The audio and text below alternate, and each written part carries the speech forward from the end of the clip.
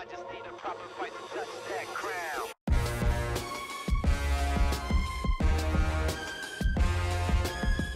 Can't stop us. Let it pop, let it pull, let it shine right. Bring it hot, bring it home. Better seize your moment before it's gone. When we in the house, you better clear the zone.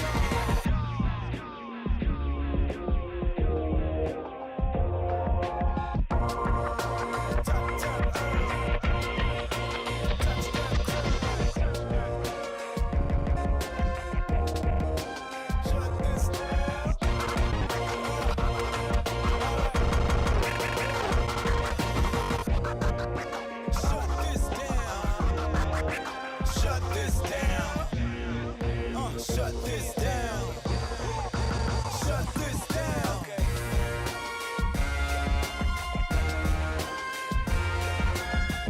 Can't stop us. Let it pop, let it pull, let it shine right. Bring it hot, bring it home. Better seize your moment before it's gone. When we in the house, you better clear the zone. Bring it hot, bring it home. Better seize your moment before it's gone. When we in the house, you better clear the zone.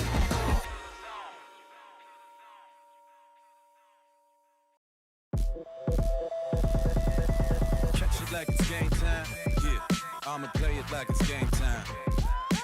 Catch it like it's game time, I'ma play it like it's game time. Catch it like it's game time, yeah. I'ma play it like it's game time. Catch it like it's game time, I'ma play it like it's game time.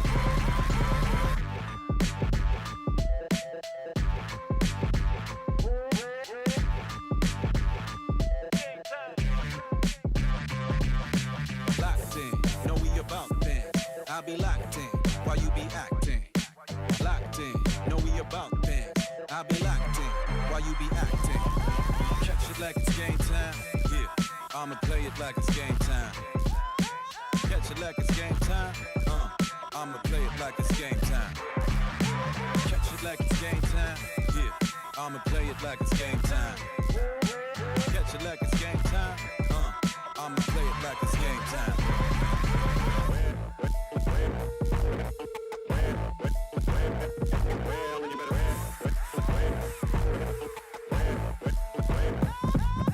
Players on the bench wanna dap me now. Ladies in the crowd wanna dap me now. Even your teammates wanna dap me now. I think that the ref wants to dap me now. Everybody on the court wanna dap me now. Everybody in this place wanna dap me now. Everybody in the dome wanna dap me now. Everybody that you know wants to dap me now. Catch it like it's game time, yeah. I'ma play it like it's game time. Catch it like it's game time, I'ma play it like it's game time. Catch it like it's game time, yeah. I'ma play it like it's game time. Catch it like it's game time, I'ma play it like it's game time.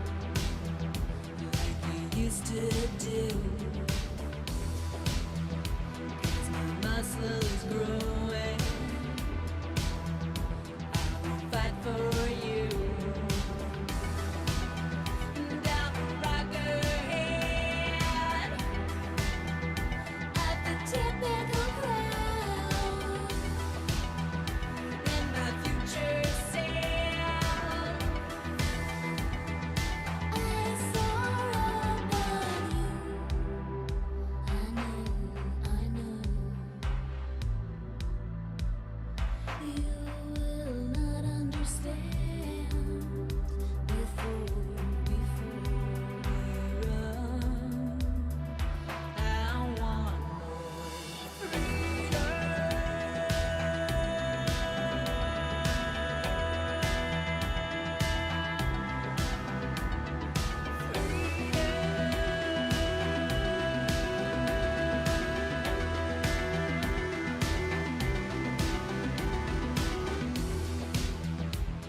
There's 1 in 100 that wait outside, 'cause they're using the muscle to speak their mind. I'm a rocker, you're a passion in my presence. I saw about you. I know. You will not understand before we run. I want more freedom.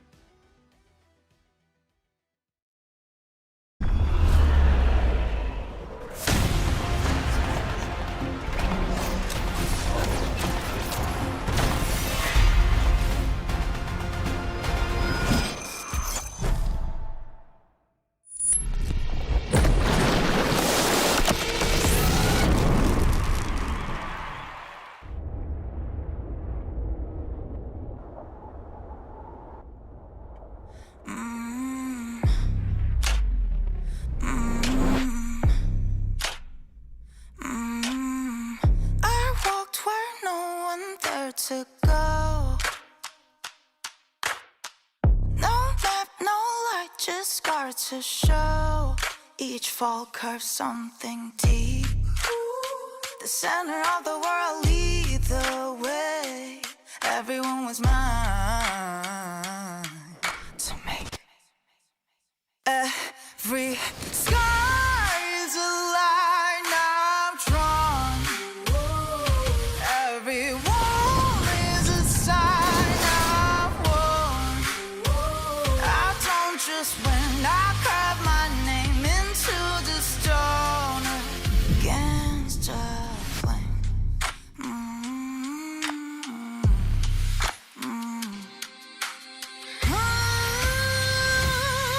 Every sky is a line I'm drawn.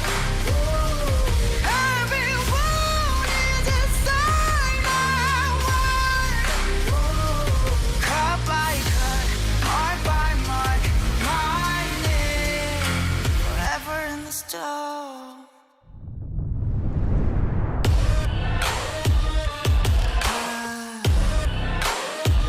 I don't just win, I live my mark into the stone.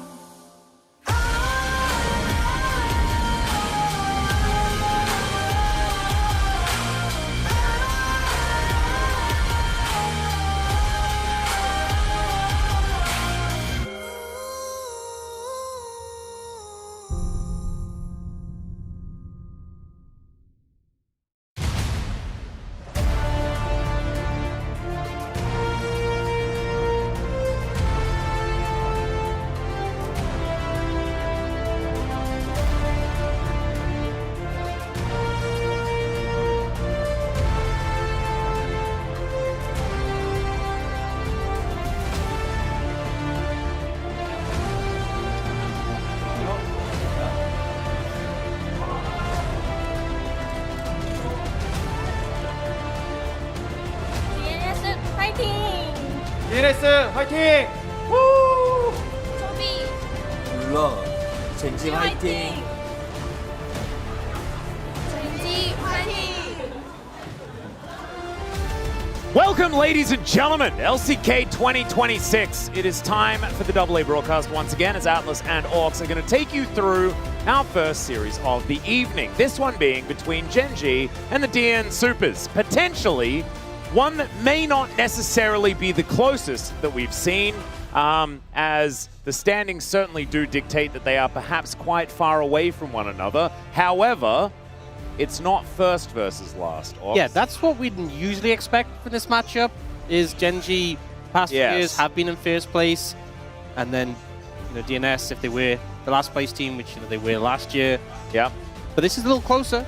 It is. A little bit closer. One step closer to the edge, and I'm about to break. Let's have a look at the standings here, as yes, unfortunately DNS are at the bottom, but Gen.G can reclaim sole possession of second place with a victory right here, and I feel like it might be within their grasp. Orcs, they're also going to be able to separate themselves from T1, at least for the moment. If T1 are able to get a 2-0 immediately following this match, then they will equalize once again up in second.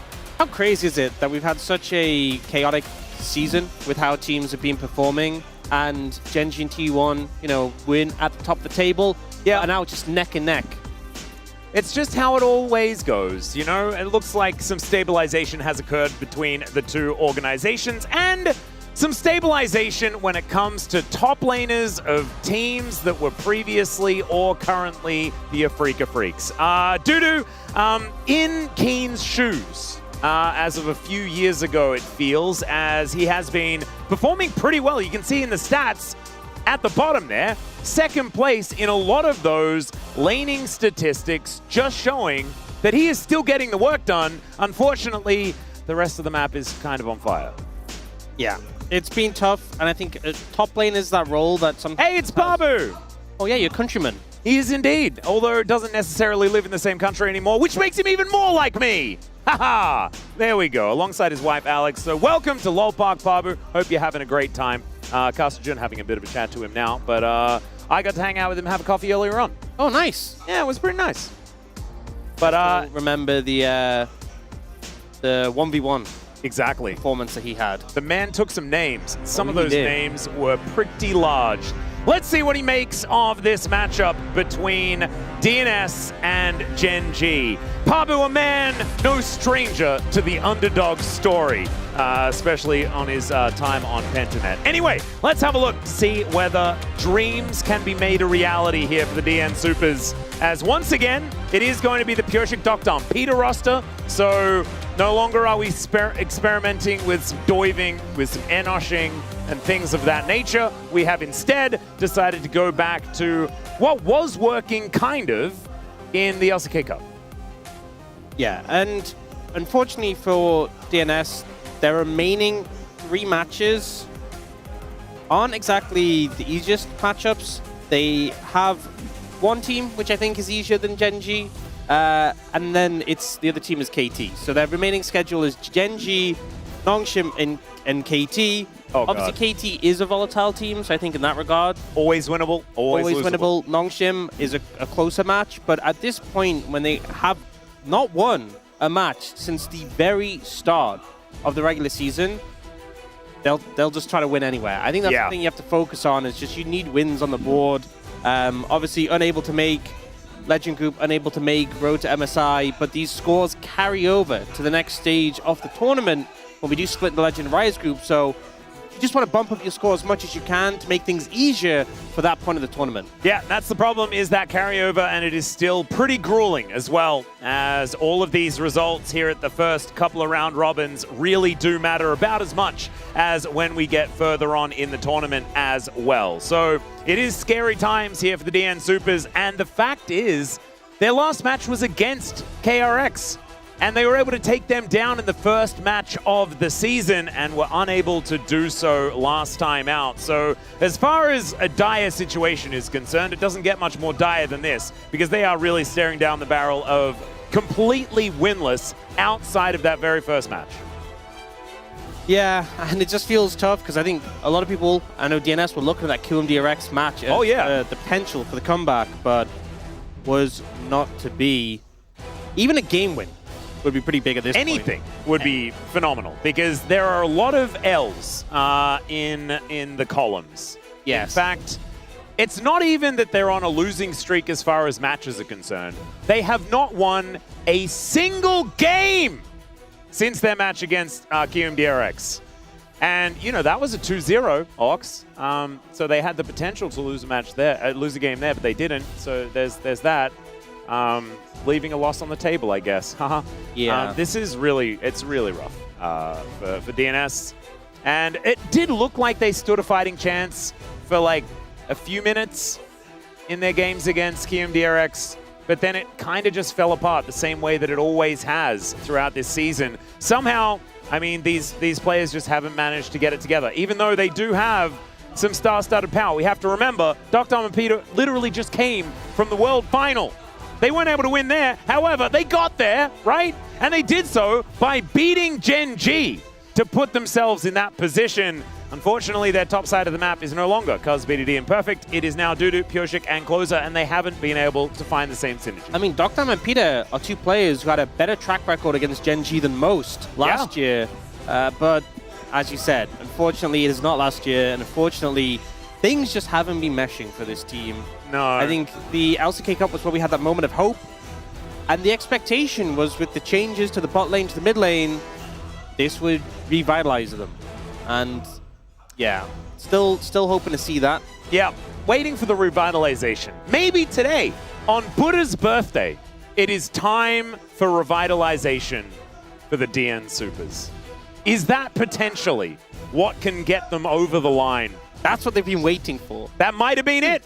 I mean, I walked past the temple on the way over here, and my goodness, I could barely fit. There was just not very much space. There were just a lot of humans. It is a very big day here in Korea, and a lot of chanting. It's a lot of jovial stuff going on. So maybe the DN Supers can cling on to some of that, bring some of that positive energy, and find themselves a victory. The problem is Gen G might also do the same thing. And then they might come out with a victory as well, because Buddha is kind of like, he's going to give the energy to everyone, isn't he? Yeah. Dang it. All right, well, let's see whether the DN Supers can really tap into some of it here as we get into the draft for game number 1. And yes, we are talking like this is already a foregone conclusion. However, it is not. Everyone's Nexus has the same amount of health, the same amount of turrets defending it, and the minions will still come out at exactly the same times from either sides of the map, Hawks, okay?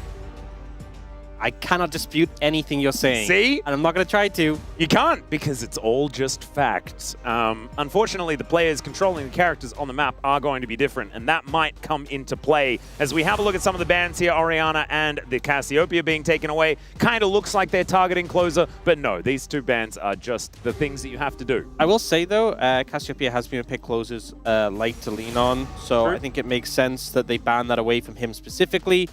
Even though, as you said, it is just generally a good ban. Karma and Rumble still open available. We've seen them falling out the must-ban sort of status recently. They ban Karma and they leave up Rumble because they don't care about Keen. And I feel like that's what's going to happen. He'll just pick a tank into it. He will. Probably Cassante, and he'll just chill. Oh my, it's just so predictable, is it not? Yeah. Yeah. All right, well, the Karma is going to be taken away, and now the Rise looking to be the first pick here. With the Cassiopeia banned, it does make a little bit of sense. But you know that Chovy will pick Anivia into it, and has a tendency to do so. But she doesn't have as much armor anymore, Orcs.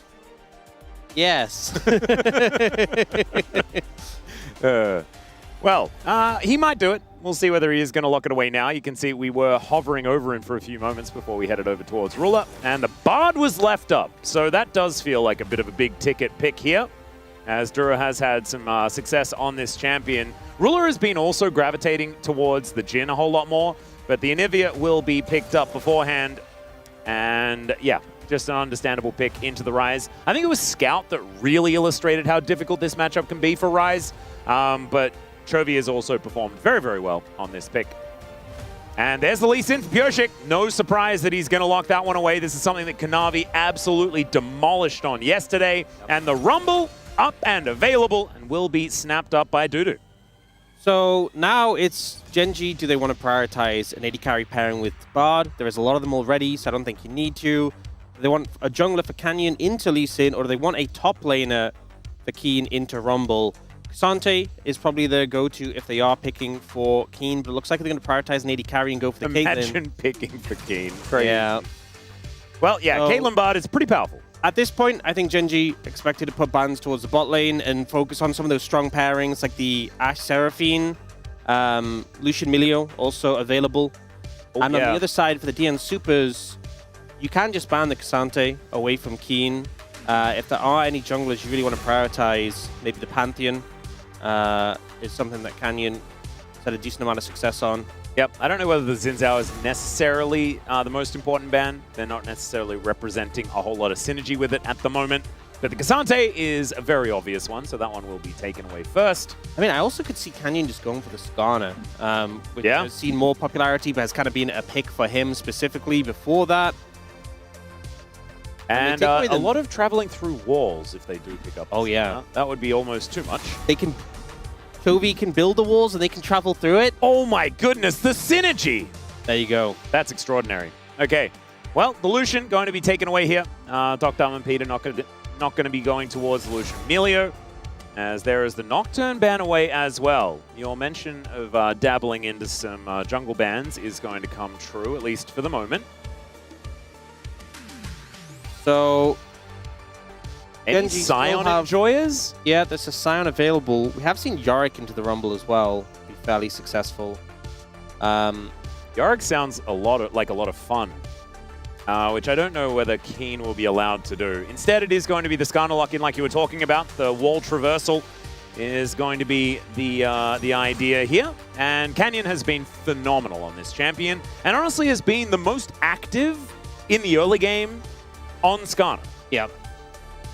And Ashe Seraphine is available, so I think that the DN Supers are probably just going to pick it. Yeah, they went for the Nautilus ban instead, which, you know, fair enough. We've seen the interactions of Nautilus and Bard's rotund hitbox, but Ashe Seraphine available is just going to be grabbed up by the DN Supers. And now Keen's pick, you have strong frontline with the Skarner, you have a lot of control of your composition, you have a lot of liberty to choose what you want here. Even something like a Jace could make sense in this situation with that long-range poke. Yeah, could be something that Keen could go towards.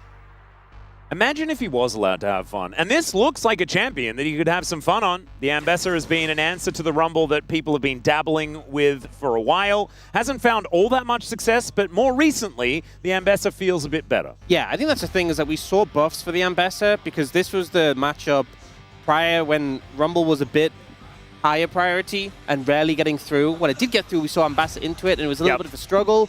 But they've buffed Ambessa since then, more healing on the ultimate, a bit more damage early on.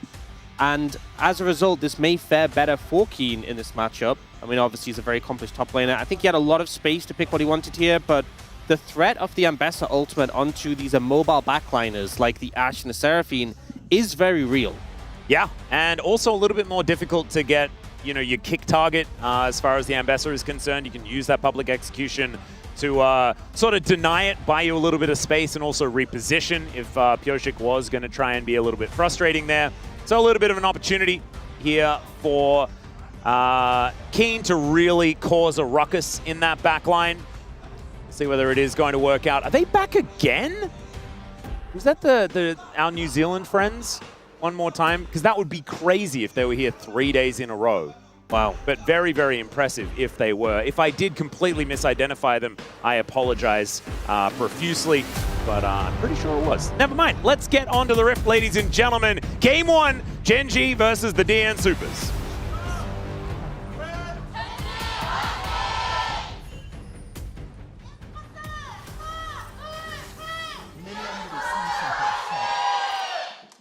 All right, here we are, ladies and gentlemen. On to the Rift for game number 1. Gen.G versus the DN Supers, a trap game if ever I've seen one. David versus Goliath. Everyone get your slingshots out. They'll do a bit more damage in this game, Orcs. That's what I'm thinking. And Doctor probably will build one. Probably will. Ruler I don't think. Actually, if he goes rapid fire, Yeah, he probably will. be in the build path, so probably will. We'll see. We'll see if that comes through.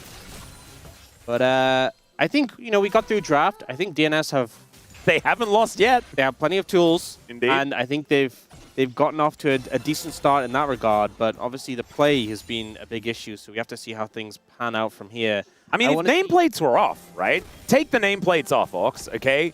And tell me which one of these drafts you like more. I think I would lean towards DNS. Me too. I think they've done a very good job. Yeah. Sadly, And- the nameplates have come back on. Yeah, unfortunately, the nameplates are back on. There's a Cosmic Binding. Duro going to Meep Slap Peter. And Dr. just takes half of his health bar as Ruler is hitting the Peacemakers. And it's not exactly a whole lot of fun. Still, I mean, not dead. To be honest, my one major concern with the DNS composition is playing into Skarner and Anivia Bard as an Ashe. I just struggle to see how consistently you're going to be able to get auto attacks off in fights. Yeah, that's a good point. So Dr. getting ahead will be great for him, but the fights might still be tricky regardless.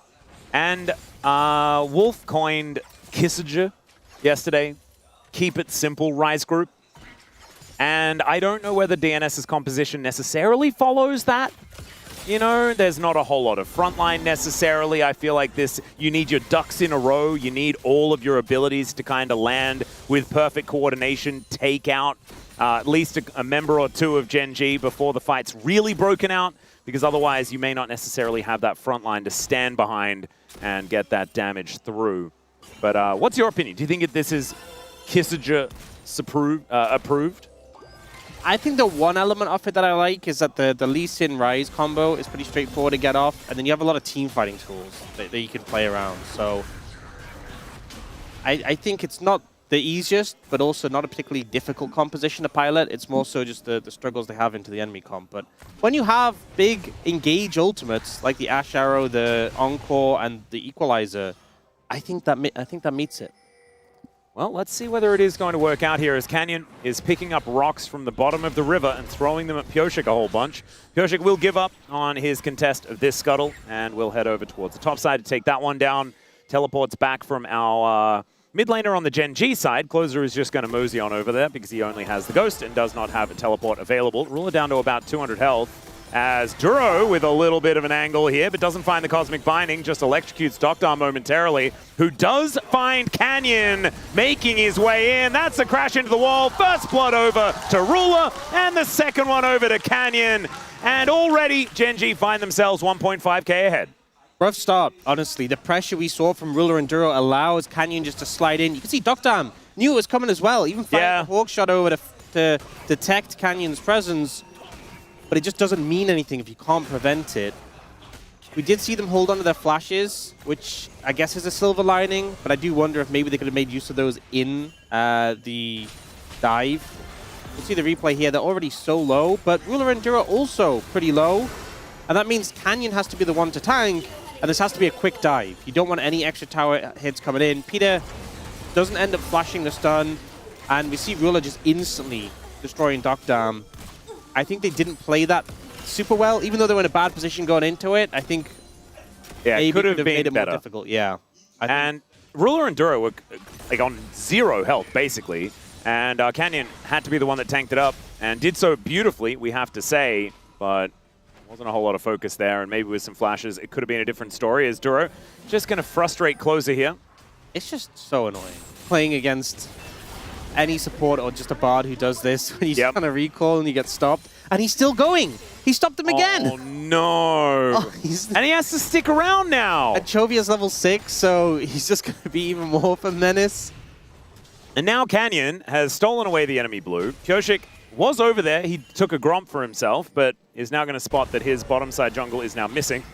And Canyon, now that he's over here on the Gromp, the DN Super's bottom lane are back.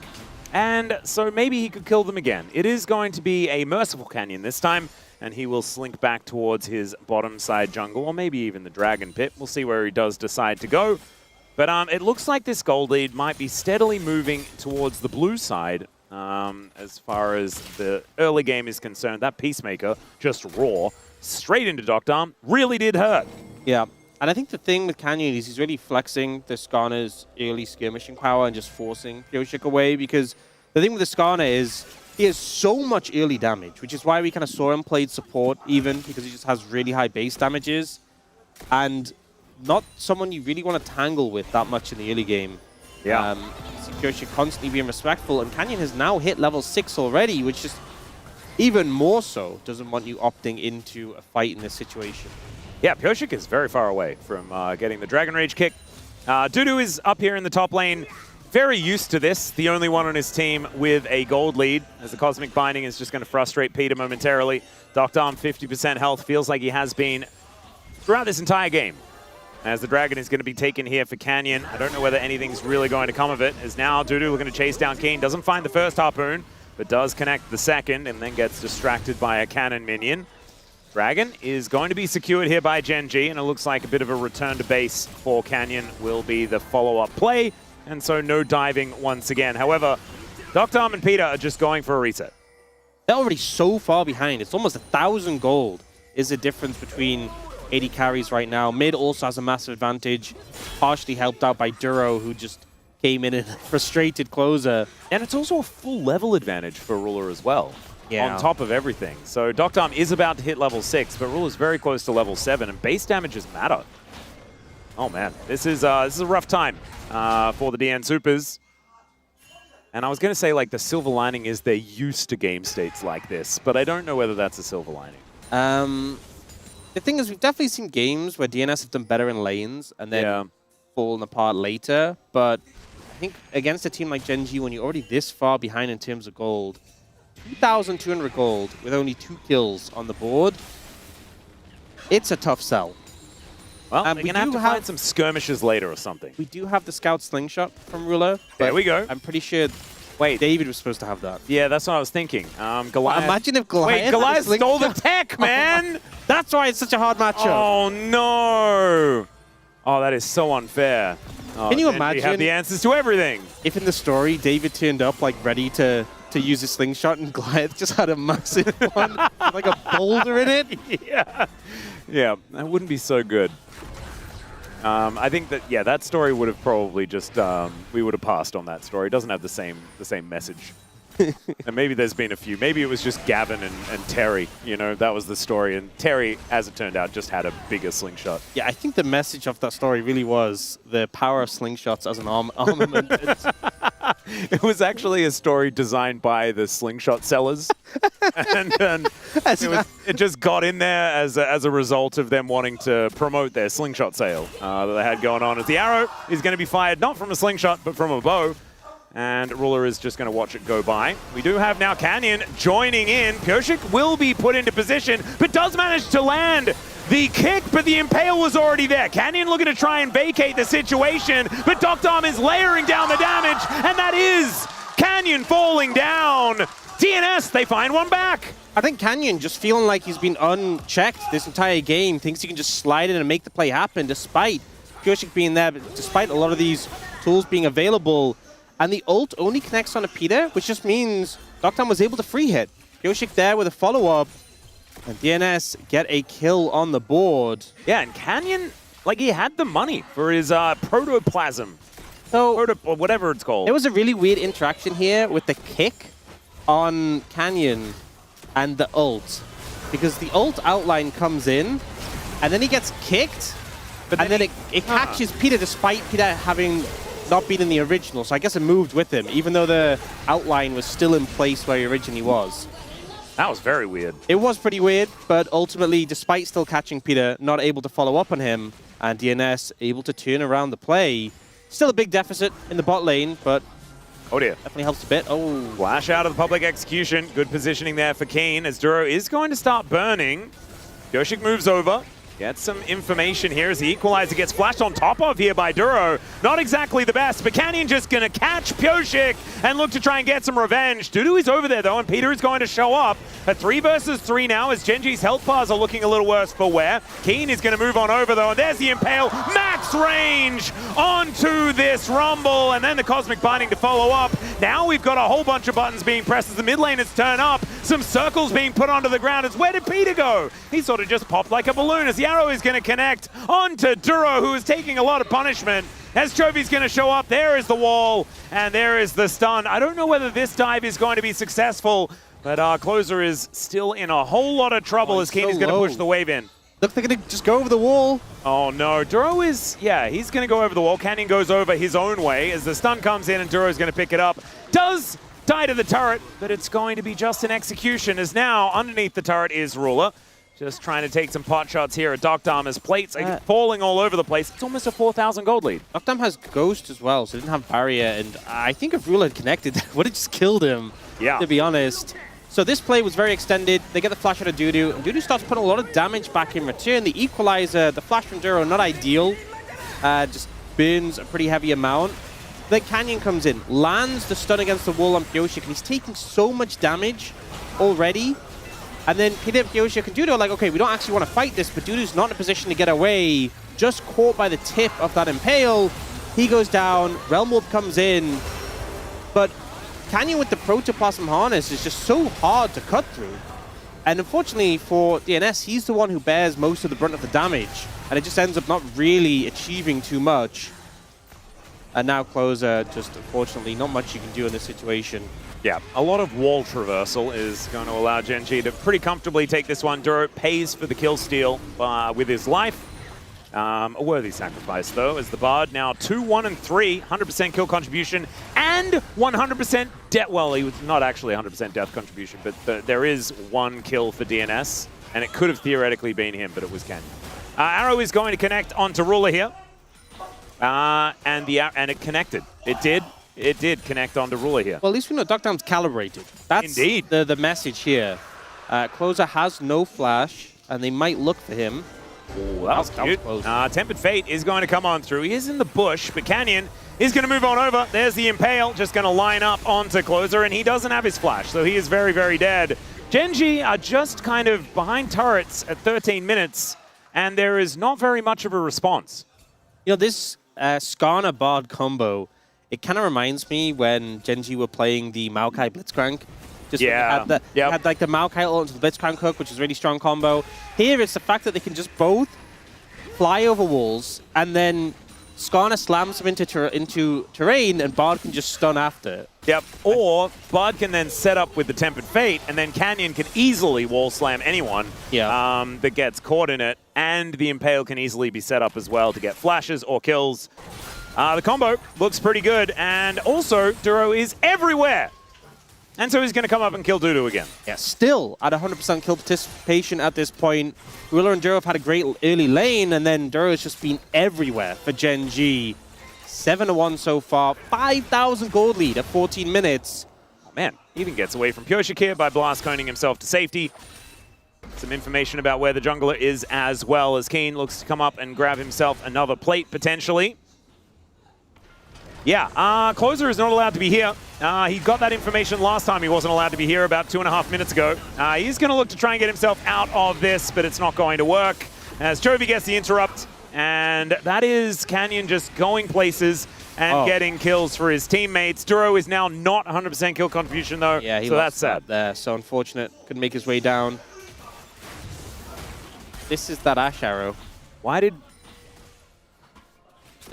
But why? Why did we get... Why did we replay that? Just to prove that it happened. It almost felt like BM. Oh no. All right, well, Dudu took a turret shot, but Duro being there was the biggest problem. And Duro he's still there.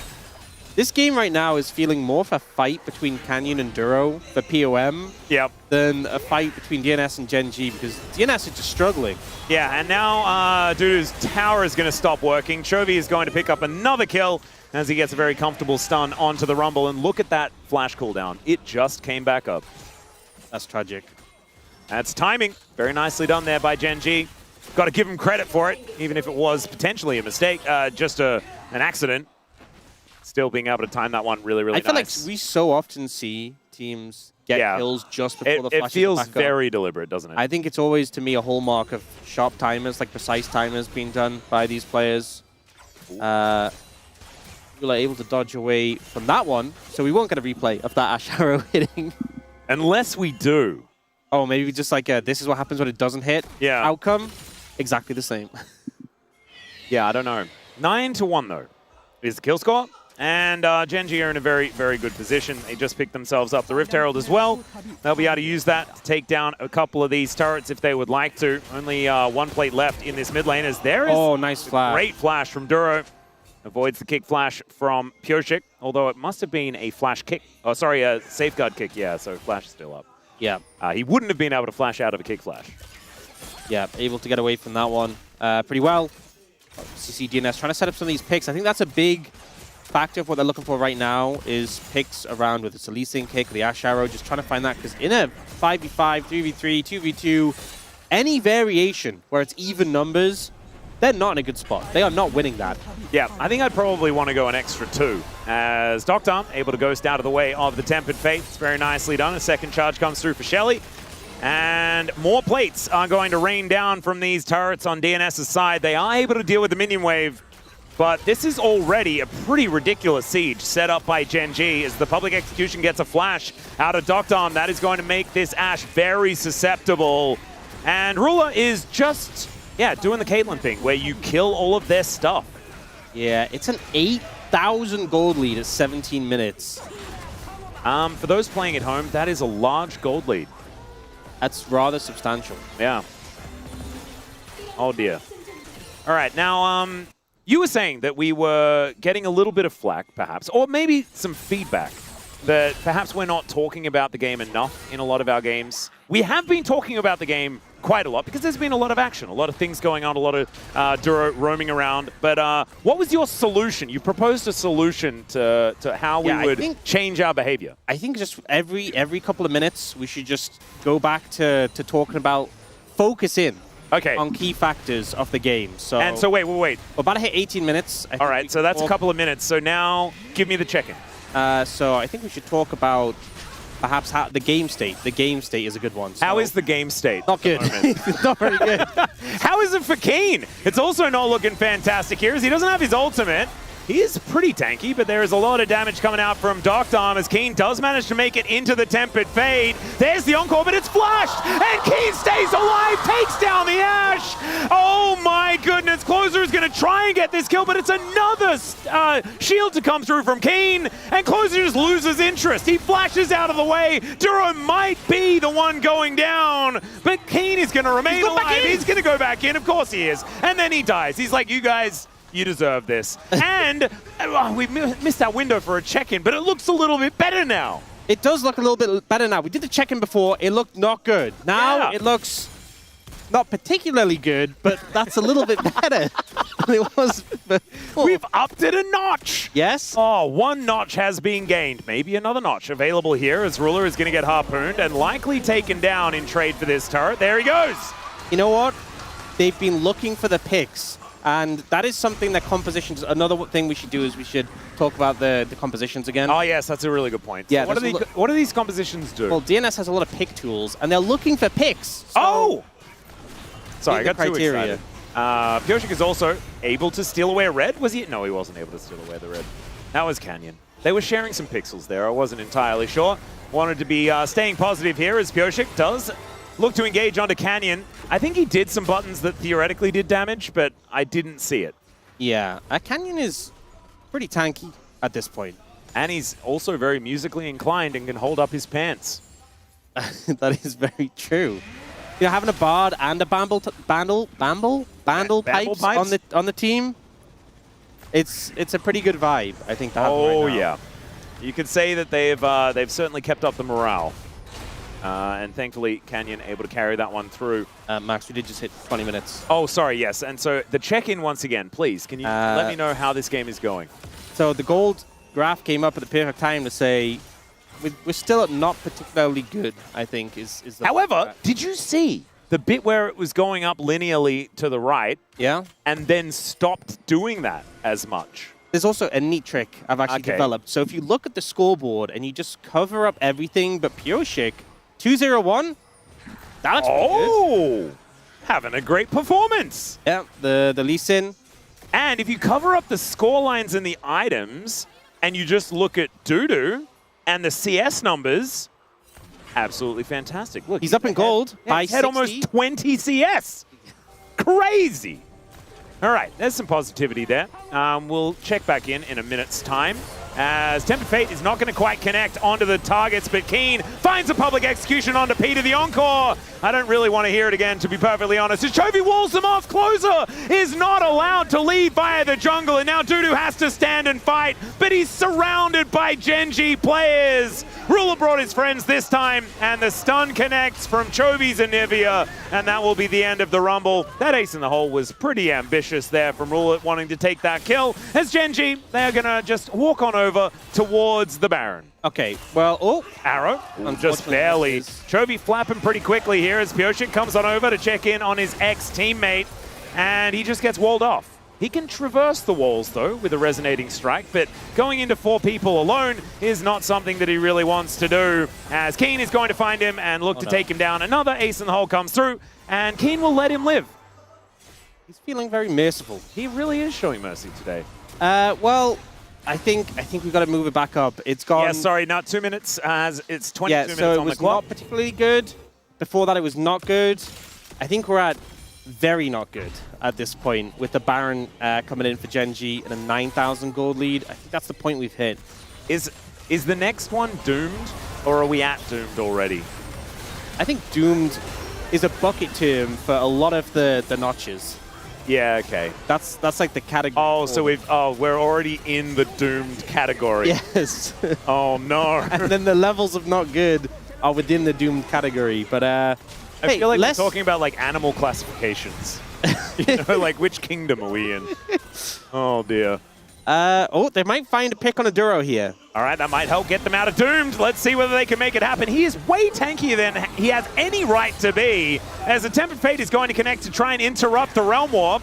That is going to allow Canyon to get on over here, but the rest of his teammates aren't quite around. However, he is somewhat immune to damage. Gets the crash into the wall onto Pyosik. He gets over the wall from Chovy as the Impale is going to go wide. The net fails from Ruler, and he doesn't have a flash to join the fight. Now you've got Chovy being brought down to the egg, and we are escaping to...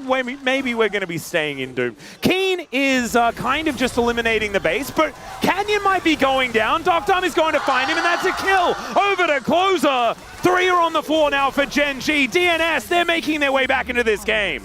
That was a lot of gold going over to DNS. Some big blunders there. Oh! Yeah, Rune Prison comes on through. Doctom is flashing forward onto Ruler, and he will be able to claim another one. That is theoretically 4 dead. Duro has respawned since, but I am claiming that as part of it. And look at that Rebel Baron power play. It is in the floor. You know what? I think it might be happening. I think we might be edging out of Doomed. Yeah, this is looking like the trajectory is going back in the favor of the DN Supers, and it all started here. Yeah, so Duro does everything he can to escape this, but sometimes you're just dead. He goes down, and then Canyon moves in, but he's not even saving Duro at this point. Duro's already dead. He's just moving into contest. And then there was a couple of things here. They get damage on Pyosik, but he safeguards out, and then Ruler's trying to kill him, and then it decides against it, fails the net over the wall. And that's when the double combo of the Encore and the Equalizer come through to take out Chovy. And as if that wasn't enough, Canyon walks up here trying to throw rocks at people. They don't appreciate that. And not why? even using a slingshot. Yeah. Should probably put that to use. And then Ruler gets flashed on and just taken out. So a series of errors from Gen G. They're still... Oh, okay. A bit of a kick. Tipped in towards his teammates. That was very similar to the Arrow. What is it with that part of the map and just weird uses of ultimates? As the Equalizer comes down, that will just deter them for the moment, as the wall is going to be set up there as well. Dudu down to about 50%. That is a decent Encore. And Canyon in a lot of trouble. Is able to get himself to relative safety. Is the public execution not quite going to work? But Keen still has a bunch of extra buttons. Closer is going to go down, you have to think, and Ruler is going to claim it. And Gen G continuing their siege. And DNS, they cut down the gold difference by a massive margin, but they are still extraordinarily far behind. And it's another great wall as Doctom is just ticking down. Does get McHale's out of the stun from Chovy, but the turret is not going to be able to be afforded some the low same health luxury. bars. Possible angle here. You can tell he wanted to go for that. Oh yeah, and Dudu almost has his Equalizer back up as well. Yoshik's kick's coming up. All right, he'll connect the Q there at the same time. Let's see whether he goes in. He decides not to. Actually, may not have even been able to get into range. Okay, so a lot of damage to structures. Genji still with a sizable gold lead, but DNS holding on and showing that when fights go their way, they can actually come out ahead. Closer now has 5 kills and some great items for the Rise. Wait, you're saying that if they win fights, they'll be better in the fights? Yes. Nice. So here, Judo actually with a really good ult before he gets caught by the Tempered Fate to keep them from just killing him immediately, from getting traps down. We see the Encore so close to catching Ruler and Chovy, but Ruler dodges Chovy, gets Mikhail's. And then unfortunately, this is kind of the struggle that the Rise can have into an Anivia caught out here. Yeah, and the maxed wall is just massive. Okay. You can really just kind of wall them off from the entire mid lane. Earlier we were in Doomed. It kind of feels like we're in Struggle Street, which, you know, Yeah. isn't great still, but it's feeling more competitive. Yeah, it's a step up. Absolutely. And you can see here, Struggle Street is undulating in the gold graph. We're going to see an Impale, though, onto Dudu. He's going to get pulled back. The wall is going to keep him in position for a while. And the dead turret is the problem. Yoshik gets a nice little kickback, but Dudu is not going to be spared from that one. And now Keen gets delivered to Doctarm via Closer, who just realm warps his way out. He does not want anything to do with this. And honestly, I don't blame him, as this is looking very, very difficult. Genji managing to win the team fight, and they're now looking to push towards Nexus turrets. Yeah, I think DNS thought they'd made it out of Doomed. We're down Struggle Street, turn a corner, back in Doomed. Yeah, and Doomed is a cul-de-sac, as it turns out, and they're going to need to slow down and do a U-turn, and it's a bit of a problem as Canyon drives Closer into a wall and should be able to do a fair bit of damage here with the help of Chovy. He manages to take him down as now Keen getting to work on these turrets. And Peter is going to get slammed into the wall. Well, not quite, but does still get taken down as a result. And Genji will claim game number 1 after an extraordinarily decisive early game, and especially those first couple of dives in the bottom lane. Just a real difficult time for the DN Supers. But I have some good news. Yep. Pabu's going to join us on the space. Oh. After this game, so he can help break it down, maybe give some underdog insight to this one. That is some great news. I was kind of hoping for good news for DNS as well. Oh, don't have any of that. Oh. Oh, wait, no. They won a couple of fights. That's true. And if they started doing that before they were 10,000 gold behind, maybe there's an avenue back for game number 2. Well, that is my kind of good news, is that game 1 is over now, and they don't have to deal with everything that happened there, because they had some good fights, as you said, but that was still tough. That was a tough game, tough start, and even though they managed to get some kills on the board and find some picks in the mid game, I think just kind of an insurmountable gold lead. Even after all that comeback, they were still like 6,500 gold behind. Yeah, and they did get a fair bit of work done. As you can see there, they took about half of that gold lead away.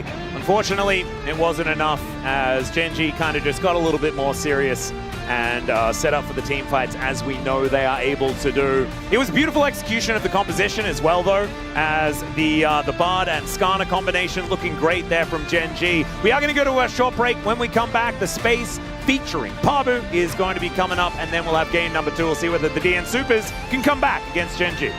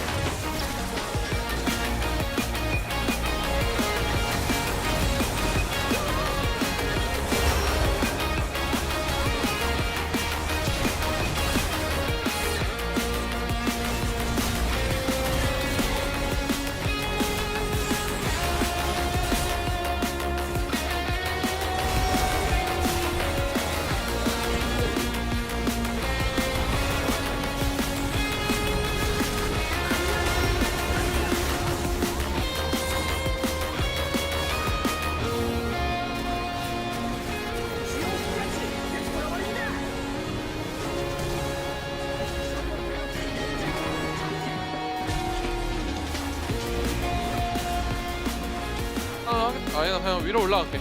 나 텔대 썸나. 여기 한번 쌈. 가볼게요. 펄 있다 얘. 따닥 맞춰놨고. 땡겨. 어. 나 테라서 공좀 봐도 될 듯 이거. 럼블 높. 야 리신. 나 괜찮아. 리신 높이 놓고. 어씨.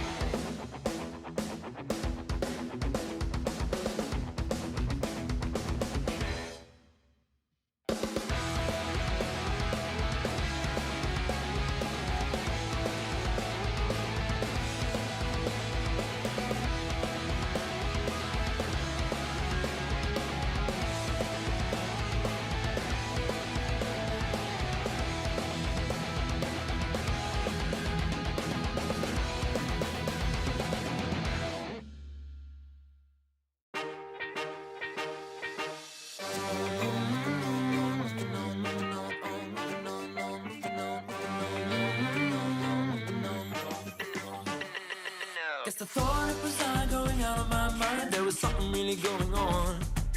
I just didn't see all the signs in time. It was going on for so long. Girl, go on with your little thing. Gotta do what you wanna do. Guess I hadn't seen the danger signs. Guess there should have been one on you. Now I know what I've really got to do. I'm gonna see this through. You ain't gonna hold me back, 'cause I'm gone to a past you clean, and now I'm moving on. You might think the battle's already won, but it's really not.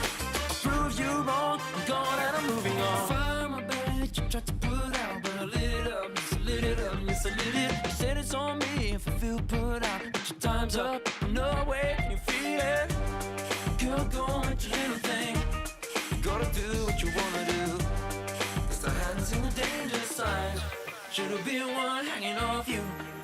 Now I know what I've really got to do.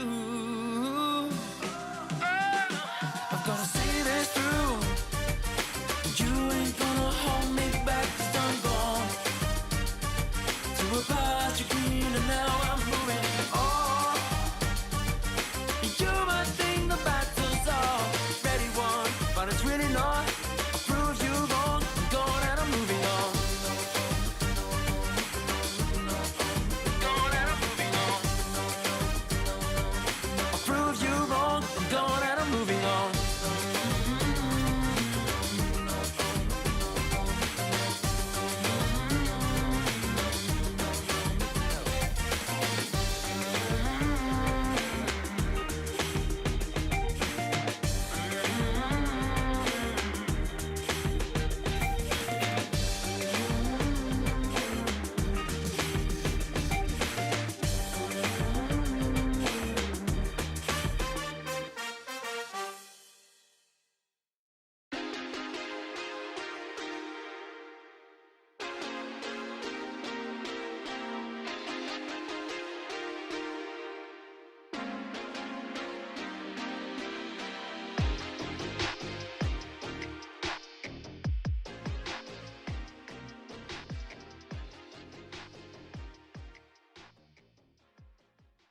Every sky is a line I'm drawn. Cut by cut, mark by mark, my name forever in the stone.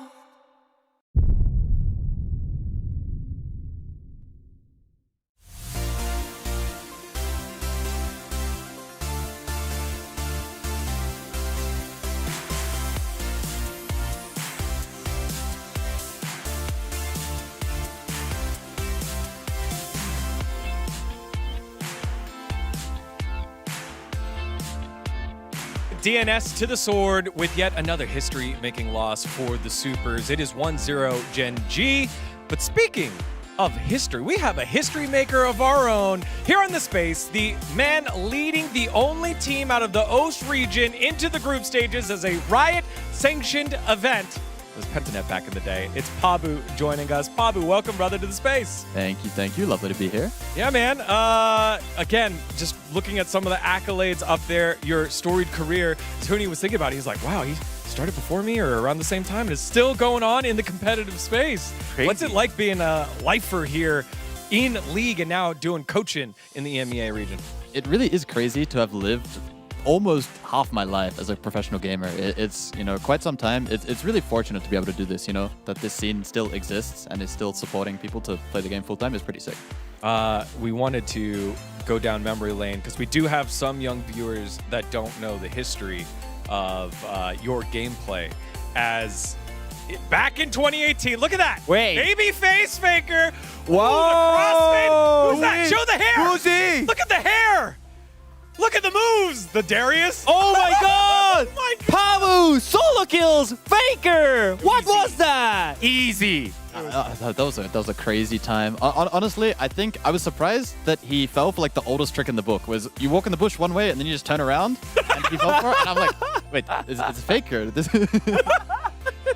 It was a different event, everyone, it all happens. But again, it was great to see that moment. And then later on with Pentanet back at MSI 2021, making it out and that whole roster and what that meant to the region, what that meant to smaller, minor regions as well, getting that representation. It was a lot of fun. But we have some match to cover here. And in the early game of this DNS Gen G game, we asked you, hey, what jumped out at you? You're like, 2 plays early. It was the 2 early plays, and we got to take a look at it. So let's take a look at highlight 1 here early on. So I think we all agreed on DNS laners. They didn't play the matchup properly. So from the bot side, I think as Seraphine, they should be able to win the earlier priority, but they couldn't because they kind of didn't play correctly. And also it goes same for the mid lane. Riot should get the priority for the first scuttle, but it didn't happen. So Pyoshik is kind of getting pushed out.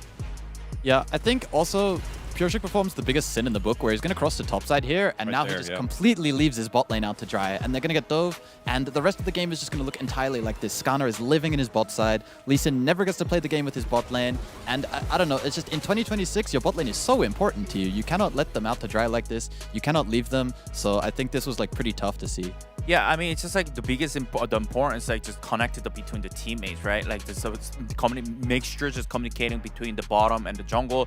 Sure, you can be playing the lane, but the thing is you have to tell your teammate, oh, we misplay, so we need your backup. Oh, sorry, oh, it's gonna be bad for you, but we still really need it for the urgency. I can't see anything from there. Yeah, and obviously having piled up losses, DNS, the morale might be low. You don't communicate those things. No one wants to admit mistakes, especially when you've got subs coming in and out.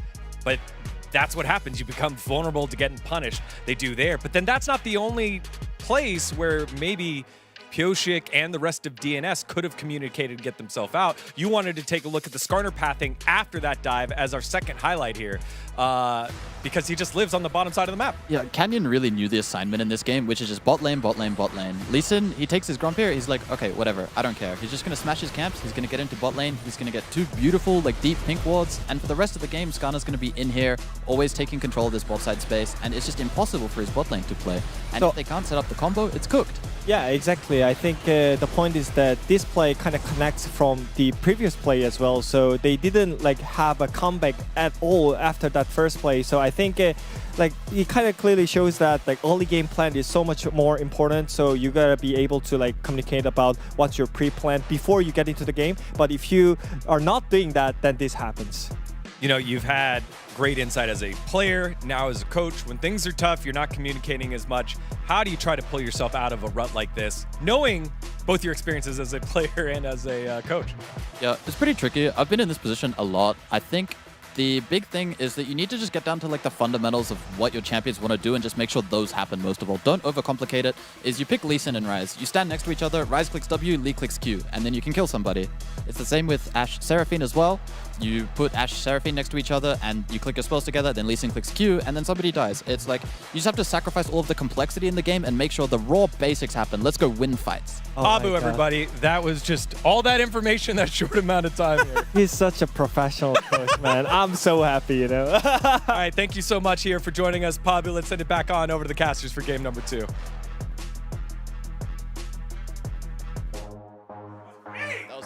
Thank you very much, gentlemen, and thank you, Pabu, for all of the insight there.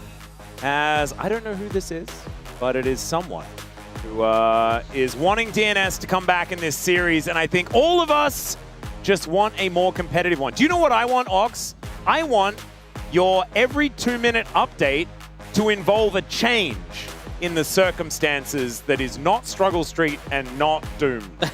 That's what I want. I want like competitive or on a knife's edge or good or something like that. That would be nice. Yeah. It'd be good to be able to say that. Yeah. That's what I'm here for. And you know what? Talking about the fans a bit. Wait, if you're here for that, you may as well go home. You're talking about the fans a bit, but like there's been so much support for DNS. I feel like as the season has gotten rougher and rougher, the fan support in terms of volume has gotten louder and louder. Every time we do the fan chants, they are crazy loud, showing their support. When a positive play goes their way, which again wasn't very common in last game, but when it did, the crowd erupts. So the support is there for this team. They want to see them turn it around, and again, just a single game win would go such a long way. It really would. And we are back into Champion Select. And as we mentioned before, Nexuses have, or Nexi, have the same amount of health, the same amount of turrets protecting them, and the same amount of minions cascading from the Nexus. So it's They also get to pick the same number of champions. They can! And the only difference is that they have different players piloting said champions, but maybe they can get some of the better ones, as the Orianna, the Varus, the Xin Zhao this time are going to be banned away. DN Super's now with first pick once again, and we'll see what this decision is going to be. Well, notably, they banned the Jarvan last time, so I could imagine them going Ezreal again here and then going for a Jarvan first pick.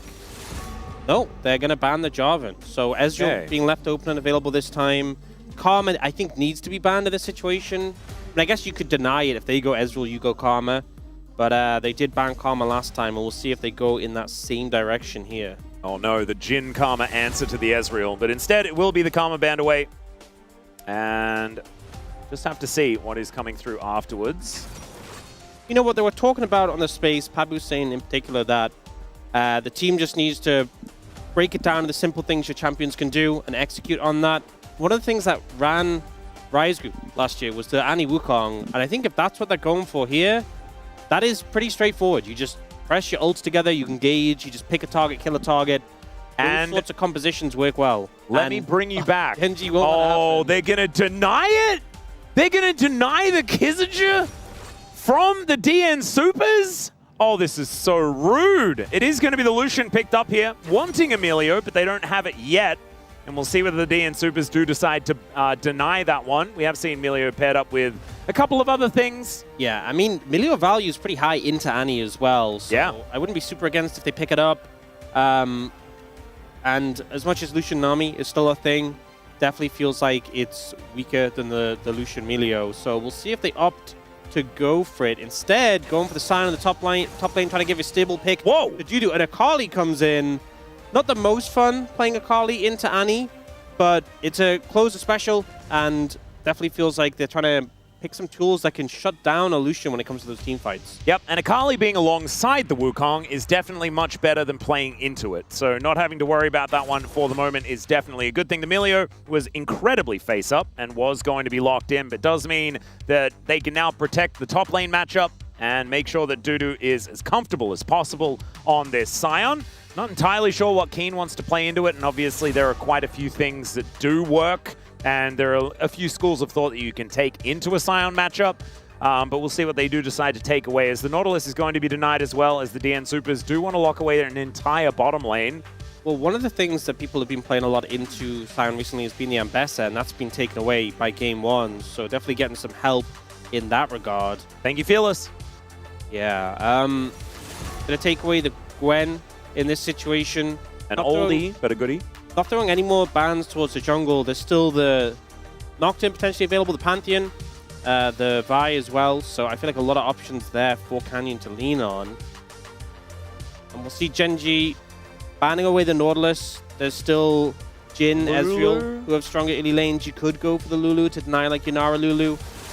But I think there's still a spread of stronger laning AD carries. You know, we've seen the MF and the Jhin have decent priority, just being able to lane well into various matchups. I think that would go a long way. You need something with a strong 2v2 so you don't just get bowled over. And it's the Trundle ban, which I guess there's a lot of value of that into the Scion. Oh, that's a good point. I don't mind that one at all. Canyon is a little bit of a troll aficionado as well, so denying that one away from him makes a little bit of sense. Why do I feel like Keen is just going to play Renekton, even if it's Renekton into Scion and it's not exactly the most fun? I feel like it is going to happen. They could hold on to his pick as well until they see the entire composition, as this would be Keen being allowed to have some fun. We've been seeing Keen play more and more Vayne, I feel. We had those earlier performances which didn't go so swimmingly. Everyone remembers the Vayne into Aatrox. Hey, that happened. Undefeated this season, okay? Yeah, Logs? this season he's been bouncing back in a big way. Having some pop-off games. There was that game 2 that we had recently against KT where it looked like KT were winning the game and he came up huge in the team fights. Corki Nami going to be the pickup from DN Supers. Something with a decent lane. Is Canyon allowed to play Zed? That would be fun. No, it seems the answer is he has to play Tree. All right, this is actually going to provide some frontline, though. I think that kind of makes this composition look real for Genji. A lot of these Vayne comps just kind of look wacky, and you're not really allowed to play team fights, and you just kind of have to win skirmishes and then win the game from there if you're going to make it work. Genji have been able to do so, but this, you can team fight with this. Yeah, there's a lot of lockdown, and I think the Akali might have some tough time. Point-and-click CC, very effective against the Akali, and they have that from the mid-jungle. They have set up for the AD carries. The AD carries are shorter range, so I think that might be something that DNS can play around. And they have that Scion who can kind of body block when the Nature's Grasp comes out. But ultimately, there's a lot of threats on Genji and a lot of CC. It's kind of like the, you hold them, I'll hit them. Yep. Style of composition. And if you try to CC them, they've got Emilio. And so he's going to make that one very, very difficult. That being said, looking over the other side, the DN Supers have a Wukong, which is go in, knock them up a couple of times. You know, the tidal wave is going to be there to layer it across. You can connect bubbles relatively easily. And then Closer on this Akali can get a whole bunch of damage down. I think the Kizaja does actually exist in this comp because they have the Scion as well to provide that very reliable front line. I think that this one might be easier to pilot than what they had on the Rift in game number 1. But Genji also have a very robust composition and some pretty good players. Let's get on and see whether the DN Supers can do it.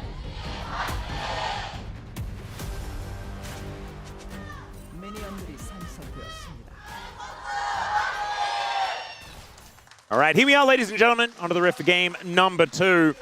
The DN Supers trying to fight back against Genji. A Genji that are trying to claim sole possession of second place here in the LCK, at least for a moment. With a 2-0 here, T1 can then match them with a 2-0 of their own, and then it'll be a tie for second place. You want some positivity?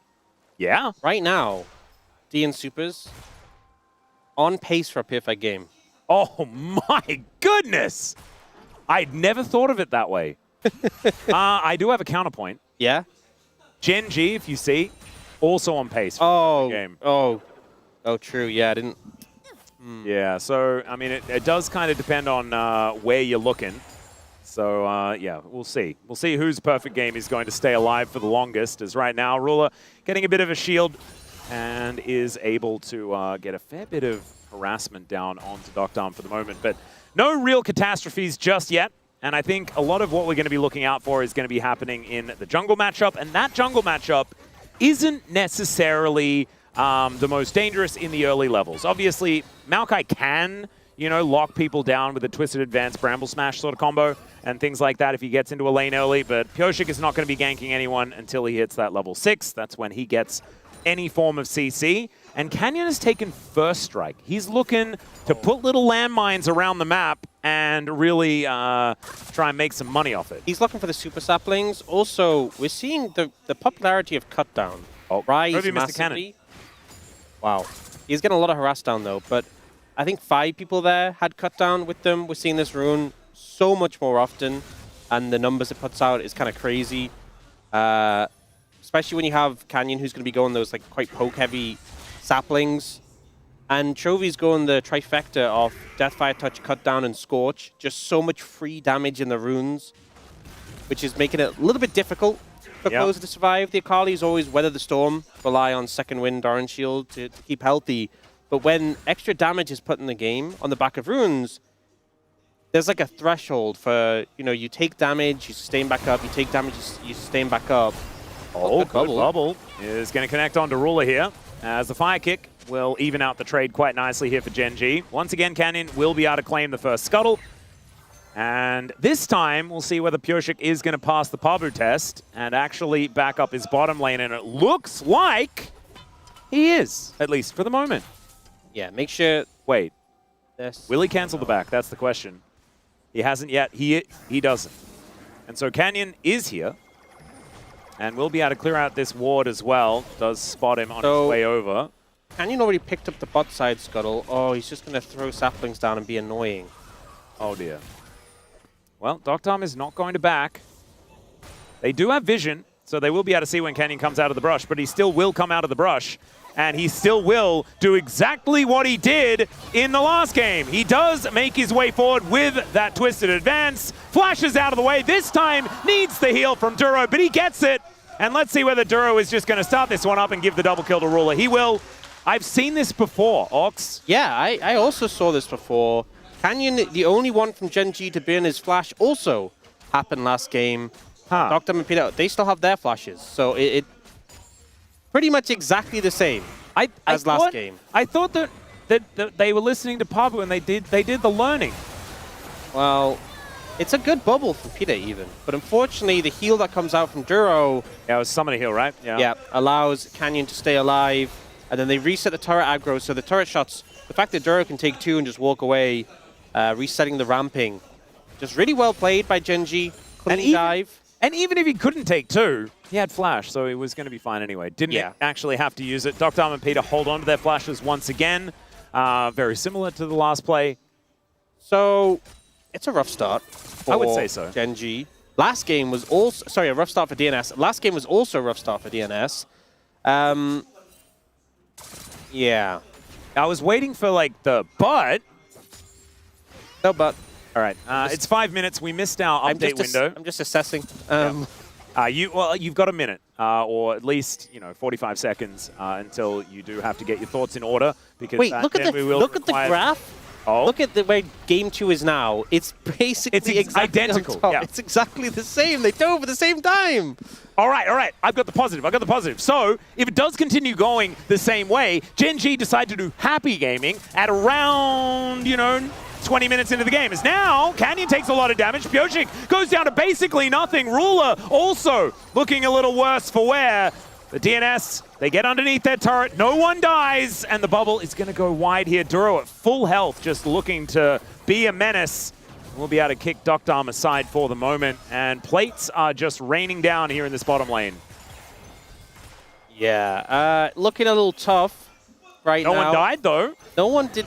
Hang on. Get. God, no! No, Doc. Okay, he's all right. He's all right.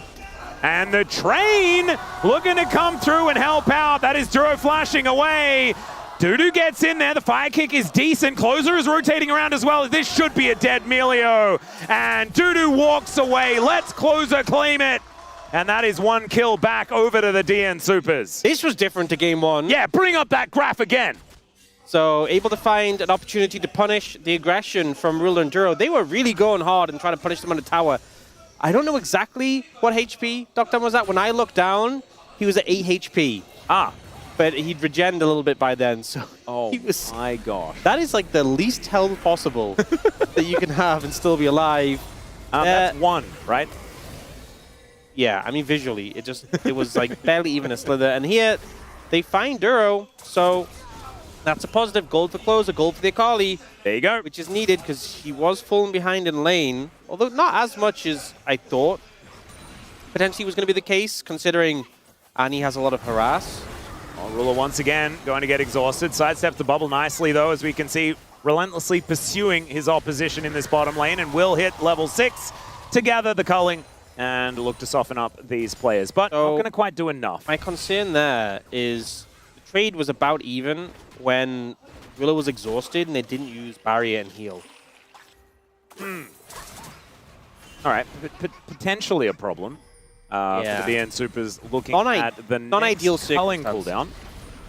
Bear. I mean, there's just a whole lot of stuff you can do against getting a bear thrown at you, isn't there?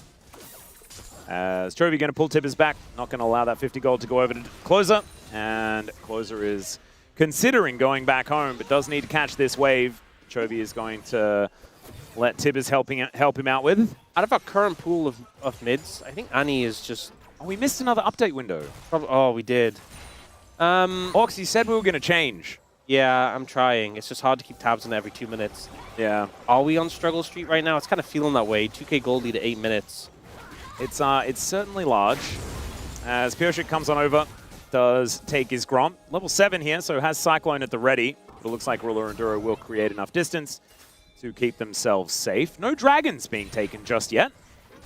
And last game, Gen.G were able to take that first dragon very, very quickly. This time around, it's Pyosik that gets a little bit of priority here. And we'll be able to at least start this one up. I don't think we're quite on struggle street yet. Maybe we're on difficult driveway. Aha! That's the point, leading to struggle street. Yeah, I grew up with a little bit of a difficult driveway. It then backed on to struggle street. Yes. Afterwards. That's what DNS are hoping doesn't happen. Yeah, well, let's see whether they can change where the house is located, much like in the Wizard of Oz. All right, that is going to be the Drake secured by DNS. Looking absolutely fine. It's a difficult driveway, but they're navigating it. Yeah, they're doing a pretty good job so far of making sure the game doesn't bleed out more. And there is a decent amount of engaged potential threat to get on top of this Lucian in team fights. And he has a lot of the gold lead Gen.G has right now. Yeah, and he is still very, very scary. Ruler is a big deal in this game. But we've seen Lucians picked, and actually, they go well in the early game, but then it's dealt with later on, right? He's quite low range, does need to hard commit if you're going to get the damage down, and that can be punished. Often when doing that, it's when you have reliable CC onto him. And to be fair, they have the Wukong, who can just dash to him and press R. Ow. Difficult to outplay. That's a lot of damage. That's... Why was Ruler able to dance underneath the turret and the turret didn't notice? That doesn't seem very fair. Sometimes the turrets are a little bit sleepy. Yeah. Okay, more weight that time. Yeah, that one certainly figured it out. I actually thought that one was going to be a little bit more avoidable as Dudu, if at first you succeed, try and do it again, I guess. That's a good message. Yeah. Spotted just barely. Oh, no. They pinged him out, so they know exactly what's going on. And Dudu, I think, thinks that he's unseen.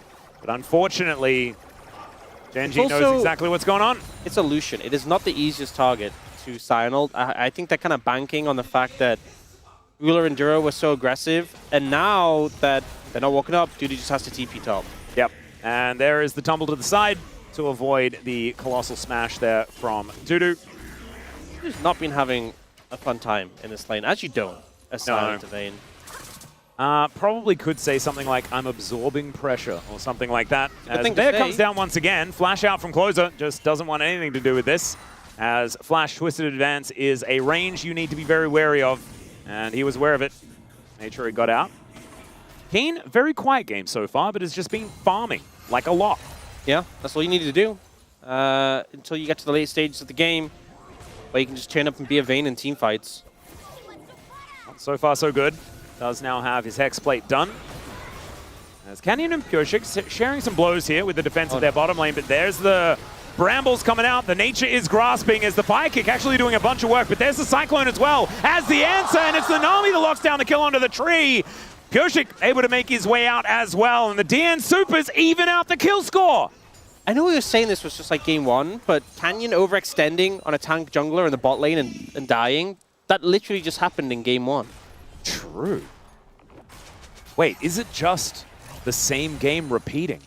I know it's Fearless. We tried to ban the champions, but we couldn't ban the play.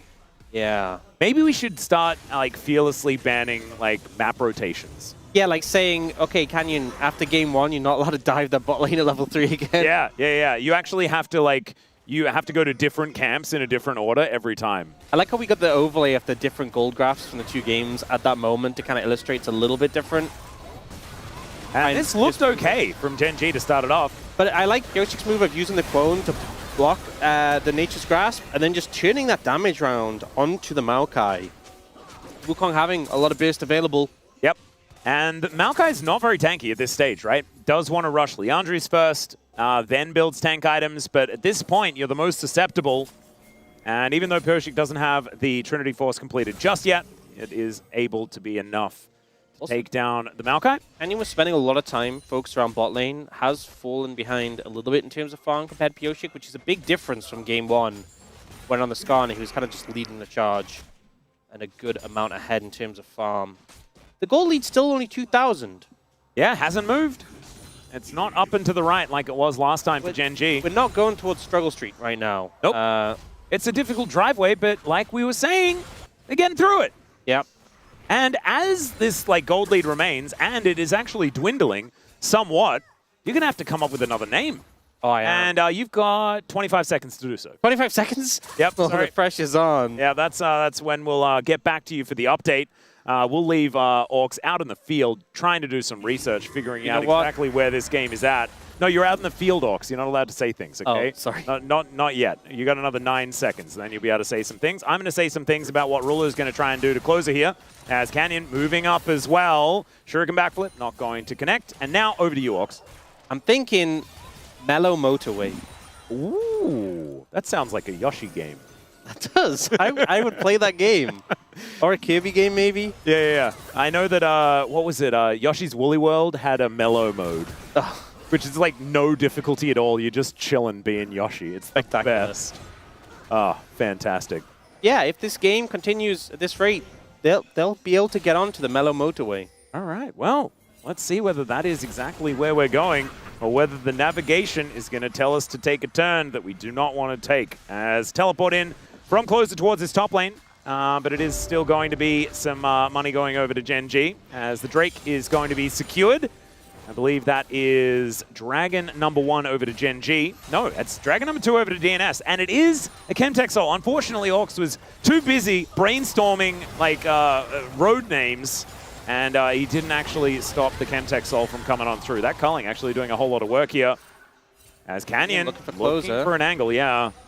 As it does get stunned up, the Shroud is now on cooldown. This turret on its last legs, but does still have some, even if they are the last ones. Fast Bomb connects onto Ruler. You know, at this point of the game, last game, there was a significant exhaust onto Ruler as he gets next to his turret, and that is enough to save him. There was a significantly larger gold lead. So 2 dragons in pocket as well. Yeah, I'd say DNS are almost close to winning. Okay, that's a little, maybe a little premature. Fight over Rift Herald might be a deciding point. Yeah, and in goes Pureshik. There is the Nature's Grasp as well as Closer trying to execute Duro, and he doesn't manage to do so. Now Ruler sinking his teeth in, trying to get that damage down, and the train will show up, bypasses them as Chovy flashes out of the way. The flash to follow, but in the interruption is just too good. Mega Cone ejects the little girl from the situation. And Gen G will just take the Rift Herald and leave. No one died there, which was kind of crazy in this situation. Genji able to get the Rift Herald and get away from a sticky situation. It looked close. A lot of summoners bin. We see the play starting off. A lot of focus going down onto Duro and Canyon, which the fact Ruler's so low in HP at the start of this, and he just skirts away, plays at a safe distance, closes so close to being able to take out Duro, the flash to save him. And then, I mean, we're on a motorway, so I'm not sure what a train is doing here, but Chovy is not interested. It is certainly a shared motorway, let's just say that. Sharing with all of the different perambulation methods. That's all right. Genji now back to just sitting in this mid lane. We do have a 3.3k gold lead now, so it has extended just a little. We have to remember, dragons are important. Last time they weren't able to get quite as many. And 2.5 minutes, and they can get themselves towards Soul Point. And we do like to meme about Chemtech Soul. I actually think that with this composition, it can find a lot of value. Yeah. As they have a bunch of healing, and they have a Scion. And also, you're playing into a poke Maokai, so you'll be under half health pretty quickly. Yeah. And in fact, Genji just do a lot of damage, so being under half health is somewhat reliable. Don't know whether it's a good thing. It's almost Knockdown was nearly under half health there, but then he got healed by Peter. There you go. And then by the Honey Fruit. Okay, there's the comparison. So as you see, quite a bit higher was... They've doubled how good it is in comparison to the last one. You saw the path upwards from Struggle Street to Doomed, then it was back on Struggle Street a bit, then it was up to Doomed. Here, we are definitely just hitting that line of mellow motorway. Yeah. And, you know, it's...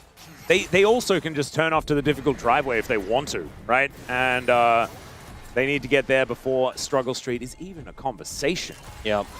That's all right. Shelly is going to look to deliver them there. We can see gets a bit of a headache and is going to help extend that gold advantage as this turret is very close to going down. Oh, we passed the even numbers again. Yeah, I think the gold lead has expanded a bit with those tower takes. I think maybe we have.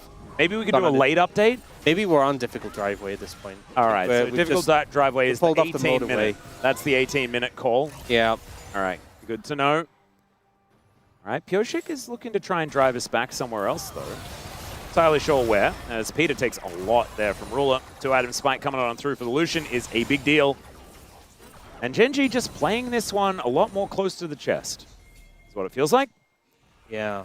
Not as explosive as Game 1 in terms of the advantages they're able to pick up, but they've managed to get bot tower, top tower, the T1s, and also nearly taking down that mid-tier 1 tower. Just had a sliver of HP. And Dragon in 30 seconds. If I'm DNS, perhaps you want to could let this go.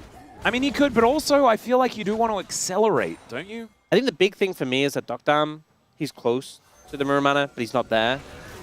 It's just one dragon. It's just yeah. It's not that big of a deal. I think you could let it go and wait for when Dokdam is really spiking, but we see them looking to set up for it. And Pioshik can get engaged on here momentarily.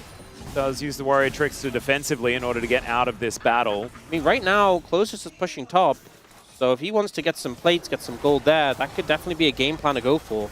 Can teleport in at a moment's notice as well as Dudu stunned up for a moment, and it does take a fair bit of damage here. This should be the outer turret falling in the mid lane, and Genji are also starting up this dragon. There is a ward in the Banana Brush that is going to be pretty valuable.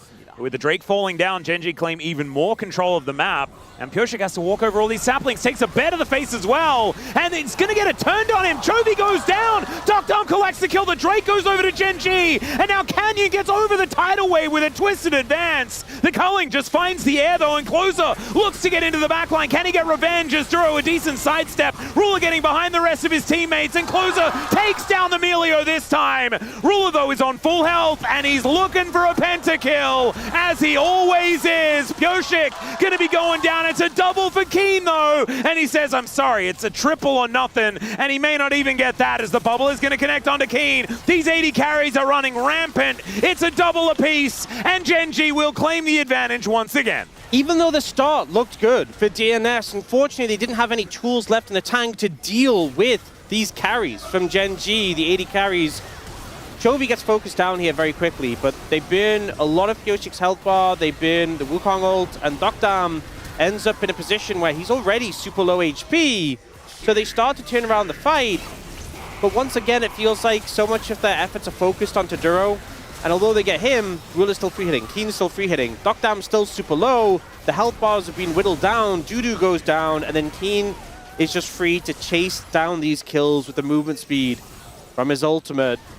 And escaping a Vayne is just a difficult task at the end of a team fight. This is the problem. If Gen G win a fight, they really win a fight, right? The final hour, not to mention just the passive of the Vayne. So make things tough. Dragon picked up. It's now almost a 6,000 gold lead. Oh no, don't tell me. You know, we have 20 seconds.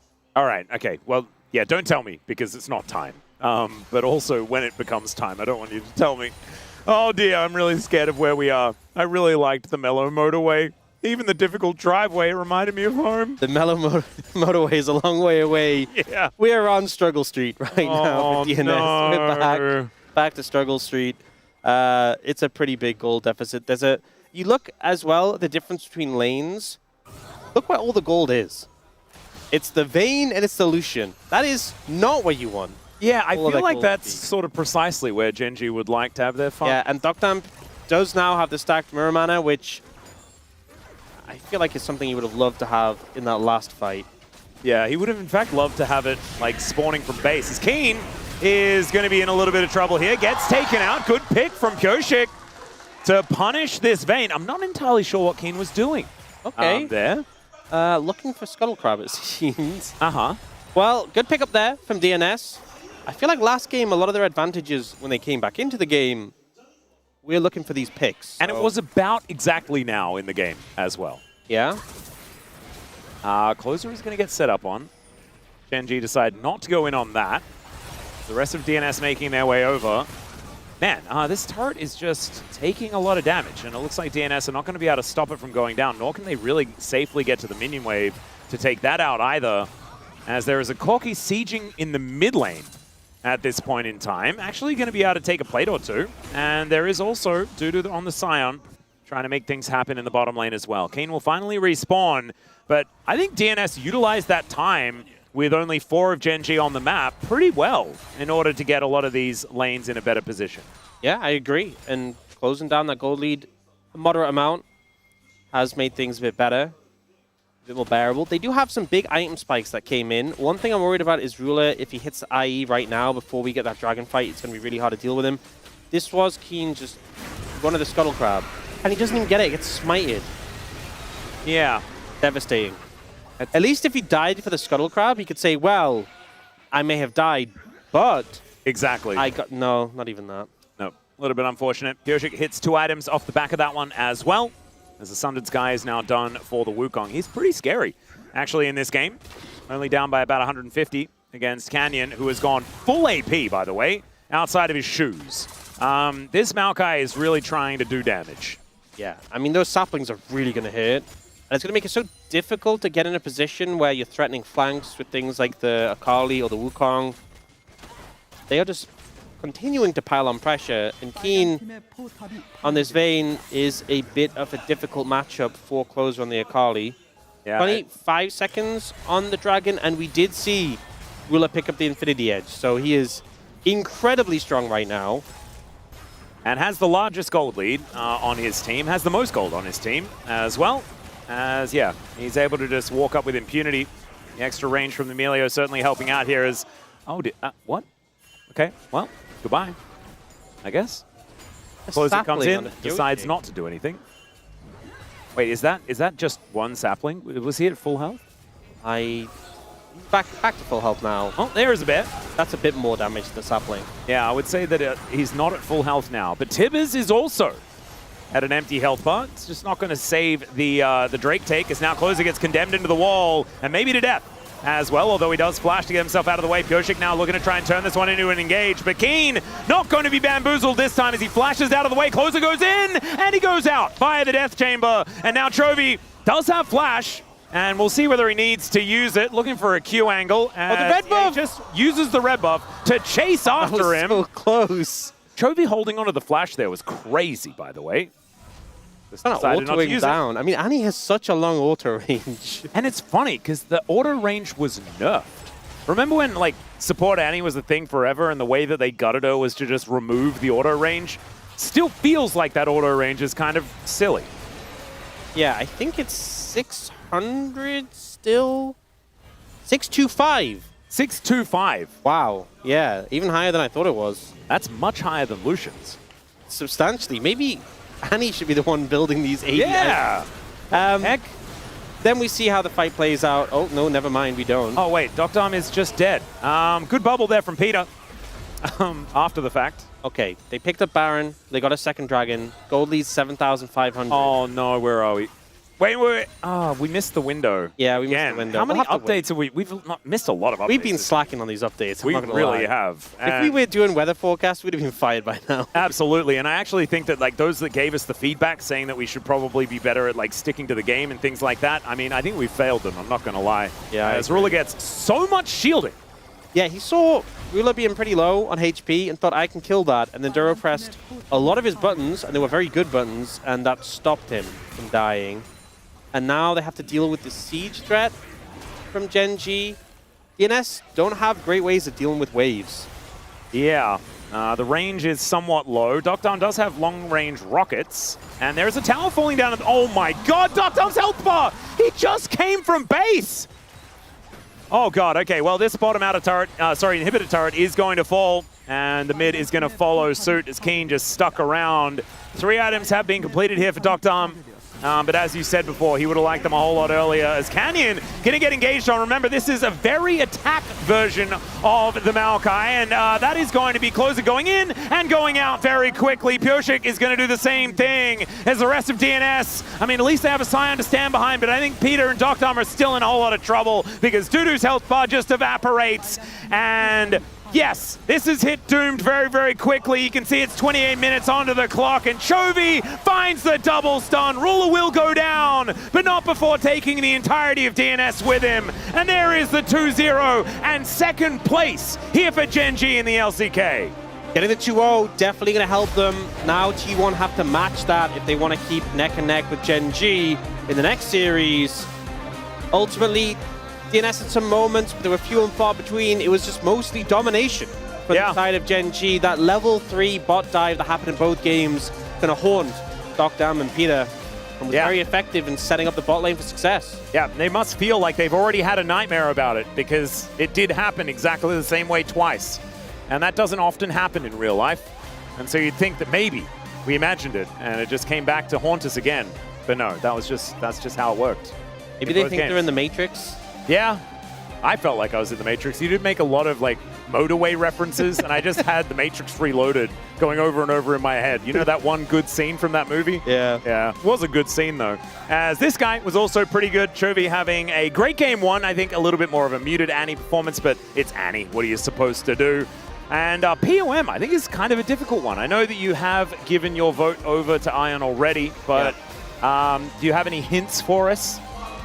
Well, they were involved in the level 3 bot lane dives. I mean, you're also Orcs, so maybe there's another way that I could decipher this. You know me. And I think you can get away with it this time around, especially after game one, where the Bard performance was particularly good. Let's have a look at this one. As, there was also the Canyon situation, where I think he just kind of ran the map and then they lost. Yeah. I think maybe that was where your vote was. We'll have to see. But I do think Canyon and Duro, game one, just both of them making so much happen. And then game two was a little bit quieter, but still just the mounting pressure of Gen G. Ruler had a pretty great performance in this game too on the Lucian. Maybe we see some votes going over there. Yep. I think that's the thing sometimes with these Gen G series when they are just dominating. It's hard to choose out of all these very talented players. Yeah, I don't think there's any wrong answers either, you know? So you may not necessarily know what the exactly right answer is, but when all of them are going to get you a pass, you're probably fine. As DNS, I mean, the woes continue, but I don't think any of us were expecting that the experience was going to get better here, right? This was not going to be where the comeback was going to begin. Gen G were looking better and better over their last couple of matches, even in the Saturday Showdown against T1 that they lost. That was an absolute banger. And I think that the Gen G return to form after a difficult start to the season is certainly continuing here as we get closer and closer to the road to MSI. That's for sure. I mean, both these games just seemed very controlled from them. And it kind of felt like the Gen G that we saw in previous seasons just back is here. You know, the standings, their scoreline isn't the same, but the gameplay is seeming to be. Yeah, it's certainly getting back up there as not necessarily celebrating the most here as we have a look at the post-game damage graph. Ruler doing massive amounts of damage, and the people on DNS not really doing very much of that, because they weren't really allowed to play the game for a vast majority of it. Closer tried, I know it says 7.7K, and it feels pretty sad, but I mean, he was trying to get into the backline, trying to get stuff done, but the Akali, it was always going to be a difficult one to play out, and it proved too difficult in this one. Yeah. And it's going to be Ruler that picks up player of the match. His Caitlyn was pretty good in game number 1. His Lucian was great in game number 2. And I think I probably would have given it to Canyon. I think definitely for me, Ruler was play the game 2. I think that's a no-brainer. Yeah. I wonder what we'll get from the votes, because I think Canyon and Duro both had great series as a whole. But I think people see Ruler popping off on Lucian, and it's a justifiable vote. As we said before, there's a lot of good votes. There's no bad votes. I think it had to be one of the 3 players that were involved in winning the game in a bot lane dive in both games. Yeah. Because those bot lane double kills really did just make the game almost impossible to play for the DN Supers. The second one, less impossible, but if there are degrees of impossible, it just still doesn't feel very good. Yeah, it still feels pretty impossible. Yeah. Somewhat doomed. That's going to be back-to-back POMs for Ruler as well, I'm pretty sure. I think he was out for the last one, and it was Chovy making away with a lot of them earlier on in the season when they were picking up their wins, and it is really good to see the bottom lane here from Gen G really stepping up to the point of being noticed and making things happen, and now it is time to hear from Ruler once again.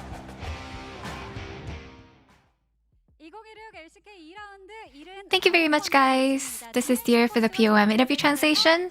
We're here joined by Ruler on the side of Gen G, who just took a 2-0 against DN Supers.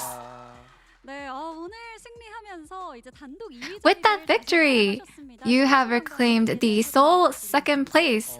How do you feel? Yeah, it was a 2-0, and yeah, second place, right? It feels amazing. And following the last match, you got your 2 POMs in a row. How do you feel? You know, I was pretty anxious, but it feels really good to get POMs twice in a row. And in game 1, you guys went for Caitlyn Bard first, and the enemy took out the Ashe Seraphine, which is a pretty trending comp. So what was the game plan here? I think Caitlyn Bard definitely has the early prio here.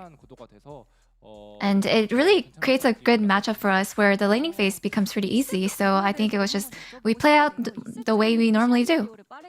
And then in game 2, you guys did a quick lock-in on the Lucian and Milio. And the enemy went for Corki and Nami. So what are your thoughts on this matchup?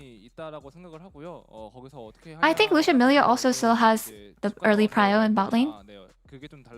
And it really is all up to when you base and then come back and how you play out the laning phase. And that's really what makes the biggest difference. But I think just because we were able to set up the early game really well, we were able to sort of snowball off of that.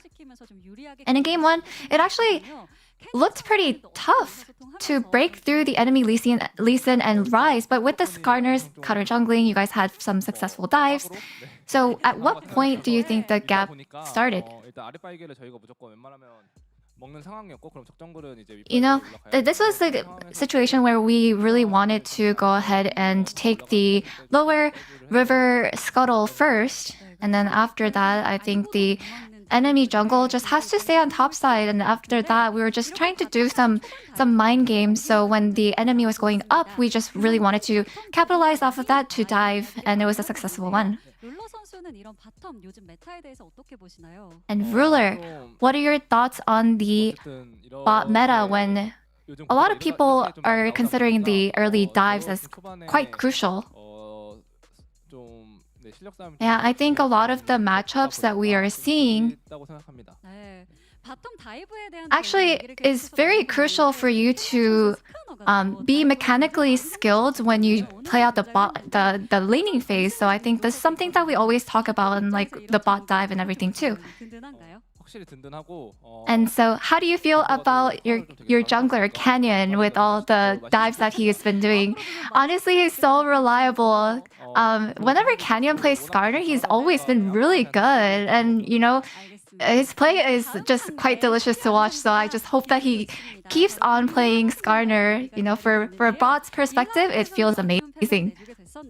And your next opponent is the first place team HLE. You suffered a tough loss in round 1, so are you confident this time? I think our confidence keeps on building up.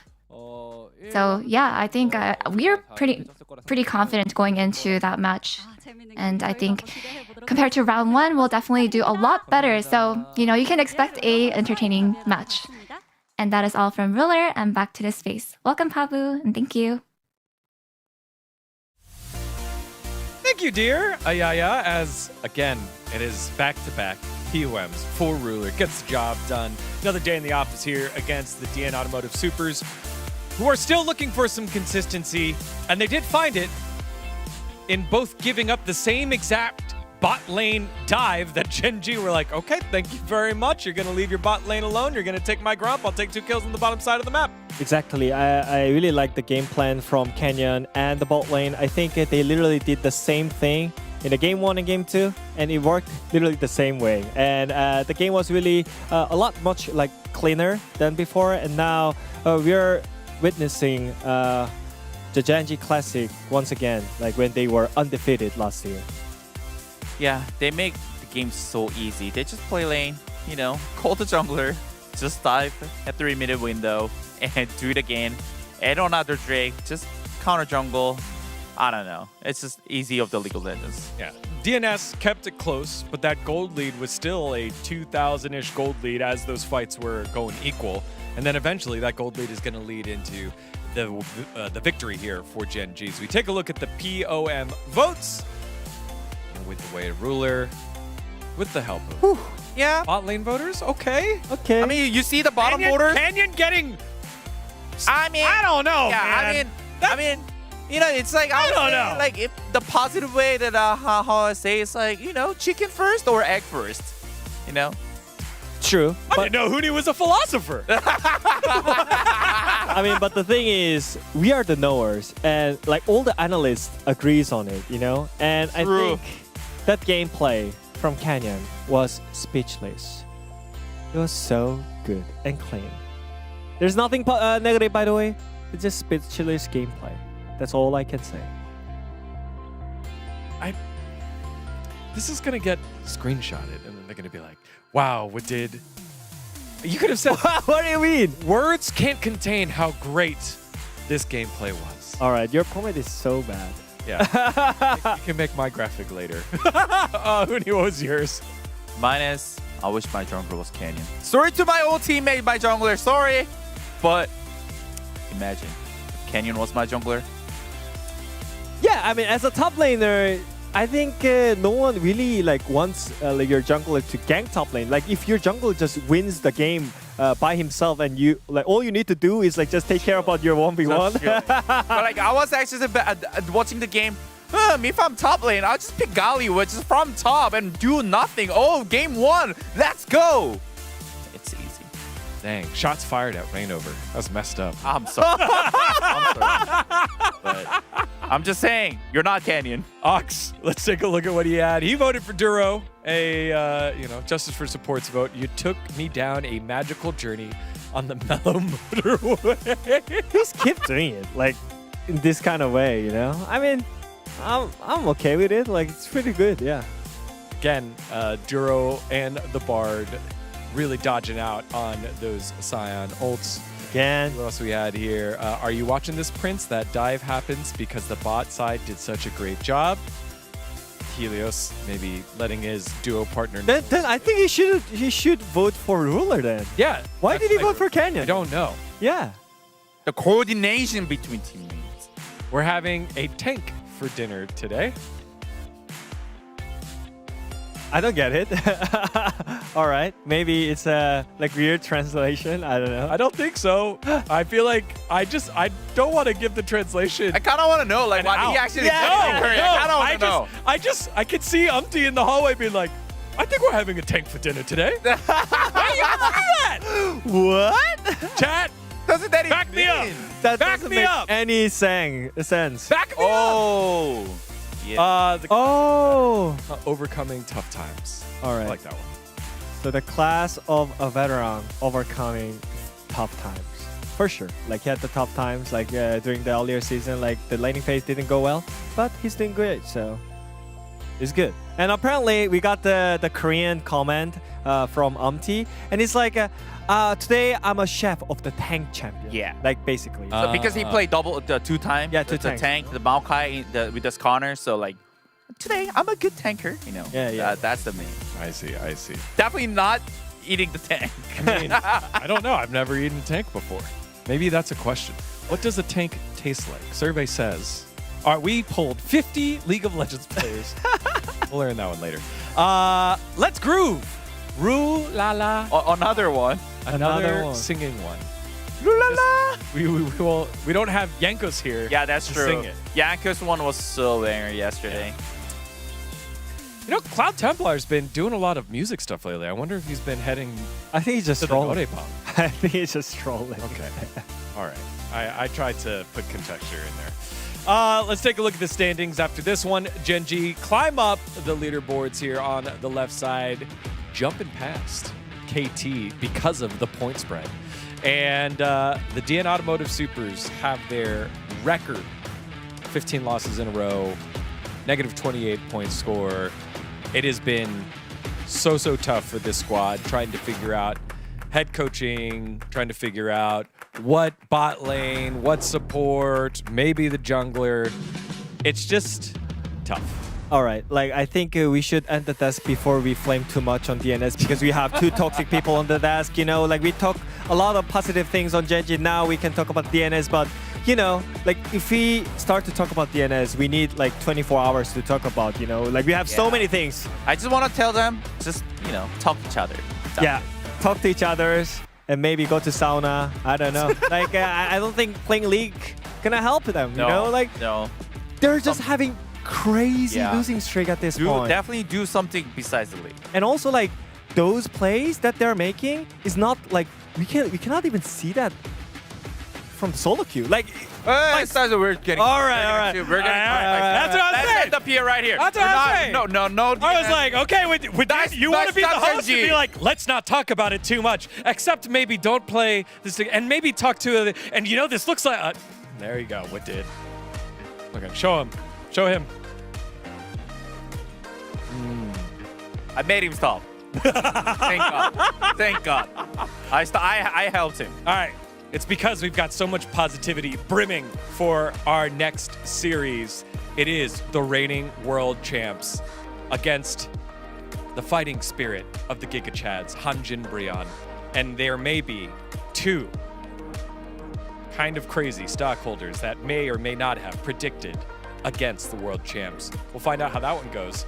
And check in after game number 1. See you in a little bit.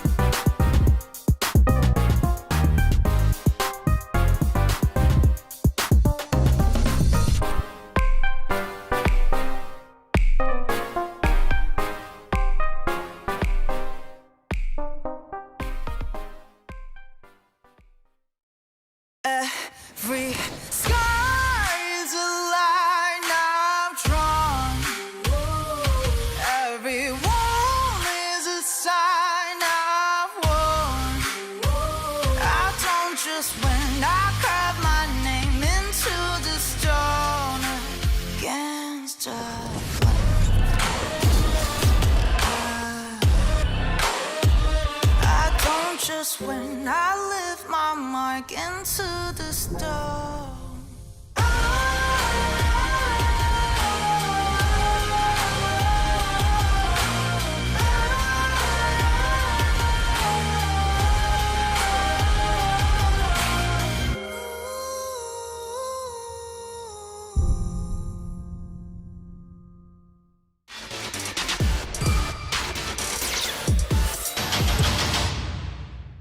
젠지와 T1의 경기가 여러분들 기다리고 있어요. 그 어느 때보다 뜨거운 세러데이 쇼다운이라고 많은 분들이 기대하고 계셨고요. 소문난 잔치에는 먹을 게 많습니다. 지금부터 만나보시죠. 야, 나 걸쇠막으로 나갈게 이거. 원딜 탑만 노플. 먼저 건드려 놓을게.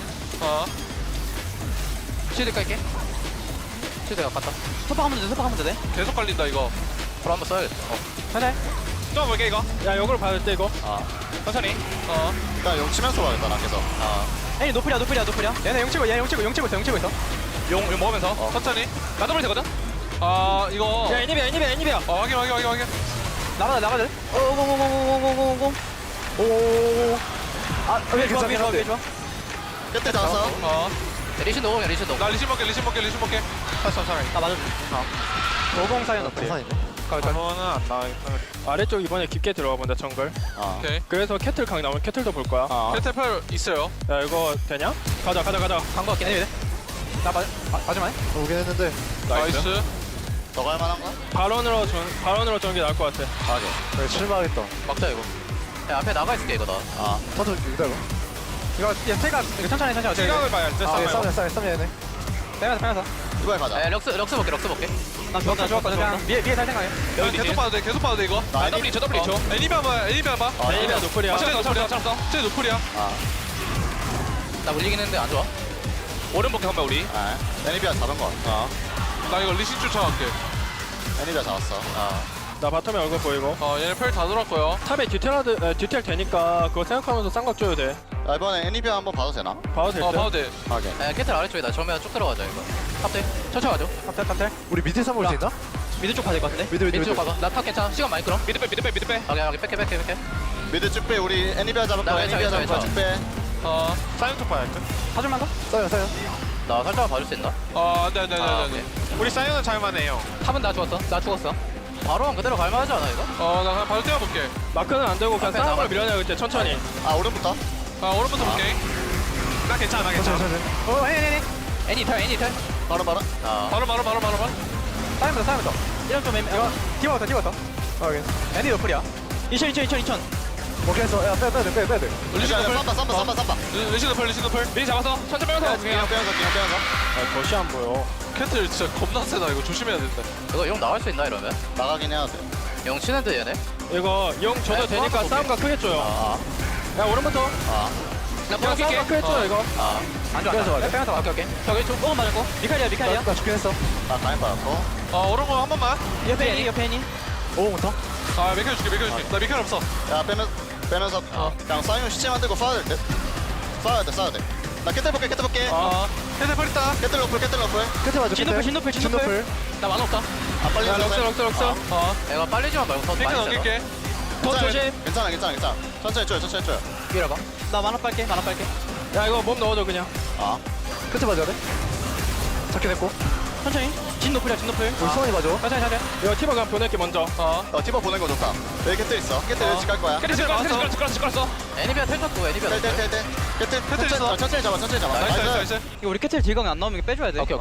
진 여기 노플이고. 여기 진 노플인데. 진 살짝 보자. 진 노플. 진 잡았어. 나 이거 열어내. 얘네 미드 끝내러 오겠다. 14초. 랭 클리어. 안 끝나. 이거 우리가 이걸 쫓으면서 시간 끌어야 돼. 나 궁 없어. 아니 지금 공 없어도 그냥 시간 끌어야 돼. 천천히. 야 바로 가자. 우리 집 갔다 가야 돼. 이거 얘네 장로 칠 거거든. 이거. 우리 치면 안 되나? 야 그냥 스마상 부자 그냥 모르겠다. 그냥 가야 돼. 야뭐 집어넣어. 야 캐틀. 나 오고. 야 장로부터. 먹혔어. 캐틀 되냐 이거? 야 캐틀. 캐틀 봐. 상대 다 노플이야. 천천히. 한번 받았어. 빨린다. 천천히 봐도 된다. 상대 다 노플이야. 좋아. 나 대가 안 와, 대가. 지금 애매해. 나 아니야. 좋아. 진노스페. 자, 미드로. 기다려. 싸워해. 야 천천히 해봐 천천히 미드로 가면 돼 미드로. 야 미드로 와. 아이고 쏘리 나이스. 좀 분명하다 진짜. 잘했어. 티원과 젠지와 티원 오랜 악연이거든요. 티원이 멋지게 젠지를 박살냈습니다. 세터데이 쇼다운 나온 그런 경기죠.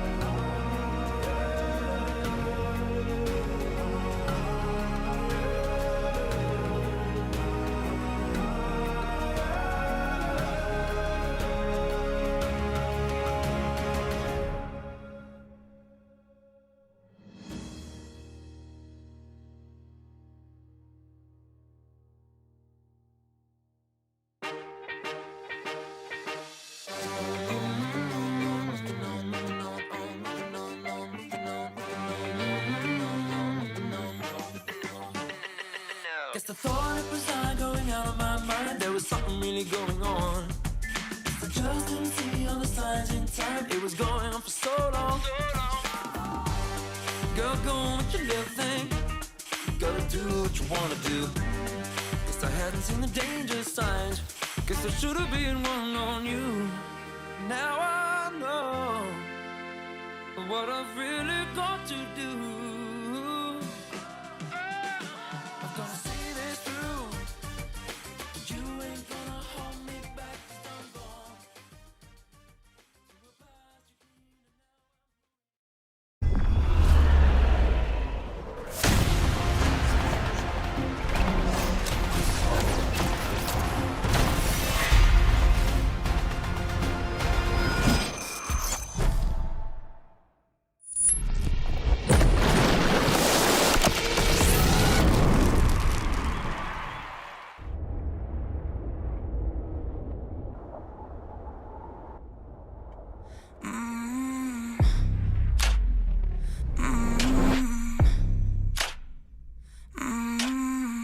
I walked where no one dared to go. No map, no light, just scars to show. Each fall curves something deep. The center of the world lead the way. Everyone was mine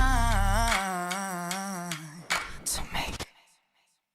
Every sky is a line I'm drawn. Every wall is a sign I've worn. I don't just win, I carve my name into the stone against a flame.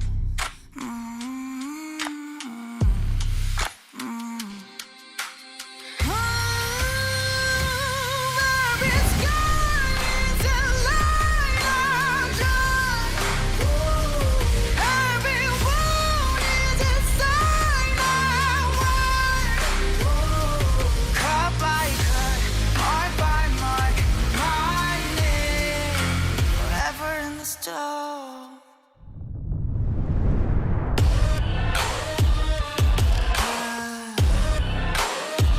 I don't just win, I live my mark into the stone.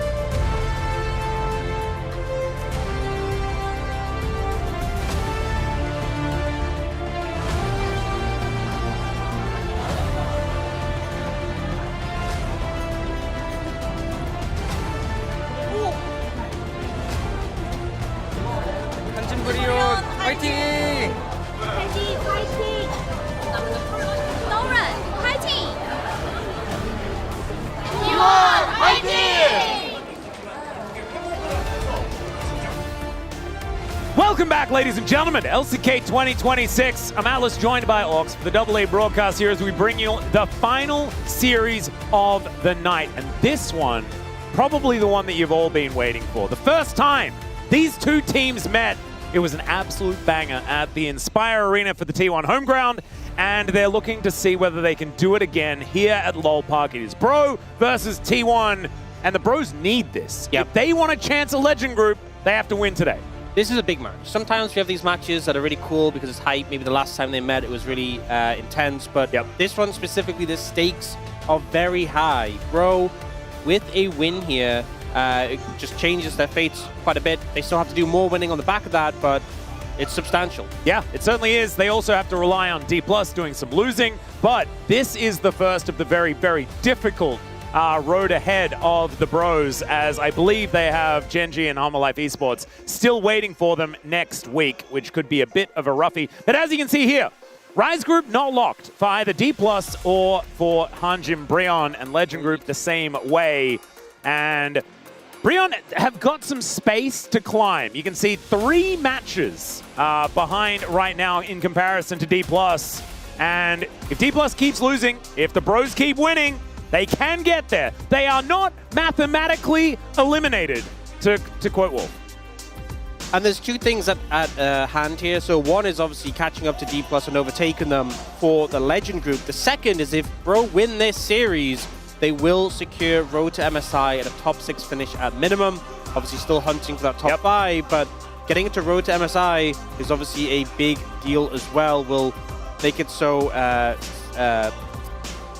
BNK FearX, I was about to say Live Sandbox, BNK FearX cannot catch up with them. Owner, very close to 500 games. The one side of this is if they win 2-0, he doesn't get the 500 games, but that obviously would be good for T1. If they don't win 2-0, then, and it's a 2-1, they win or Bro win, they will go to 3. Yep. And if they lose 0-2, he still won't make That's it the to worst 500 case games. scenario. T1 losing 0-2 means that you don't get the 500 games and they lose. Yeah, So that would be problematic. That would not be what they're looking out that's for. the worst case scenario. There's been quite a few 500-game milestones that we've been seeing here, but moving up to 5th place as well. The only 5 to have made it over 500 is very, very impressive here in the LCK for Owner, who has become an absolute mainstay and has been very vocal that he wants to stay on T1 for kind of forever. And you can understand why. They've been very good to him and he's been very good to them, racking up all of these World Championship trophies. But the Bros, they don't have any World Championship trophies yet. All right, it is now, like, they also don't have any MSI trophies. Maybe they need to get one of those on the way to the World's trophies. But we can dream. We can. Also, reality can follow those dreams. It does not have to be left behind. The dreams may fly forward first, but reality can always follow. I think that is something. I came up with that just then. I don't think it makes any sense, but I'm just hoping that the Bros win. That's what I'm hoping. Just because not anything against T1. Bros are just so hard to not love. Yeah. And you want to see them succeed, and they have gotten so close to finding so many incredible moments. They have been able to get the monkey off their shoulder a lot during this season, and it was right after the matchup at the home ground against T1 that upscaling began. I mean, the reason I would really like Bro to win is because it keeps the race for It does keep things interesting, yeah. That being said, T1, if they win, they can stay neck and neck with Gen G. There's also a race going on the other side of the standings for top 2 in the league, which would be a big deal with how teams are seeding to road to MSI. So I think whether you're supporting Bro, whether you're supporting T1, I just hope we get a banger matchup like we had last time these two teams went head-to-head. We deserve it. I think we definitely deserve 3 games. We deserved it last time. It was a 2-0 for T1, but it was the most tumultuous 2-0 you have ever seen in your life. And the Bros, I think, deserve to at least get a game win here. I think that we deserve that, 100%. As Faker drifted off a little bit during the reboot, as we just saw. But Teddy as well. This guy has been performing so well. Now up against his former organization one more time. And I just feel like they are getting into a better and better position to win every time they set foot on the Rift. You know, they had that big streak of wins where they were in really good form. I do think their recent matchups, they've struggled a bit more. We know Teddy's been spectacular for them. Gideon as well has been a massive factor in their success. Yep. But a couple of rough losses in their 2 most recent matchups against KWOOM DRX and D+ have not only made faith in them falter a little bit, but also the chances of making it to Legend Group, as we talked about, much slimmer now. So they really need not only wins, but clean wins. And unfortunately, the last 3 matches, T1, Gen G, HLE. Yeah. And it's the fact that game score is also going to come down to it, because right now, they obviously need to match series score with D+, but also make up a lot of ground in game score means that you would love for them to get 2-0s. It's a hard sell when you're playing against these teams. It's going to be a tough one. However, the only way for you to tackle it is whatever's in front of you, take them down. And until they're mathematically eliminated from Legend Group contention, we will continue to talk about it. As, the Bros with first pick, they did have side selection this time around. They will take away Carrier's Bard. Smart. Good ban. Yeah, there we go. Orianna going to come out from T1. we've seen the ban meta shifting a little bit on this patch, and there's still Varus, Orianna, the must bans. But Karma Rumble going through quite a bit. Yep, the Cassiopeia really feeling like the mainstay as far as how red side or second pick bans are concerned. Sometimes get like a Jarvan or a Lucian at this point, or are we going to have a look in towards the Rumble, the Karma? Those are kind of the big 4 picks left available, I would say. We'll see what Hanjin Brionne up to take away from T1. Yeah, I think banning away anything that isn't the Karma is a good idea. I think that Karma has been a pretty good first pick for Brionne because Namgung has been pretty good at it. And Teddy, as far as the champions that pair alongside Karma, you've got Jhin, Ezreal, and Caitlyn, namely. Yeah, those ones are pretty good for Teddy. They're trying to draw out a Ryze ban here with this Anivia being taken away. Cassiopeia, Anivia already gone.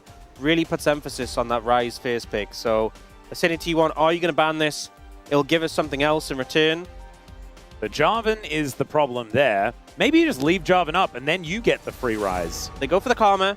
Yeah, I think it's smart. But like Hanjin Brionne was setting up for a Ryze first pick, and then T1, Rumble, Jarvan up and available if they want to lean towards those. Yeah. Be a pretty potent combo. It's a lot of power, but a lot of faith in Roma. And this has been one of his better picks more recently. Some of, the bro victories are off the back of Roma just making a whole bunch of money and doing so much damage in the later stages of the game. Yeah. We've seen the Rumble priority drop a bit. They could also go like a Jarvan Ezreal rotation here, and then Hanjin Brionne might take Rumble. You can just match it. We've seen the Cassante be pretty solid into it. T1 have also made a habit of just not caring about Rumble at all. I feel like they do it often. As TF will be Faker's response into the Ryze. Although, technically could be a flex. We saw a little bit of TF top. Oh, yeah, true. But they end up going for that pick. And now, what are they going to pair with it? So, going pretty different to all the picks you kind of talked about and looking towards this Caitlyn. Not going for the Jarvan, or going for the Ezreal, or the Rumble in this situation. But to me, this very much sells the T1 when I kind of crush bot lane and have the TF to back them up when doing so. Yeah. So I feel like Hanjin Brionne do need to think about that. Teddy has been such a big factor in a lot of their wins. And if T1's plan is to shut him out of the game, it's going to make things very difficult.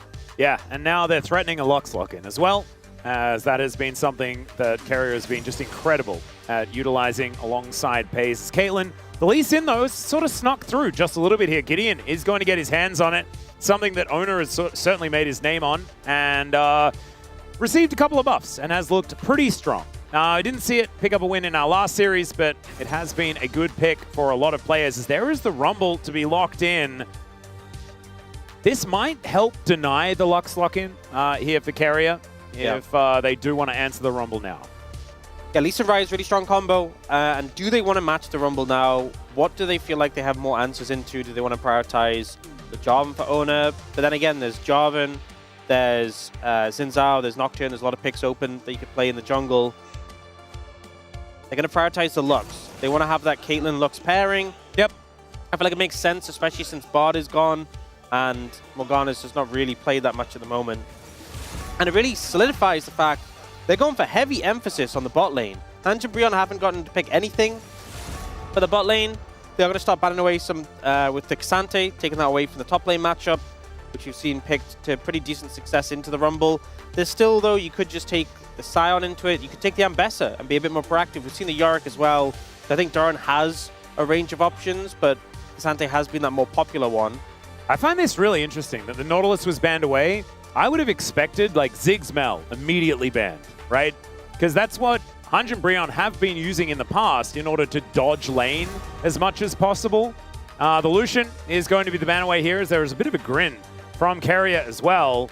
Yeah, they opt to leave the Ashe Seraphine open and available, taking away the Lucian instead. I will say, even though Lucian's short range can be difficult, Milio having the CC removal against like a Lux and a KF goes a long way. The Ambessa will come through as a ban, so take that away from Doran. Say Ambessa and Cassante looking like the strongest matches into Rumble at the moment, and he won't have access to those two. All right, so what is Owner going to be playing? Oh, Nocturne's up. So they could play Nocturne TF. There's so many junglers. There's Nocturne, there's Jarvan, there's Pantheon's pretty good. Yeah. There's Xin Zhao. There's a myriad of options. Jungle Sion. Doran does just go for the Sion, which we did talk about as being another of the alternatives. Not something we see as often as the K'Sante into it, but it'll definitely do fine.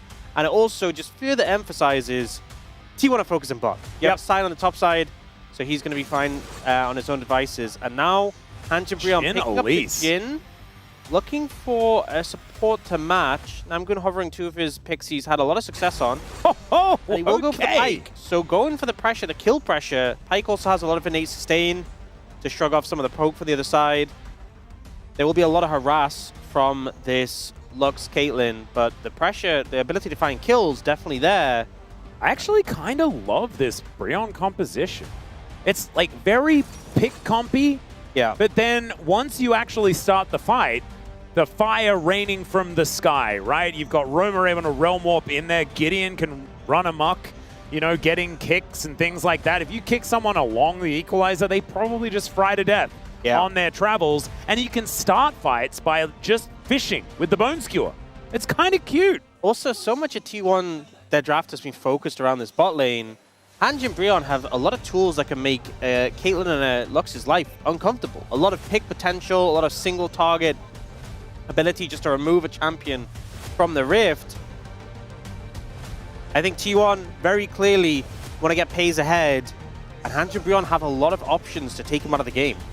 I agree, and I really want to start talking about all the positives for Bro very early, because for T1, Caitlyn Lux can become a lane that is completely over for their opposition exceptionally early in the game. And so we're going to need to talk about all of the positives for Bro, really get those check-ins. Maybe we're going to have to go check-ins every minute for the Bros to see where they're at, because this could really turn pear-shaped. And T1, they can then transition into a pretty comfortable front-to-back style of composition behind Doran on this Scion. But I still do think that the Bros have the tools to take them down if they can make it work. We'll see whether they can as we get ready to jump onto the Rift for game number 1. T1 versus Hanjin Brion, although we've got the fan signs back up again. Maybe we're delayed. Or maybe we're not. The music hasn't stopped yet. And yeah, we are paused just a little bit. So making sure that everything is going to get sorted out. Going off the guy in the lemon suit, which we did see on the intro before Series 1. There was someone wearing a lemon suit. Yeah, the ads are actually super good. I don't think we get them on the global side. The ads are very good on the Korean side. That's an intense expression. Yeah. I'd expect that if you're wearing a lemon suit. What are we pouring on top of... I don't really understand this, but I kind of like it. I'm very intrigued. Is that a polar bear? It looks like a canyon that's pouring things out. But why would he be pouring I don't know. On Genrang Anati? Yeah. You know? And an orange, which I assume is Hanwha Life. But, I mean, even they don't know what it is because it's a question mark. Or maybe we just don't know what it's saying. Maybe that's what the question mark is about. Man, there is a lot to think about here. You know, I'm still stumped. We'll have to do some research. Yeah. Casting fan there, as having a look on the Brion side. You can't go easily, is apparently what it said. Still have no idea what was being poured all over the top of them and who was doing that. But chat really wants to know, but I'm sorry. Oh, chat wants to know what going pear-shaped means. Wait, what? No, surely not. That's got to be a Kobeism. That's a Kobeism from when he told me he didn't understand what right home about means, and I fell for it. Don't get baited.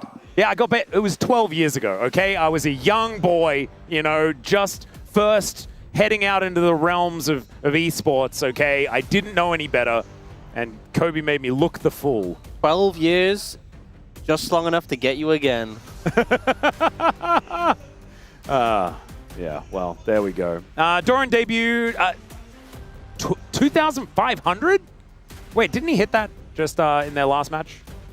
2,500 days. All right, since his debut. Pretty cool stuff. And I believe that debut was when he subbed in for Sword on Griffin all those years ago in 2019, if memory serves. There's another message that it's really hard to read. Okay. Mods, can we get Atlas to explain what going pear-shaped means? He keeps saying it and I don't know what it means. It just means going wrong. Yeah. Don't ask me why. I don't know the etymology. That's way of where more it started. difficult than explaining what it means. Is explaining why it's that way. Yeah.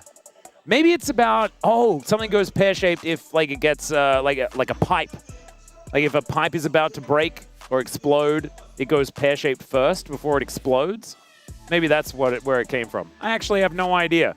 A pear shape is actually quite similar to a lot of other things, like a gourd or a vase or a vase, depending on where you're from. What do you say, Ox? Do you say vase or vase?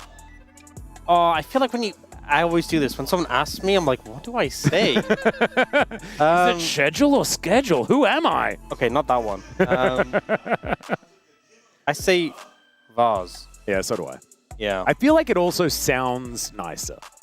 If I was ever given the choice to decide, because you can just say either, right? Yeah. Like, that's what happens when I get it unprompted. Like, do you say tomato or tomato? I'm like, tomato. Tomato. Tomato. Obviously, right? I say potato. Yes. That's what I say every time. As we're going to get saved by a resume coming up here pretty shortly. No idea what went wrong. Or maybe we just had a lot of fan signs that we needed to get into and figure out. Okay, I did some research about pear-shaped. All right. Apparently, it started in the British Royal Air Force. Got it. And I'll finish this when we get in game. No, you can finish it now. It's fine. We're about to get on the Rift and all this. It's quite long. Okay. So here we are, ladies and gentlemen, onto the Rift. Game number 1, T1 versus the Bros. Oh, this is going to be really sad because in the VOD, maybe it'll skip. Oh. Not skip the fan chants, but it might skip the intro, and I just went like completely flat into it because we just got messed up by the pause. I'm sorry, everyone. I'm also sorry for speaking over the fan chant leader there for the Bros, but I did get a little bit distracted by the fact that I didn't have the exact gravitas required moving into this series because a lot of the wind was taken out of our sails. So pear-shaped apparently originated mid-20th century, and it's Royal Air Force slang, which is the Air Force of the UK. And apparently it's because perfect circular loops are notoriously difficult to perform, and the resulting misshapen ones are described by RAF flight instructors of having gone pear-shaped. There is some deliberation as to if that's exactly why, but it's pretty agreed that it came from the RAF in the UK. So that's why we say going pear-shaped. And that's just when something goes wrong. It's not when someone then makes a mistake and enters an aircraft that they are not qualified to pilot and then tries to do a flip or a loop-de-loop and then fails. Is this some backstory of... Yeah, no one has ever done that. As Namgung has to flash already. This is kind of the problem with playing this matchup where you're a melee ranged into double ranged, and FaZe netting away there and getting more damage down. The Pike can sustain up a good amount. And so can Teddy, because he has all of the all of the potions now in his pocket. It's rough. You're looking for a window where you can lay a CC from the Pike, but with them having flashes and Namgung not, it makes it so dangerous. If you go for the play, they flash a CC and turn it around on you, Namgung could just die. So him losing that flash is a major factor here already. Well, they've also not done a lot of losing on these champions of T1. Only one loss for Faker on the TF thus far as, oh dear, that's a lot of damage on Namgung. Does manage to find the Bone Skewer, and Deadly Flourish is going to go wide, but Namgung needs to be careful. Gideon comes over, Carrier flashes, and it's first blood over to FaZe, and no response from the Bros. Well, definitely not going the way you'd hope in this matchup, and a great flash from Carrier keeps him safe from the Sonic Wave from the Lee Sin.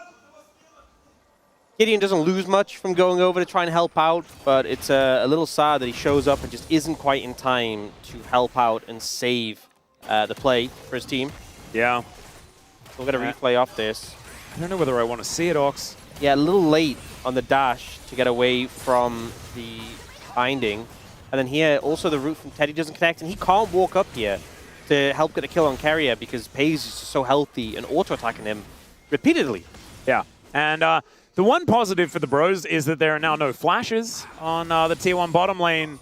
But, I mean, it's only Teddy's flash they really have available. Namgung's still waiting for his, still waiting for his Ignite to come off cooldown. And it's a cleanse on Teddy in this lane as well. And so he won't have the same sort of battle ability as Paze does have with the barrier being available. You know, one of the most annoying things about this matchup of playing Lee Sin into Theory is the dogs. Yeah. And the fact that you throw out that Q and the dogs can just block it when it's the ability you max and a good portion of your damage feels very frustrating. It's even worse when it kills the dog, because then you can't use it to travel over towards anyone if the Nefiri is where you want to be in order to get a kickoff.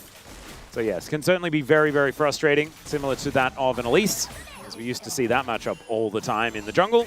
Now it is a little bit of a different story. Teddy just trying his very best to clear things out. He's 10 CS behind, make it 9, but still. 737 gold in the lead for Paze. And the bad times have began pretty quickly here.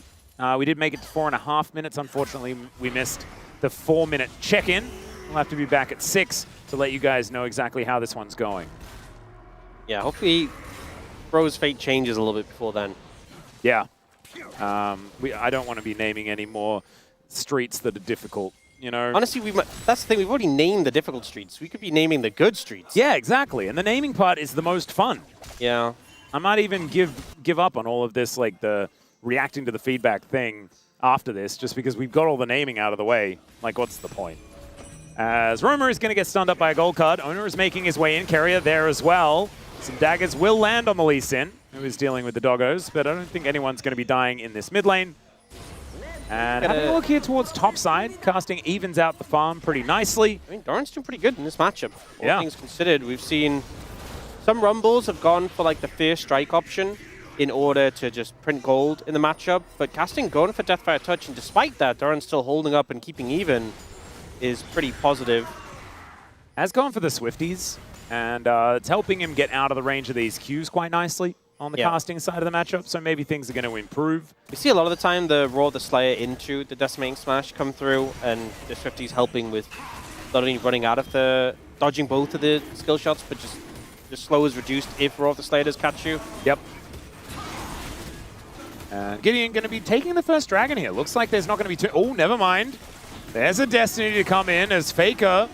He shows up. There's a Realm Warp to bring Romer in, though, and the secure on the dragon is going to come through for the Bros. A little bit late here is Owner, as Romer finds a bit of damage onto the Nefiri, but otherwise not too much going to come of it. So good play by the Bros. Yeah, big win for them. The fact that they get the Destiny out in that situation and don't lose anyone, don't even have to commit any summoner spells, feels really good after already picking up the dragon. It's also a Chemtech dragon first, so chances are pretty high. It's going to be a strong soul. Now casting, getting some solid pressure down onto Doran, who's trying to recall, won't be given the chance. Yeah, Equalizer actually to stop him there as Teddy using the cleanse. And unfortunately, Namgung not going to quite be here to stop half of his health bar from disintegrating. Yeah, and unfortunately, Namgung's really under-leveled. Been giving solo XP over to Teddy, which makes him level 6, but it does mean the Pyke feels even weaker than he would otherwise. Level 6 now hit for Paze, and Kerry is closing in. Oh dear. It's getting a little bit worrying here towards the bottom side. And another light binding is going to connect the net, and he's just gone. Boom headshot indeed, Caitlyn. As Paze collects up the second kill here for T1, 100% of the kills so far for his squad.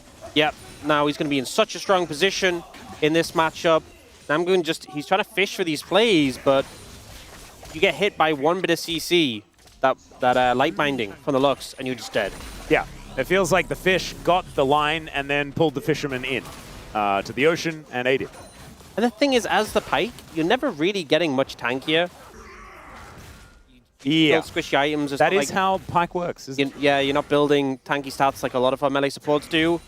And Paze is only going to get more damage, so it's very concerning. Yeah, it is in fact impossible to build health on Pyke, right? Yeah, it converts. He just does not get it. Doesn't believe in it. He's only allowed to be squishy forever. And we've seen in the late game, teams have made it work. Delight especially, finding great success. I mean, Carrier ran the early game on the Pyke, and they did lose that game, but it was still probably one of the greatest Pyke performances we've seen in a very long time. I've also seen some Pyke builds focus on resistances, so they are a bit bulkier with the health bar that they have, but I'm not going towards that right now. I do think Merc Treads would be a good buy. I will say that. I would agree. You know what? Merc Treads pretty good for everyone on Hands of Rion into this composition that T1 has. I think a high value buy. Roma gets it. He does. Gideon might get it as well, but otherwise we've got a lot of Swifties coming through for the Bros. Teddy does have cleanse at least. Yeah. To give him a helping hand. I don't know. I think he might need to build a QSS if he wants another cleanse, because I don't know how quickly the Mikhails is coming in for the Pyke. Yeah, honestly, I think it might be a better pitch to ask Gideon to build a Hills than Namgoon. And I think only Roma is ever going to be able to afford it. So maybe he'll need some convincing as well. All right, T1 looking for a potential dive towards Teddy. Even if Namgoon gets here, can you walk up? It's such a threat with an Neferi who can obviously drop tower aggro. It's so dangerous. They will clear out the wave, and Gideon was starting to move down, and that will ward Ona away. But we saw a lot of bot lane dives in the last game, last series, sorry. Not getting one yet here for T1, but the threat was there. I know we didn't get the dives, but I mean, they've died twice. It feels like it's still happened. They just didn't require Ona's assistance. Yeah. In order to get the ridiculous lead that they have. Stormrazor is done, and Teddy just has a serrated Dirk. Like, this is he has boots of swiftness as well. Yes, that's a good and that means he can run away from the lane as fast as possible. True. I mean, there are some positives to gain here. As Gideon's on the grubs. He loves being on the grubs. And now Roma is dead. Most likely, as he does get slowed down by the Lucid Singularity. There's the Destiny to come through from Faker. He had the gold card, but there is a really nice Bone Skewer from Namgoon to keep his mid laner safe.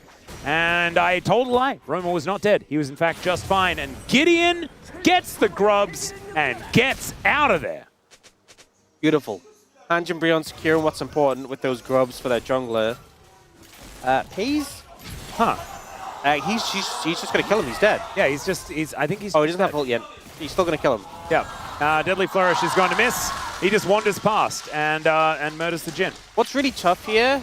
Oh, Pay's in trouble potentially. All right, let's see whether Casting can pick this one up. He is booking it. Man, he goes so fast. And he gets silenced, but he's still very noisy and kills the Caitlyn. Wow. That light binding somehow connected onto both as Carrier keeps himself alive. But that is shutdown money going over to a Rumble. And I think that the Bros are pretty okay with that.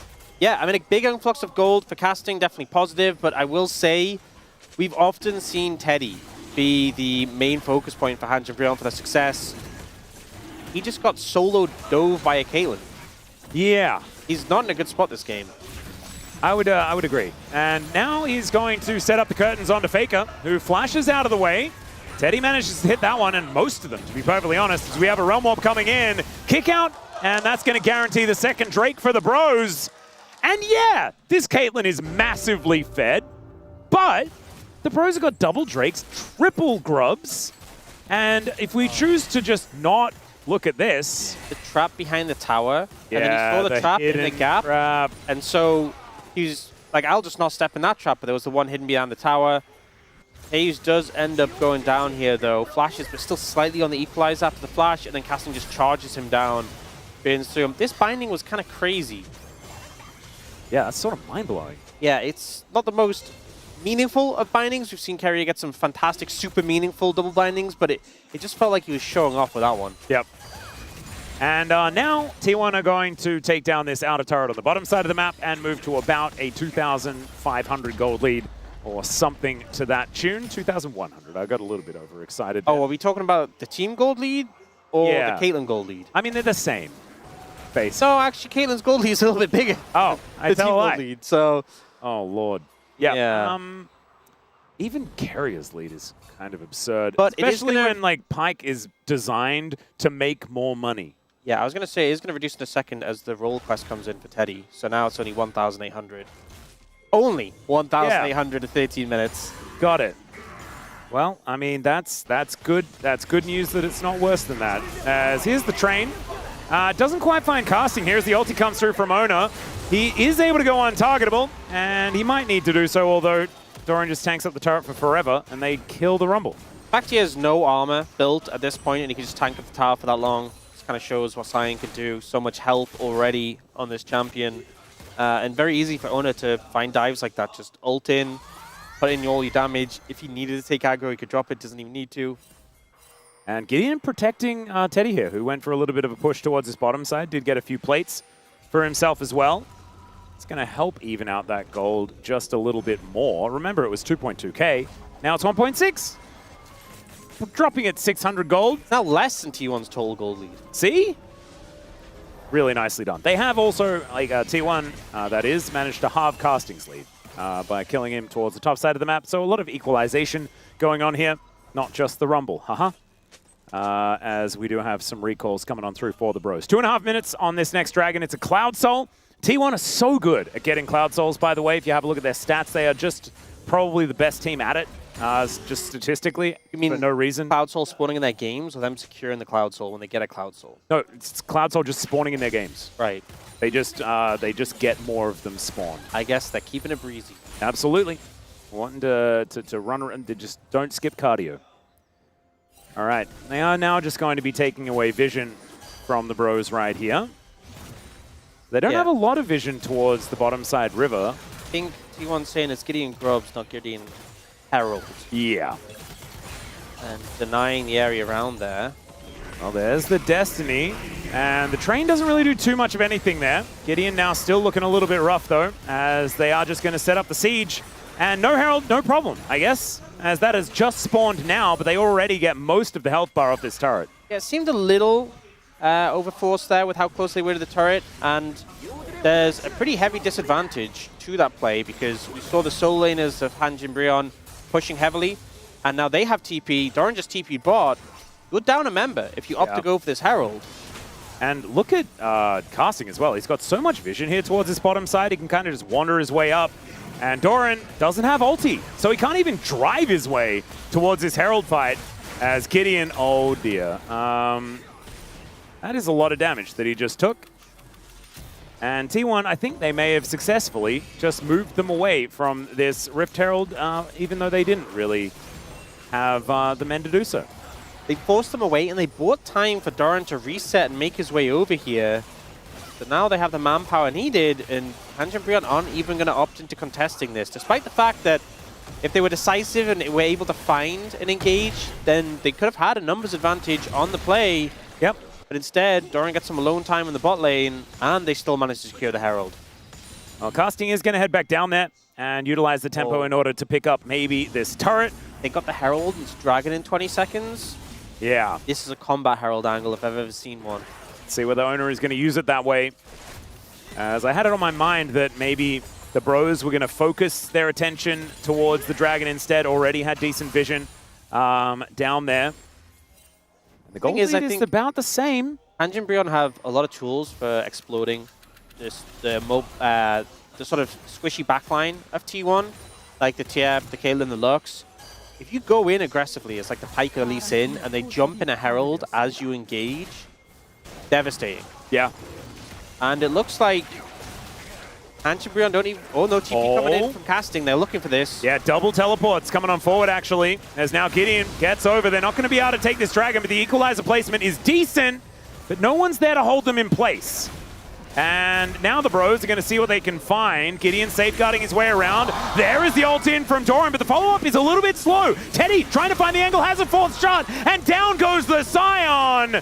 Death from below, not even used for the reset just yet as the zombie Scion will be cut down. Somehow the bros actually navigate those traps as well as the Rift Herald going to be used. Shelly gets a headache, but that is going to be another charge as Keria is going to look to move her towards the top lane if he can. Oh, this is a tough one. Oh, can he slink by? Oh, that was an optimistic choice to not go fully left there. Kind of felt like a little bit of a decision paralysis. Do you go right and get the really sharp turn? I don't think it's possible. I do that often at T intersections. Yeah. Just drive straight into buildings. Yeah, so this ends up being T1 disengaging from the play, not even opting into it, getting off the equalizer quickly. Ona is on the flank, but just backs off, uses a flash. And then Doran goes for the engage, which, although it doesn't result in any kills, does force Hanjin back a decent amount. The passive from the Scion nearly kills Gideon. He has to dodge away from these traps as well. And T1 just take the route towards mid, engaging on them kind of fruitless with the Herald there as well. Casting's kind of massive now, though. He is very strong. And he's looking to make even more money, as he was hoping for an extra plate here on this bottom side inner turret. Doesn't actually happen, as Owner is going to steal away a red buff, while Pays secures the one on the other side. And there is the smite. Owner's able to lock that one down. Namgung going to be clearing out this ward right now. It's Gideon getting over here just a little bit late. All things considered, when we look at the state of the game, it's still very close in gold. 2 dragons to 1 for Hanjin. They have the grubs as well. 2 towers to 3. This is a pretty fine game state for them. Yep. And it just comes down to, when we start these fights, finding a good angle onto T1's backline. If they can achieve that, definitely winnable approach to the fights. Yep, I would say playable indeed. I'm just looking at these 80 carries items and just seeing not a whole lot of damage potential from Teddy and massive amounts with the 2-item spike that Pays has picked up already. Just Stormrazor IE feels really, really good. And Teddy probably wants to get armor penetration next, Infinity Edge after that. It is still a little bit more that he needs to put together. Obviously, Rapid Fire and Ghostblade are pretty important, as there's a Deadly Flourish. The Equalizer goes down. Kerry is just dead. That looked like death from above, actually. But Namgung gets in there with the ulti and will be able to take down the Lux. Finds himself another Bone Skewer onto Doran, but that's not a target you can blow up very quickly. I mean, here's the thing with playing Pyke into Lux, is obviously we saw the lane be really rough for Namgung, but at this point of the game, when Lux is trying to set up vision... Oh, that's a nice Destiny. Yeah. Flick. Able to get away from that one quickly. But as I was saying, when you're trying to set up vision as the Lux, you're so vulnerable to this Hanjin composition. So another kill picked up for Bro. Now only a 500 gold lead for T1. They are able to dodge away from the engage onto Faker. But this is so close. It is. And it looked like it wasn't going to be.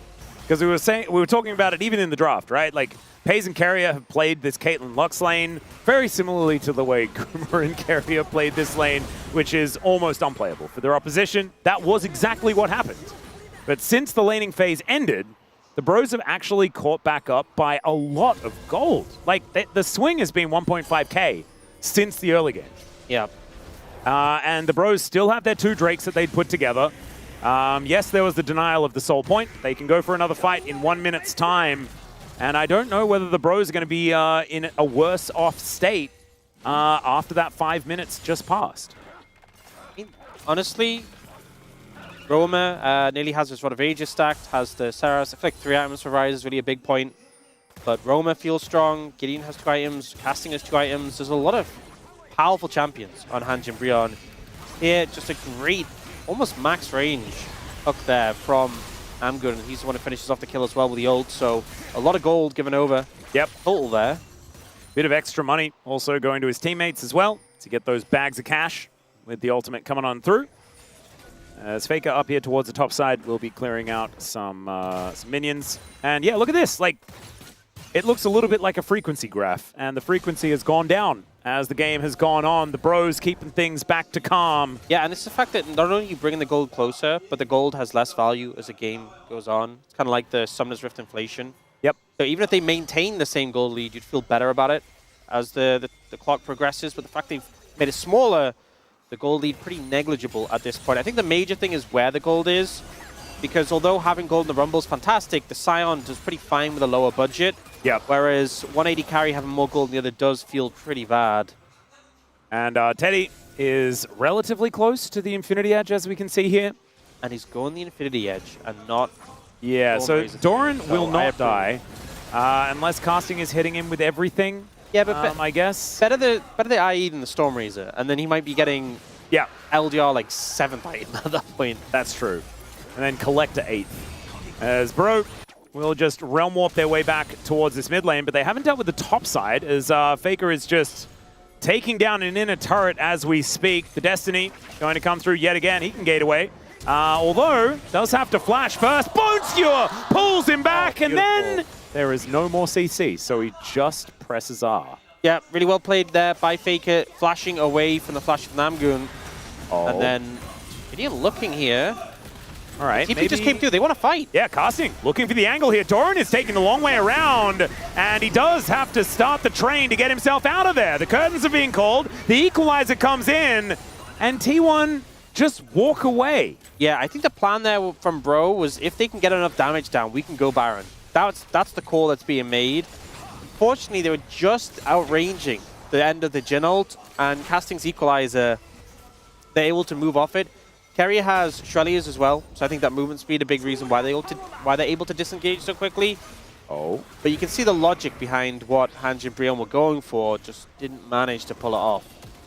Yeah, Casting was also thinking about some shenanigans. Pretty happy he didn't go in, as Doran was waiting in the wings. So rapid fire completed for Faker now, and I think this is the point where playing against TF can become a bit awkward because you step too far, stun card coming in, the follow-up is there. There's so much follow-up between the Caitlyn and the Lux that if you step up too much, you are going to get punished. Roma now level 16 though.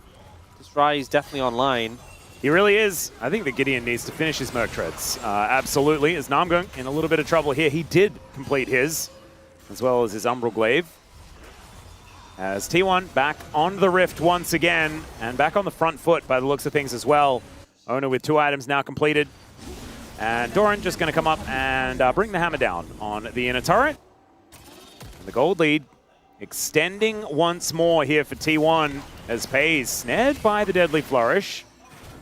As the Bros felt like they were making a lot of proactive moves just a little while ago, and now they have kind of stopped. Never mind! There's the equalizer. Pays is going to walk all the way down it. He is famous enough for a red carpet. Probably didn't enjoy that one that much, as that's a great trap to be put down to stop Gideon from being able to get any kick flash shenanigans onto the GOAT. And T1, they will be able to take what they're looking for and back away. Baron now getting dark for the Bros. End result is still them getting the tower and being able to force them away and not going down, even though there's some health bars chunked out. We do see the gold lead kind of picked up again at almost 3,000 for T1, getting a lot of these structures down and effectively kind of cutting Bro out of the game. They always have to be concerned about the engage potential, but they've done a very good job of navigating at this point. Oh no, Teddy had the disaster back. Had to just buy a crit cloak and then accept that. Honestly, it's okay, because he has 2 minutes till the next dragon. That's true, he should be able to go home again. Nothing big happens before then, getting the IE pretty massive. And as you said, not having the armor pen into Doran feels pretty bad, but you're going to be doing a lot of damage to these squishy targets should you get to connect onto them. Yep. But it's really that 4th item on Jhin that feels like you're complete and pumping the numbers. Doran doesn't exactly have a lot of friends moving up here. He was like, haha, I've got you, and then walked away. Namgung is going to come on over and try and stop him, as there's a Realm Warp. He has to flash to get out of the way. Destiny comes in, and the train is used. That is so many cooldowns here from Doran, and we are a minute away from Cloud Soul for the Bros, potentially. As Gideon, a little bit of sidestep here as he safeguards to get himself out of here. And safe is the optimum word. Okay, IE there completed for Teddy. So this is like so many things lining up for the Bros right now. Actualizer too. IE Actualizer completed. Casting has a Seeker's Arm Guard and is level 16. Even though T1 have a big gold lead, this is so much strength coming in for Hanji and Brion.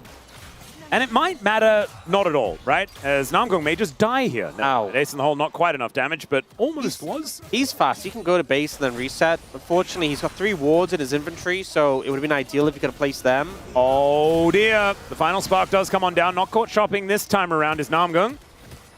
Teleport in as the Scion is going to rejoin. Yeah, as I said, Pyke is fast, he can get back quickly, but he's the one with the wards. He needs to be the one setting up vision. And T1 are taking this opportunity to clear everything they can out. Get a TP from the Rumble. Still 15 seconds left, but that TP was so far away because, like you were saying, there are no wards. So he couldn't have even come any closer because he was just already too far away.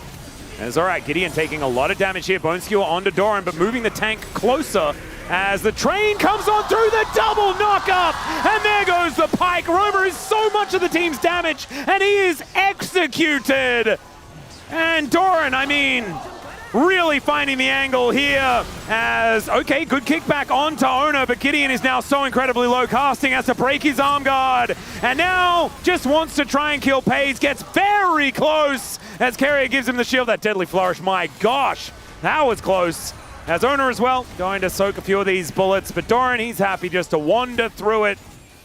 And That's T1 enough. will be able to deny another soul. That's enough. That's enough to stop them from getting the Dragon. There was a lot of turn-back damage from Hanjin Brion and able to take out Faker as well. But the end result is a fight win for T1.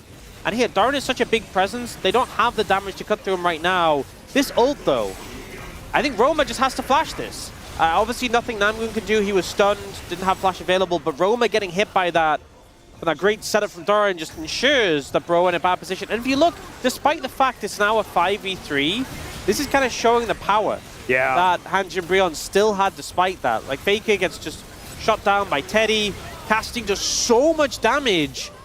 You really feel like they could have won if it was a clean 5v5 with all members up, but unfortunately for them, it was not. Yeah, the kick-qualizer, which is what I want to call it, where Gideon just sort of kicked them up the equalizer. That was pretty impressive.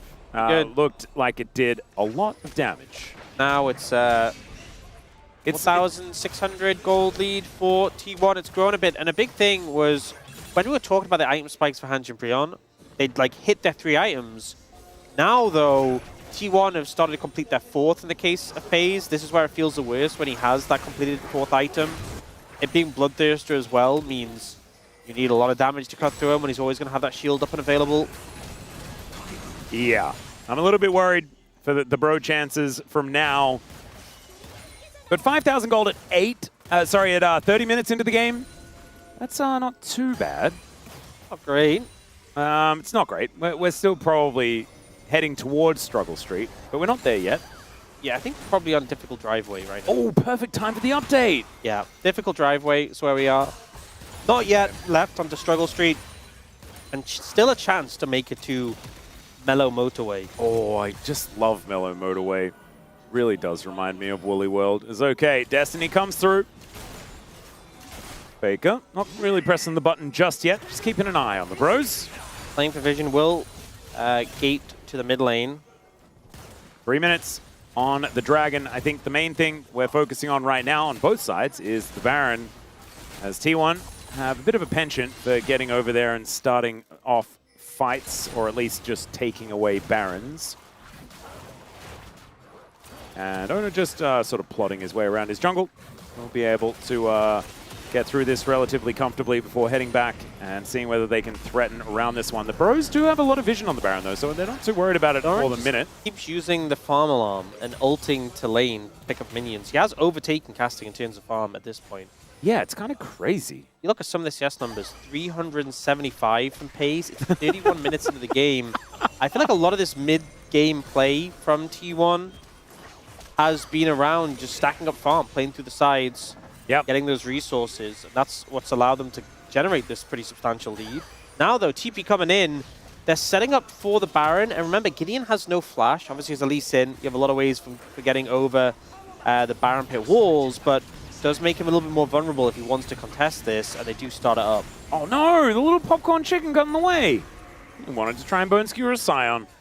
But actually, maybe that was a blessing in disguise, as Namgung tanks up the damage from everything sort of came out there from T1, as Final Spark and Ace in the Hole comes down at the same time. They've used the pressure from the Scion and really cleaned out this vision. They have that triangle of control wards, so they know whenever Gideon's going to be approaching, and they have the Destiny for even more insurance. What are they supposed to do about this one? Flash out from Namgun this time around. Let's see whether it's going to be enough to get him to safety. The answer is no, as he is going to be taken out. More flashes as this Scion is just licking them up, my goodness. And Carrier gets in there with another light binding. That is going to be the end of the Bros. It felt like it was a matter of time. They were holding on as best they could, and it just wasn't enough. Just felt like T1 able to set up control of the area and then immediately turn onto Hanjin Brion, find all the kills they need. Teddy completes the LDR, but it's not doing that much against a Scion right now, full HP. Yeah, last ditch revolver is, I think, what that one stands for. As Gideon will be taken out here. Owner now just going to help them deal with this last Nexus turret, and the Bros, they're going to have to try again in game number 2. This time, the early game went a little bit wrong, but they did try to make their way back. It just wasn't enough. T1 just a little bit too strong. This felt like such a controlled game from T1. There was not a lot of circus. It was slow, but certainly not a lot of circus. The typical controlled game 1 into game 2 circus could rear its head, but T1 showing just incredible control on the back of a TF pick that gives you that vision, gives you a lot of opportunities to play through sides, and the Scion from Doran, which, going in the Rumble, held up pretty well in lane, and then was just finding these engage angles. Yeah. Often leading the charge, the follow-up was always there, and it really felt like it was a struggle to see Hanj and Brion make their way in. There was that one moment around when they had those big spikes, triumph spikes for Roma and Teddy, where you thought this could be a good opportunity for them to find a team fight. I think it was around 22 minutes. Yeah, unfortunately, Doran put that down, and you even see like Roma only doing 10k damage just because he didn't get those windows to actually fight despite being so strong. Yeah. Pays just too much of a big deal in this game, to be perfectly honest. Casting did a whole lot of damage, but Caitlyn sort of ran the early game and just chilled in the mid game and was way too big as the game continued. T1 playing that one out cool, calm, collected, and very, very measured. Let's hope that the circus is going to be in season as we move towards game number 2 for maybe a little bit more action. But T1 looking on track to lock in a tie with second place alongside Gen G. We're going to go to a short break. When we get back, the Space going to break it down.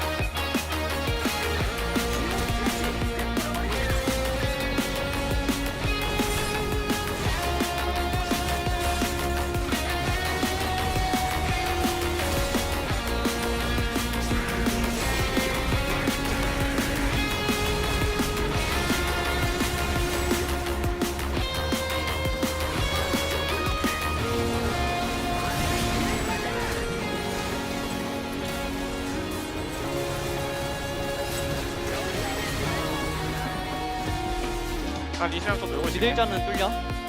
미들자 쪽 가자. 와줘야 돼. 이거 나 아래 공 볼게 몰래. 뒤에 볼게. 오케이. 야, 나 뒤에 볼게. 천천히 와봐. 천천히. 파이크부터. 천천히. 오케이. 리신 노공. 아니야. 파이크는 잡은 것 같아. 확인. 천천히 보자. 리신 노공. 진 노플. 라이즈 골카. 다음플. 좋아. 다음플. 미드 하자. 끝날 듯? 그냥 끝나.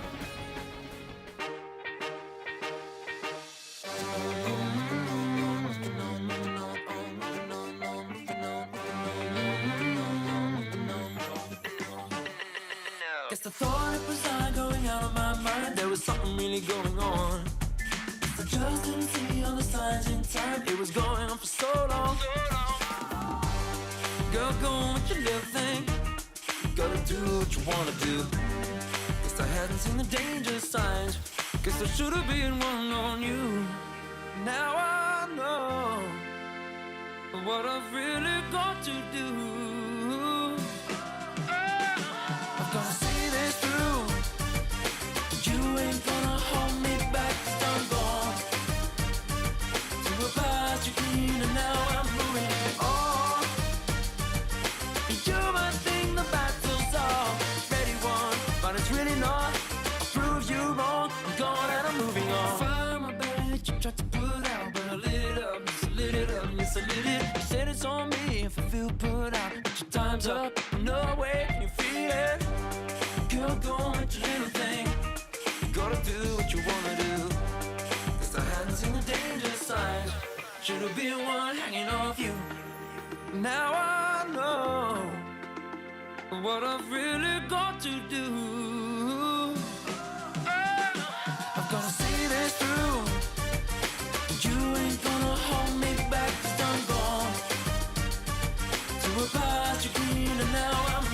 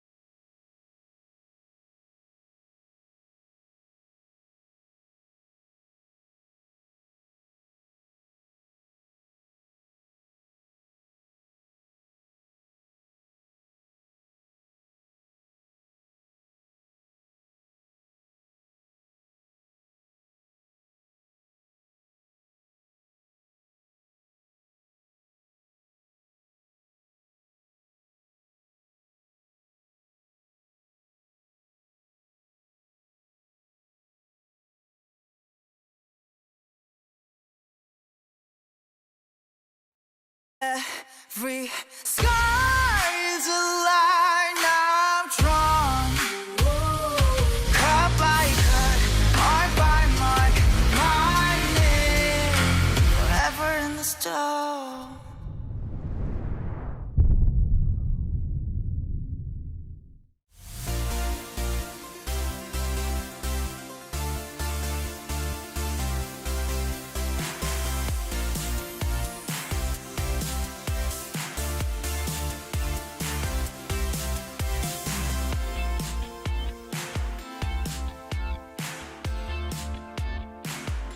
Hello, everyone. Welcome back to the space. T1 up on Hanjin Brion. Despite a nice little claw back by the Bros, it was early dominance on the bottom side of the map, and then a couple of big team fights that go the way of T1. And now the Bros have one more loss to give before they get relegated down to the Rise group. Wadid, you and I were Hanjin Brion predictors across all of the LCK. What do you think? Well, sometimes you lose some, sometimes you win some. But I think this time around, like T1 has such a great idea about the game. Especially, I just like their draft plan as well. We're not gonna have the draft up, but the thing is, they just picked the TF into Rise and also having a Kate Lux blind pick. It was such a T1 classic, no one can actually copy that because everyone is just gonna play Ash surfing into it. But what happens if you just you sacrifice your bot lane in the draft? Then against T1, then this gonna happen, that's why we prepared the first clip, in the early game. Keria, Lux, built different. Yeah, let's take a look at highlight number 1. It is the early lane dominance, and we're going to slow it down in this insane moment with some vision toggle, hopefully. Yeah, Kate Lux, you are supposed to have a prio and the win, but not this early. Honestly, this is for sure kind of misplay round by Namgu Pike. It's just mispositioned, and Dodge. W with the side step, clean. Oh! He didn't have a vision. There was no vision of the Q until it went into the bush, and Keria still dodged it. I would say it was 0.1 seconds only he sees it, and he just flashed right away. So yeah, that's basically how it is, I think when you're playing as T1, you can never sock your bot lane until 4 or 5, in terms of the draft, you pick the strong top side, but the thing is, you cannot handle the power of the pace and carry a dual lane on the bot, and I think that should not happen against T1, never. Keria and Paze will punish you. However, the game did stabilize all the way. So that first highlight, 2 minutes, this one 27 minutes. It's pretty equal until this moment happens here. Faker coming up huge. Yeah, I still say T1 has a massive mid prio. It's just the Kate Lux thing, right? Kate has a 3 item plus. He had a 3.5 item right here. So they had a massive control around the mid lane, especially. So they had a first move at the Drake control, so they actually come into them, and this is the really sole point for Hanjin Brion, which is if they get their Drake soul here, it's actually the game so winnable. And also the global gold, they were down about 2,000, and it was really playable. But after this, Sion is nearly unkillable. He just walk in, he just get all the map control. That's how they approach the game. Yeah, and Atlas called it out correct. Despite all of that early on losing 2 members, it was still a close fight in a 3v5. Imagine if things would have gone right. Roamer dodging out Doran's ult. Didn't quite work out that way. T1 now take control of the game, and then they close it out here with highlight number 3, the big team fight after baiting out Baron. Well, nothing special, but so clean play by T1. They just set up with the Caitlyn trap, and they just turn on the Destiny, and they all see where they are, and all they need to do is just clean up the target. So basically, I think with this team comp, them having a Kate Lux winning lane with TF, and you have the Sion for the face check, there's no counterplay. All they need to do is just hit the objective, bait them out, and take the fight. Because Hanjin Brion, they had no one to tank the gold card for them. They had no one to face check. So I think it was really hard from the earlier phase, because if you're losing lane against the killing Lux, and if you don't have the tank or the CC, then there's no way you win the late game team fight. Well, we've got ourselves a rumble in the game which means it's time for yet another episode of the wonderful connoisseur of Rumble, Mr. Hooney. What do you make of this build here from casting? I'm sorry. I'm sorry, casting. I had to do. You know, like I had to say, he first item swiftness. I really dislike it. Right. First of all, I mean, sure, he kind of make the play with the TP on the bottom, but like Sword, like you really need Sword this game as well. And also like the Reef Maker, you're not winning Sion even though you build a Reef Maker into Sion. You're playing double AP with the mid and top. You're playing Rumble and Rise. You need a Blood Letters. Please, someone have to reduce the MR. Like otherwise the Sion it's already unkillable. Okay, so like my point is that they have such a alpha male draft, you know? Like you can, like you have the Pyke, you have the Rumble, but the playstyle wise, they didn't really play like a alpha male. Yeah, it's just like you have, and then one thing is like top of that, like I really want to mention is like it's exactly the same draft as the Genji the earlier the series. It's like they're playing Lee Sin, Rise, Rumble. It's not. It looks like they got like whatever they want, but it's like it's actually not easy. You want Snowball really fast, not making mistake. If you make one mistake, like what happened on top side, Sion get one kill, it becomes nearly unkillable, and just like losing whole map control in middle game because Sion walk up, and you just have to give all the spaces off for Sion. So you have to snowball really fast. They stack up Drake, stack up Grove, stack up Herald, stack up Baron. Like you have to do whatever you need it. And they did some of it. They did some of it, but the fact that he bought the Swifties, we pointed it out, you looked again, he switched out the Swifties. It's like, he sounded at 27 minutes. What's the point of doing swiftness? All right. I mean, you know, I don't know. It is what it is. But for Hanjin Brion, like T1 has such a like great game plan overall. Like their draft is on the another level at this point. So I think they gotta just be like, I think simple, you know, like just make it simple. Just pick Ashe Seraphine, like one of the best bot lane, you know, to win the lane, win the late game team fight. I think their team comp was just too hard to pull it off. So I think draft-wise, they should just look for the simple plan that they had before. All right, well, Hanjin Brion down to their final opportunity to keep themselves up in the conversation for the Legend Group. Will it be time for them to double up here, or will it be condemned down to the Rise Group? Let's find out for game number 2. A simple plan. As a 90s kid, I completely understand, and I'm looking forward to seeing whether the bros can find one that is going to work. Did you listen to that band at all? I think I'll have heard the songs. Maybe. Probably. Maybe. You're a bit younger than I am, though, so you might not have been quite as in your edgy phase when it was happening. You might have been like 7 or something. Not entirely sure. Let's get into the draft. Who says I wasn't edgy at 7? That's actually a really good point, and I am sorry for presuming. Will you forgive me so that we can get into this draft?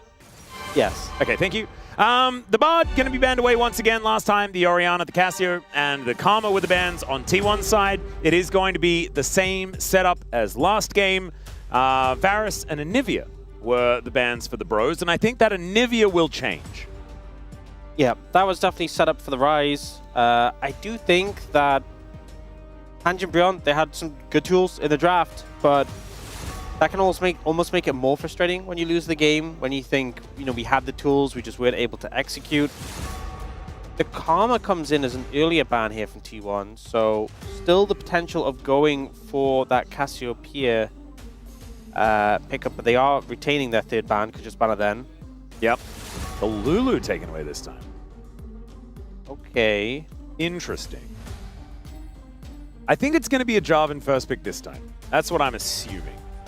I feel like if you were going to first pick Jarvan, you would have banned Ezreal rather than Lulu. Okay. All right, well then what is going to be the first pick then, Orcs? Okay? It's not going to be the Jarvan. What do you think it's going to be? I mean, it could be the Jarvan. Watch them not ban Cassiopeia, and it's just very obviously. Yeah, then it's really no. They banned Cassiopeia. Oh, okay. So what's the first pick? All right, Mr. Smarty Pants. Could be Lucian. Oh, actually, that sounds like a pretty. I feel like the ban. I'm trying to base up the Lulu ban. Yeah, there we go. Put you on the spot, and look what you did. You delivered. It was beautiful. And now RT1 going to try and deny the Milio in this situation, or are they going to let it go through and just pick up their own bot lane? Obviously, Yunara Lulu's gone. There's still Ashe Seraphine. With Jin Kate still gone, there's like MF left available as a strong lane bully 80 carry, but it looks like it's just going to be the Ashe Seraphine coming through. Don't need to pick the Seraphine as his second pickup. Just a Xin not going to be sounds pretty good. It could be, but also if you want like point and click CC for the Lucian, you could go towards something like the Vi. We know Ashe Seraphine Jarvan very good, Ashe Seraphine Xin very good, but some teams like to prioritize that point and click CC on Lucian as he is that short range carry. They are just going to lock in the Ashe Seraphine now. They're going to save their picks for the time being and see what Han Jin Brionne take, which honestly, I think this is the right decision, because if you go, say, Xin Zhao, Ashe Xin Zhao, you're locked into that Seraphine on 3, and you can't respond to whatever Han Jin Brionne take on 3. So yeah, you can also get trundled in that instance as well. Maybe it does make you a little susceptible, less reactionary. We'll give the Jarvan over to the bros, though. That's the one concern, though, is T1 could have picked Jarvan away, but instead they're now playing him to Jarvan, which with this mobile backline is going to be a little bit tricky. A lot of threats for this Ashe Seraphine. If you get Cataclysmed and then a culling fired into it. See what the choice is going to be. Answering the jungle could be the option here. There's a lot of junglers open. Ona's got a wide pool. I wouldn't be against picking a solo laner and then banning away the counters. Like banning away anything that can be a headache for it. You could even go something like a Jace and ban away. Like the Silence already gone, you could ban Yorick, Sante, but they're going to just go for the Xin Zhao, play it safe, play standard. They will get first pick out of the bans, and they also have counter pick. So they have a lot of sort of wiggle room there available. Yeah, let's see what they're going to be protecting. As I imagine, topside is something that you probably do want to make sure is a little bit more comfortable for Doran to first pick into, and then allow Faker to sort of answer unless you do it the other way around, right? And so we'll get a bit of an idea here as to what they're picking on for based on what they're going to be banning in this moment. Like taking their time as Akali's going to be taken away, so probably a Faker pick coming in. Yeah, removing the threats onto this backline. I feel like Annie is pretty high priority at this point. That point and click CC, a lot of value. Yep, and less value for T1, as Melio can obviously just cleanse it if the AoE CC from the bear comes down. True, I still think it's just a lot of damage, even if the CC's cleanse can be a problem. They ban away the Cassante, though, from Doran, so our two staple tanks that we see all the time won't be on the cards, but there's still a lot of picks available. There's still the Ambessa, which is pretty high prio. So we'll see what teams look to go for in that regard. Yeah, Doran is definitely a bit of a Ambessa guy. Does really like to go towards that champion. Okay, one last ban, and there it is. Yanni, that you were talking about, is going to be the ban here from T1. Now, what does T1 have on his... Faker have on his mind for his lock-in? That's my question, yeah. I feel like there's many options available. I don't think we've had a clear indication as to what it's going to be. Could be just an Ahri or something like that. Go for more single target pick. The Talia is going to be removed. I was thinking the Talia could be good into the Jarvan dash and the short range Lucian. So maybe he would have gone for that if it's available. Toying with the idea of the Anivia and going for a very control-based composition here into Han Jin Brionne. Going to make it a bit tricky for Lucian with that short range. And it looks like they're going to go Jace in response. But Yorick is still available. Yeah, I'm not sure about the Jace pickup here. So Jace Aurora come through, and I presume it's just going to be a Yorick for Doran.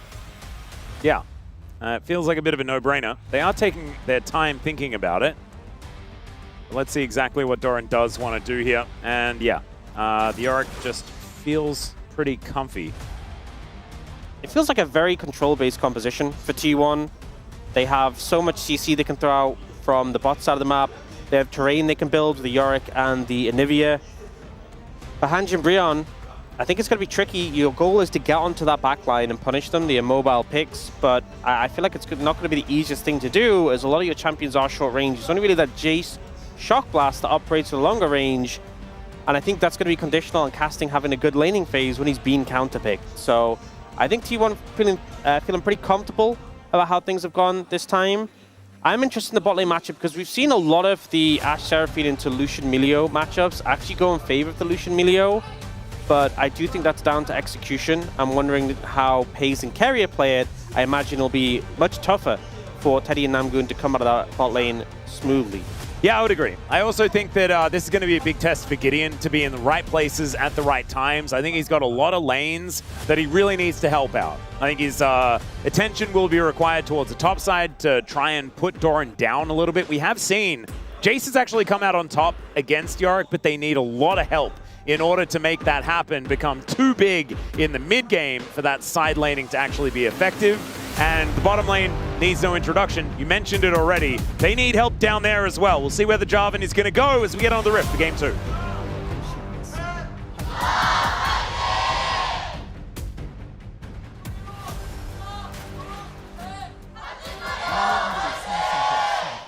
All right, here we are, ladies and gentlemen, onto the Rift 4. Game number 2 of this series between Bro and T1. Oh, ward removed. Nicely done. The Bros ahead by, it's an infinity margin of CS ahead here for the Bros right now. That's perfect game pace. Good. Perfect game pace, even in terms of farm. That's what I ended. It is interesting, K's not going for exhaust. We've seen more and more exhausts, specifically into the Lucian.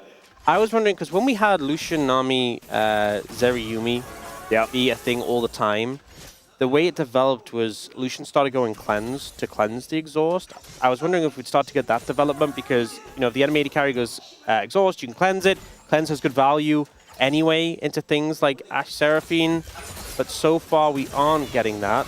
Oh, cute little sidestep there from Teddy, who does barrier to avoid a lot of that poke and keeps his health bar pretty comfortable at this point. It's a carrier that sacrificed a fair bit of his as Pays trying to pick up this minion wave as best he can. Teddy taking these pot shots at carrier, but Pays getting himself into a good position to do damage back. Yeah, it's difficult for Lucian with a short range, but you have that mobility. You can avoid skill shots and put down the pressure from your passive. Teddy doing a pretty good job of that so far, even though they are getting pushed in on a little bit of a back foot right now. It's a very early teleport back from Faker. Goes back, grabs a control ward and a potion. Yeah, that was super early. And actually, I think he still had the potion. So just a control ward back. Be interesting to track where he puts this down, where he makes use of it. Casting, looking for the solo onto Doran. Gets him into the brush and takes him down. Okay, yep, this is a pretty good way to win the lane. Yeah. That's it for sure. And we've often seen Jaces have a bit more early pressure in this matchup. Later on is when it becomes really troublesome. But we don't often get Jaces solo killing Yorick. No. So very impressive from casting there, finding the advantage. And if suddenly this top lane matchup is getting destabilized and ends up being a losing top lane matchup 41, that does make things very difficult because I talked about the short range of Han Jin-Brion's composition. Jace is the exception. If he's getting fed, he will be a problem. Yeah, not to mention their reaction to shock blasts that get champions into kill range is pretty instantaneous with an Aurora and a Jarvan. Not to mention even Teddy will be able to catch up with a Relentless Pursuit or something like that. The Bros have vision in this bottom lane. It's level 3. Oh, God. Okay, now I'm going. This kick is going to have to be extraordinary. As Carrier picks up turret aggro. First, the kill goes over to Teddy. And now Ona is going to die to the turret as well. An absolute disaster. Namgung collects a red buff. And the Bros win everywhere. So we saw in our last series, first series of the day, Gen.G against DNS, this level 3 bot lane dive from blue side was very effective in both of those games. I would say so. But a big condition of it was low health bars before the dive came through, which they did not have there. Now, in the top lane, we see level 3 hit by casting. He's already poked down Doran a bit, but getting that level 3 just means Doran doesn't have the tools to match him. Man, that was beautifully done by casting. You can see still all business here. Pings out the flash. And bot lane here, so they've been heal and barrier earlier, but the health bars very thick. Good dodges away from Teddy, avoiding the route from the Seraphine and also dodging the wind becomes lightning, and then able to turn it around. So big influx of gold for the Han Jin-Brion's bot lane. Top lane's going well for them, bot lane's going well for them. It's a great start.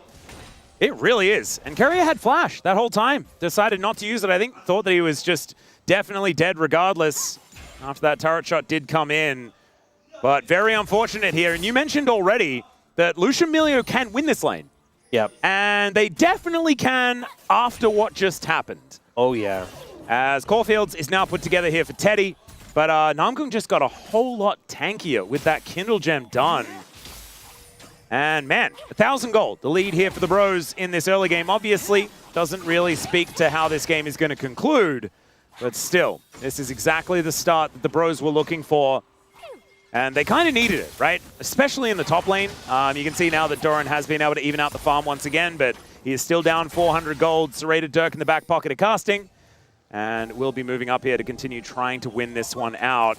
Oh, no flash on Teddy. There's a long flank threatened here by Ona. He's in a lot of trouble as Teddy just walking past Carrier. Will he have the buttons available again in order to get this kill? The answer is probably not. Does have barrier, but Carrier not going to quite be able to kill him just here as Namgung is trying to keep Ona busy for the moment. Beat drop comes in. Teddy in such a precarious position and is able to dash into the Dragon Pit and is going to die. Does have barrier, and Carrier is very close to dead. The Dragon and the flag from the sky will take down Carrier. Pays now trying to protect his jungler, but Gideon's moving over. Room is down here as well, and he goes between worlds. And this world that he got to is looking like a pretty good one as he looks for the double, and there it is. Beautiful follow-up from the mid-jungle of Hanjin Brion, able to turn around the play. And despite the fact Teddy goes down, the reward that they get for it is so worth it. 6 kills now to 2, 1,500 gold lead. And Roma getting 2 of those kills. The Dragon as well, it feels fantastic. So here, Hayes and Carrier try and force them backwards. Not expecting Teddy just to dash in. And he goes for that because he's feeling confident with the advantage he has. Ona comes round here, and then I feel like what happens next is interesting because Namgun has flash, he can get away pretty comfortably. But Teddy dashes over the wall, and then in this situation, he autos the Dragon for the passive reset. Or maybe just thinking if the Dragon kills me, then the support gets the kill. But Carrier flashes over. And Roma dies. Dead. Yeah.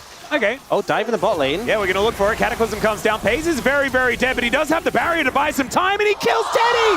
Oh, no! Just not enough damage here, and Gideon, he wants to throw a flag down, flashes out of the way, and he has the help from the Melio to survive. They try to salvage it, but a 1-for-1 is not what the Bros wanted. Did not go as smoothly as they'd hope, and the fact that Roma dies in the mid lane as well doesn't feel great. We've also seen top lane, Darren feeling a lot more confident now that he has the Maiden to back him up. Obviously, Jace not really getting much power from his level 6. So just when you're starting to say positive things about Hanjin Brion, it gets turned around very quickly with all 3 lanes kind of in better states than they were a couple of minutes ago, 41. Yeah, and I think Roma leaving the lane, obviously, you know, his namesake and all that sort of stuff, went down, picked up a double kill, but that was not the expectation for me after he gets back to the lane. Is just dying to fake it here. Yeah, eating that stun was the big thing there. Great wall. Then follows him once he comes out of invisibility, punishing him for his lack of flash and ultimate in that situation. And we've seen the bot lane dive. So what ends up happening that's pretty bad is once Namgun flashes out, it's Teddy who ends up getting the aggro. Yeah. And he's kind of locked into trading his life for Pays there. And then here, a little bit precarious, but the shielding from Gideon and Namgun, it allows Gideon to walk his way out of the turret. It almost, if Gideon was going to commit the flash to that play, probably it should have been him picking up the turret aggro, because then Cataclysm in, flag and drag out, and then it's likely that the Melio can actually pick up some aggro once again with a fire kick or something like that. I feel like I'm never against Enchanter holding the aggro like at the side, because he can still assist from a difference, but the ideal is that Gideon gets it afterward. Yeah. Which is difficult to time, especially when Teddy was already getting low. He was just like, I just need to get this kill, not thinking about the aggro, and it did obviously backfire, but you can see what they were going for, but... Yeah, and maybe actually it's a little bit too precarious regardless, but still the Bros failed the dive. They still have about 1,000 gold in the lead. Gideon is still very, very strong. Our dive in bot lane is not being a very healthy endeavor in this game so far. Yeah, they were probably watching the previous series. They're like, wow, it's just so easy. You just dive bot and then you win the game. Because that's kind of what happened. Twice. It's not the same in every single game. Even though it was in both of those games. It's very weird. At least we know we weren't suffering from being stuck in like a time loop, because this game has gone very differently. That is true. There are other outcomes that are possible. Keeping things a little bit interesting as Dorian getting back towards his top side of the map. has recovered somewhat, but not in the gold department. All right, Gideon's down here again. Carrier is likely to die. Cataclysm comes in, decent encore, but the culling comes on through, and that's the double for Teddy. Oh, that Crescent Guard was real nice out of Ona. Does manage to shut down the Lucian right after he picks up those kills. Looks like it's still going to be Bro with a bit of a lead, as the Flag and Drag will be able to get Gideon out of there, and the fire kick is enough to buy the space. Ona was so close to, Gideon was so close to dying there because Ona had the knock-up stacked up, and if he got in range of him, he could have actually interrupted the Flag and Drag and gotten a second kill there. Ends up being a favorable play for Hanjin Brion, though. I mean, you're coming bot lane when they have no flashes and you're a Jarvan. It's so easy. He even ults Pays, so Carrier gets trapped by the Cataclysm. Yeah, really huge spear there. Ona, though, goes for this aggressive play, finds the kill. And the moment I'm talking about is here, because he goes in, and it's 1 auto, 2 auto, and if that 3rd auto comes in like now... Oh, yeah. But he walked in the brush and he didn't have vision. Yeah, and also he hits the wind becomes lightning. If the Audacious Charge had to come back up, he could have got over there, but the fire kick kept him out of even the extended range. So he couldn't get over, and Gideon gets to the turret. Ona's super close to turning that into a 2-for-2 trade, which I think Hanjin Brion could be happy that didn't happen, but it obviously is a little bit worrying how quickly that could have gone pear-shaped. But they'll take the advantages they got. Yep, Teddy's good use of scoreline pear-shaped again. Yeah. Thank you to the Royal Air Force. Of course. 3-4-4, not the prettiest scoreline for Teddy, but this Lucian able to get a good amount of gold and have that Essence Reaver completed. Yeah, he's very, very frightening in this game. The gold lead has moved back towards the 1,000. It did tick down to about 600 for a few moments, but I think that was because Roma had yet to pick up a wave. That is now going to be claimed. Is Gideon moving down, looking for some immediate revenge onto Ona. As the Cataclysm comes in, Pays and Ona both put inside. The Crescent Guard really good for defending him, but Roma comes on down, misses the Q, finds a bit of extra damage, but has to flash away. And Faker with the Flash Glacial Storm is able to get a whole bunch of flashes out of the Bros. Roma also likely to die very close, but no cigar, much like Graves anymore. And T1, they will have to back away. I feel like no one has any flashes anymore. Does feel that way.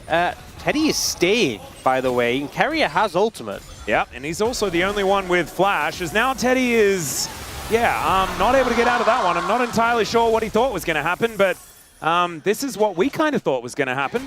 Yeah, 5th death for Teddy. Definitely feeling a little bit rough in this game, but I think you can just walk away and be happy you kept your life. Instead, sticks around, ends up paying for it here. The problem with this play is that now T1 have their flashes available. So Pays has his flash. Ona doesn't, but he's at Xin Zhao. He can just dash out and have the ultimate anyway. And so when Aroma's ult comes down, Pays flashes, he doesn't connect it. Everyone starts to get low, and this is when it gets really scary. So close to Roma going down in this situation. But the ult from Namgun does save him. And in this moment, Teddy could have just walked away. He could have been gone, they could have been out. And he knew, he was watching all of them do all of this stuff. Yeah.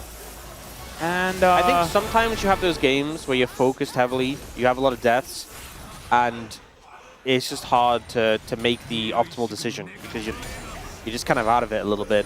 Yeah, I mean, he is still 1,000 gold ahead. Like, he has a big lead in this game. But he has 5 out of 6 of his team's deaths, which doesn't feel too good. I mean, he's very close to 100% kill contribution and death contribution in this game. He's just contributing. He's contributing all over the place. That is what he is doing for sure. I'm impressed by it, and I respect it. Teddy, and I always will. As casting in Doran, I wonder when this matchup is going to turn around. As casting has gone for the first item, Ghostblade as well. It's not going for more of that tank buster variant or the tankier variant as well with the Black Cleaver or anything like that. I think there's still a lot of lethality coming through from the Jace. Casting's been playing it well. He obviously does have that lead. Doran still hasn't got his first item completed yet, which is a big spike for the Yorick. The expectation is the Yorick will get stronger in the matchup, but so far Casting holding on well. Yep. As Namgun actually able to sidestep the volley for now as the culling comes through. Teddy going to get focused here by Ona, but Ona's also going to get focused by him, and down he will go. Faker from over the side, though, is just going to execute his former AD carry, and Roma gets over the wall to punish immediately. The egg goes down, though. Faker still alive for the moment, and finally gets taken taken down, and Gideon with a gigantic knockup. Pace taken out, Carrier removed. The Bros can do no wrong in this game as Broma just does so much damage in the fight, and Gideon celebrates with a dragon. I think Hanji and Brion are just accepting. Teddy is probably going to die, but we're going to make T1 pay for it, and they managed to get so many kills in return. Dragon as well going to be secured. Plates in the mid lane. Hanji and Brion in a great spot here. This is the best engaged Lucian play I have seen for a really long time. Yeah, the calling angle's a little off, but they put all this focus down onto the Xin Zhao. Big aspect of the front line removed, and then casting TPs in. They get this damage on a Faker. Casting is pretty strong at this point, and they kind of just end up in this tight choke where the Flag and Drag gets maximum value. Namgung then keeps him, like, puts him back up to half health. He was on like 2 health. There was so much healing there. I think part of it was Triumph, Sundered Sky, the healing from Namgun with the Echoes of Helia. But it basically, he goes in for this crazy play that I'm sure Gideon could have died there and he would have been happy with it. Yeah. But the fact he lives is really the icing on the cake. Beautifully done. Now the Bros double the kills of that of T1 in this game at 3.3k gold lead. Another Cloud Soul. Man, it's still my birthday month. But it feels like I'm celebrating my birthday all over again, just a week and a half late. I do think it's funny that we kind of talked about how focusing down Teddy, because he's been such a star player for Hanji and Brion, seems like a strong strategy. His score's 3, 6, and 6. Yeah. But Hanji and Brion are doing better than we've seen in a lot of situations, and now looking to contest this Rift Herald. TP from Roma to get on over. Yep, Shelly just going to keep charging as there are ghouls still frustrating her. As Doran just going to catch this wave. It looks like the Bros now with positional advantage around the Rift Herald for the moment. Nice fire kick there onto Pace. I tell you what, Namgung having a really good game so far. And after that Pyke that, you know, did cost them a whole lot in the early game of game number 1, this is just an absolute turnaround for the guy. Looking very, very good on this Melio. As the Bros, they've started this one up. Gideon is somewhat low. But Teddy going typewriter mode. That Relentless Pursuit, very, very high value. As he gets out of the way of the arrow. Only going to move on over, though, and now T1. Oh, they think they found him this time. He gets the 3 Talon Strike, and the flash has to be used from Gideon to get out of the way. Faker moving over. They couldn't get the wall in place. And Jarvan will live for the moment. This should be Herald. I think just with Gideon low enough, he won't be able to move over. They're looking for Faker, though. Yeah, Faker is going to take a fair bit of damage here as Roma gets a decent combo. And the healing from Carrier going to be enough to get Faker back to a 3rd health. And he'll be all right. But Ona will be able to secure this Rift Herald. I don't think the Bros are going to be able to do anything about it with Gideon towards the bottom side and with no flash available. He was sitting on a huge shutdown. If they had have got that, that could have got T1 all the way back to almost even. Yeah. Now, they're looking for casting. Oh, Namgung is going to find Ona moving over. So it looks like casting is going to live for the moment. And that's enough to scare them off. So good moves by Namgung to be there. Hold on. Now the Faker Yeah, that turret is dead. He's still in the Cataclysm despite the flash. And now he's dead as well. Yeah, we've seen a lot of phenomenal plays from Faker, but that one was definitely not one of his best. We don't need to argue about whether to put that on the list. Yes, absolutely. Faker with a bit of an unfortunate play into the bot lane that Hanji and Brion immediately punish. And the big factor is T1 were trying to make that topside play, and it gets shut down by a move from Namgun, and then Hanji and Brion making the bot side play, just extending their gold lead now. And there are some big leads in this game as well. Gideon especially is so far ahead, and we mentioned how important he is. He then traps Faker in, the flash not enough to avoid the Cataclysm. Yes, the thought process was, I mean, you just didn't expect Gideon to be there, but yeah, it did look a little bit silly when we scoped in on it. Oh, Teddy once again throws out the culling. The arrow is going to go a weird direction there as Carrier is almost just straight up dead. Yeah, the arrows haven't been super hot so far this game. I mean, into Emilio. Ice arrows. Yeah, true. That is definitely a factor. You're onto Emilio, so it's not a big deal if it does connect, but right now they haven't been connecting so consistently. Could have at least stopped the culling a little bit early there, and we can see that the goal lead is really built up by Hanji and Brion. 5,000 advantage. Yeah, this is a real one, and my goodness, Roma does so much damage here. Still doesn't have his Shadow Flame completed. When that is done, my gosh. Yeah, he's going to be halving health bars all over the place, maybe even more, as Faker defending this very low turret, much like he tried to do in the bottom lane. As Namgung puts together his Mikhail's as well, so 2 items complete. For Namgung, he is so incredibly powerful in this game as far as being able to defend his carries. One thing with this lane assignment is Dragon's up in 35 seconds, Faker doesn't have TP, Casting doesn't either, but Teddy going for it once again as the encore comes in, but look at this! There are a billion cleanses all over the place, and Teddy doesn't even have to summon a spell. As Ona, he goes in. I swear, they hit him with like 12 different CCs, and Teddy's like, and what? Yep, has the Mikhail's coming in from Namgoon, and that's able to get him out. In fact, I don't think it shows his ult is still up. His ult is still up, so I guess he didn't have to use that. I thought he used it. It looked like there were like 20 different cleanses, but I guess maybe Mikhail's is just that OP. And it does keep Teddy relatively safe. Dashes over the wall. And Rift Herald is going to come out here. Let's see whether they can interrupt Shelly from getting a bit of a charge here. Looks like that is not going to be the case, as down will go the Crystalline Overgrowth. And T1 looking to deny some soul point here as the arrow is... That's a stationary target. Can Gideon get here in time? If he does, that would be ridiculous. It's not going to be the soul going over or anything like that to the bros. No soul point for them. Yeah, T1 will just walk away with the Cloud Drake. We'll be mid tower going down though. Not any way that T1 can defend that one. Will be picked up, but obviously slowing down their approach to that Dragon Soul is pretty big. Still 5,000 gold lead, a lot of gold across the board for Hanj and Brion. And Teddy's gone for the rapid fire cannon this game instead of the Navori, so less ice skating, but the extended range obviously pretty valuable when playing into a composition like this. Yep. You just kind of get the double tap into culling in mid lane, which is what he's been kind of looking for a lot of the time, and you can do that from a lot safer range away as, wait, the bros are doing the T1 Baron! Carrier is going to spot this one out, sees Roamer over here, and him and Gideon are going to have to leave. It was only the two of them. I think it was pretty slow. Ona was nowhere near them, so that they potentially could have finished it, but it was going down pretty slowly. They don't want to overpress their hand, and they end up just backing away. It's hard to find windows to sneak a Baron against a team with an Ashe. Or a team called T1. That's also true. You know, the clock turns 20 minutes, and you know they're just thinking Baron, Baron, Baron, so... Yep.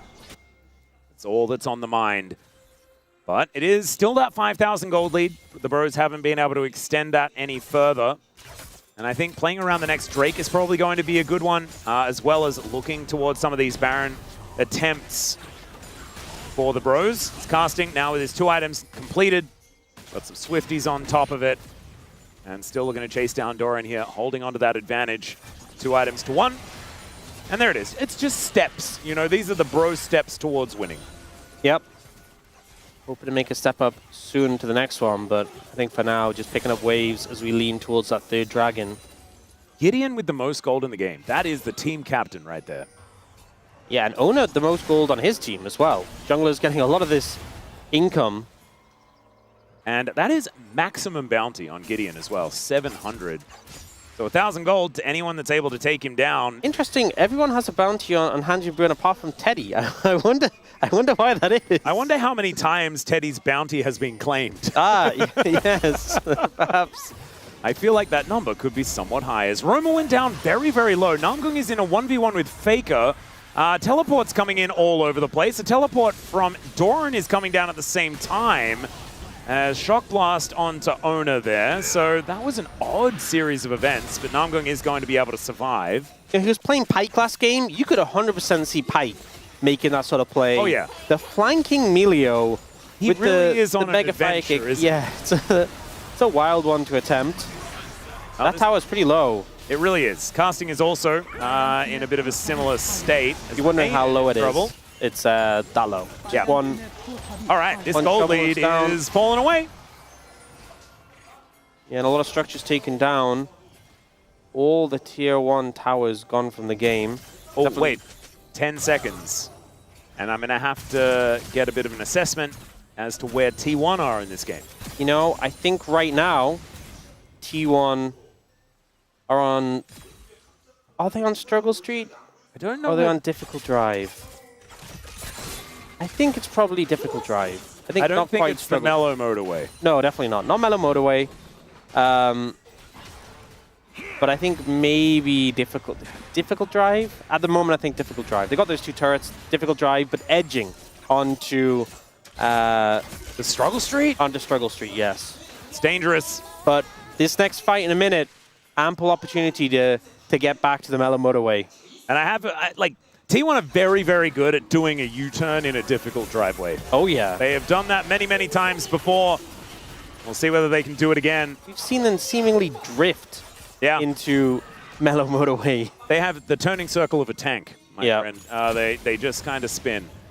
Okay, let's see whether they can spin it around, though. 40 seconds on the clock as far as that Drake we were talking about before is concerned. Still soul point up for grabs for the bros.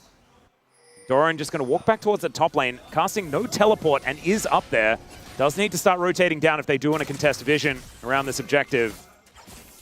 And Teddy, once again, looking like a target. He doesn't have the IE. Yeah, and Gideon doesn't have the GA complete as well. Super close to that one. So some big items being missed out on by Hanjin Brion. I will say, casting has his Serpent's Fang, which is good value. Yes, wow. It is. Yep, that's a good purchase. 3 items on the Jace is scary. Teddy is in a Ghoulie wall and seems to like it.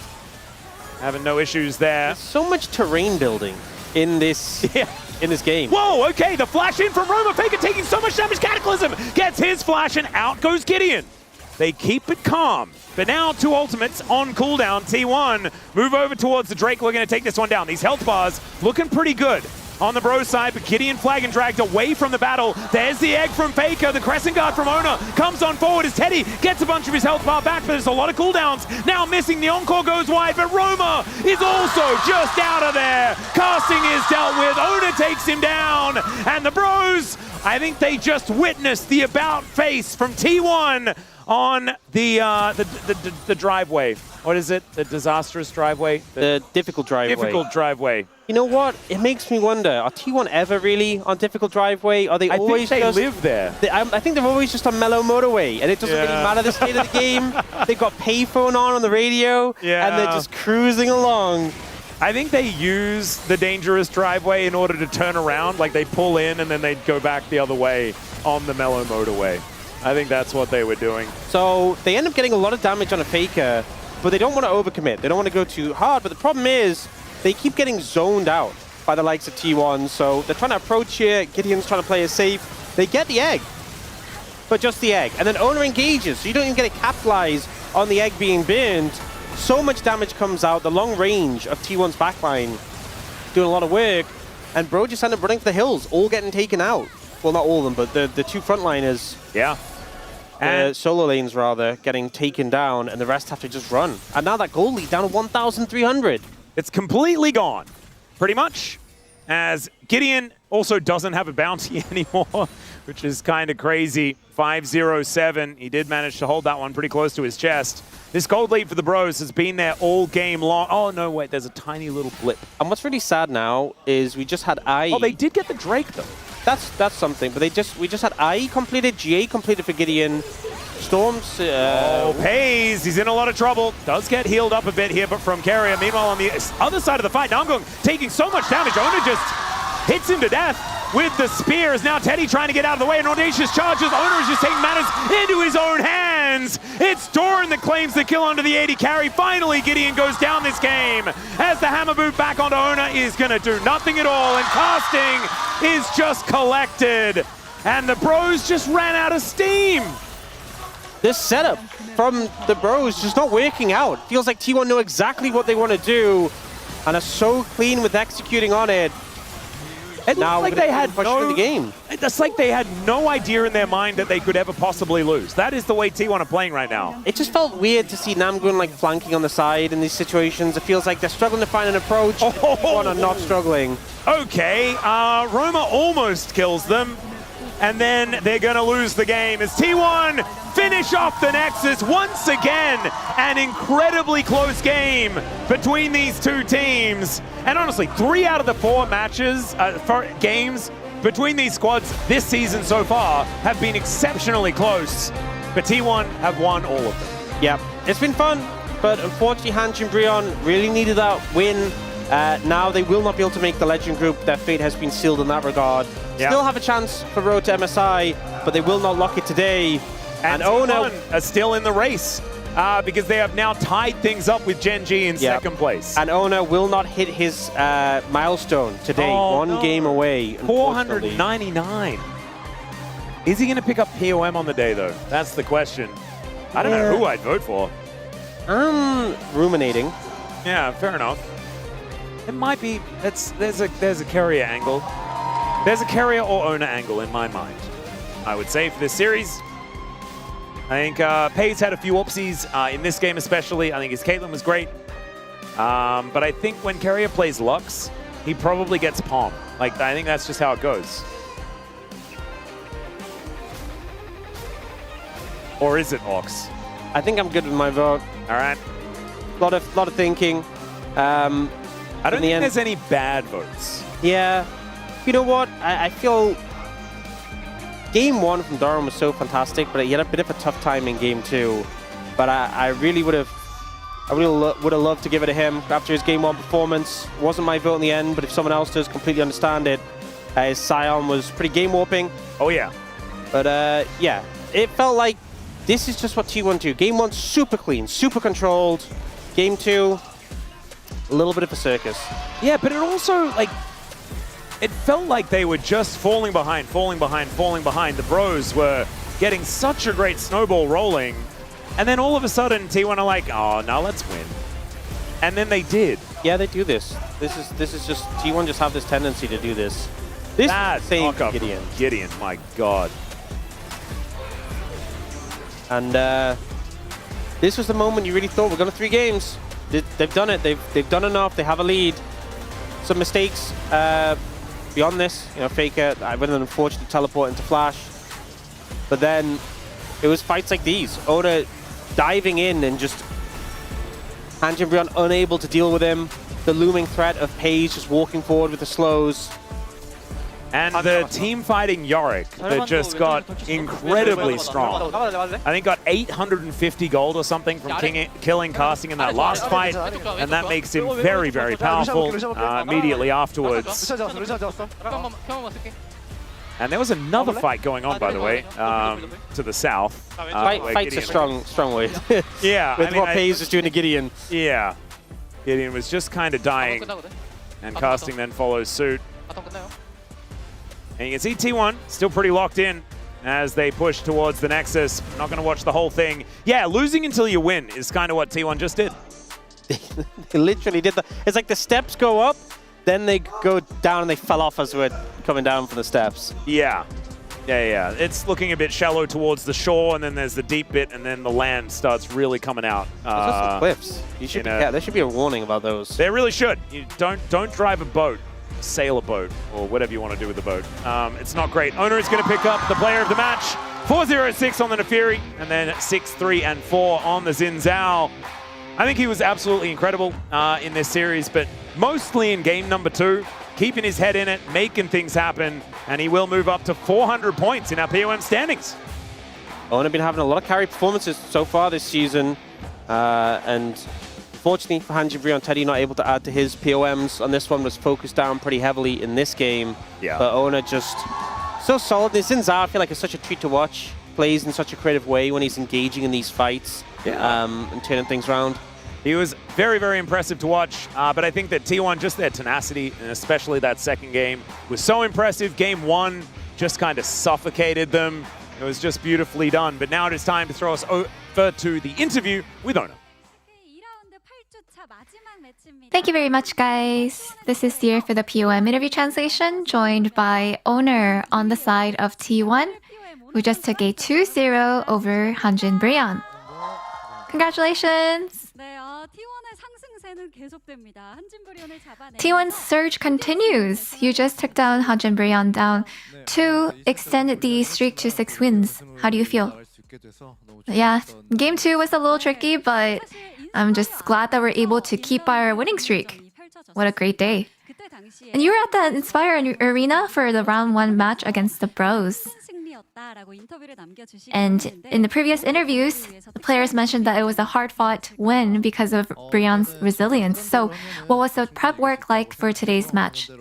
We just knew that we would be able to win as long as we just prepare and do as well as we normally have been doing. And I think Brion definitely wasn't an easy opponent. So, you know, we almost slipped in game 2, but I'm just relieved that we were able to win. And in game 1, T1 instantly locked Caitlyn Lux for bot, and they had an amazing showing. And it was as expected from the Kate Lux connoisseur T1. So how did it feel as a jungler? Yeah, Caitlyn Lux is a comp that we have been using for a while. And they, our bot lane said, "Oh yeah, just give it to us, and we'll be able to carry." And today it just felt like I was carried, and it was a nice, smooth ride for me. And in game 2, the opponent had pretty good momentum, and there were some strong timings for them. So how did you swing the tempo back to T1 side? I think we were able to find those angles because we were the comp that had those team fighting champions. So I think that's why we just wanted to wait for that right timing to actually be able to turn things around through the team fight. So right here in the highlight, it looks like your engage was really everything. So can you walk us through what happened here? Because the enemy was missing a lot of ults, and I knew that they would have to come to Drake and so come into us. So I think just the way that my teammates were able to follow with the calls was actually what allowed us to win this big team fight here.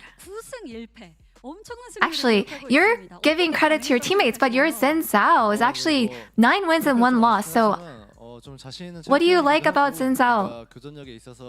I mean, that 1 loss is quite disappointing, but I think Xin Zhao is actually a really good champion, just very well-rounded overall, and I think I just tried to make the most out of him. I definitely love piloting him. I think it's just that Xin Zhao's skill sets are really good, and we noticed that you were actually building around AD, so is that just preference? I think compared to... Yeah, there are 2 different ways to play. There's AP and AD. I don't really prefer AP. I just think that AD Xin Zhao is superior, and that's why I just keep going AD items. And T1 is on a great momentum, and your next opponent is KT Roaster, so what is your mindset? KT is a strong opponent, so I will just make sure that we have a strong showing as well. I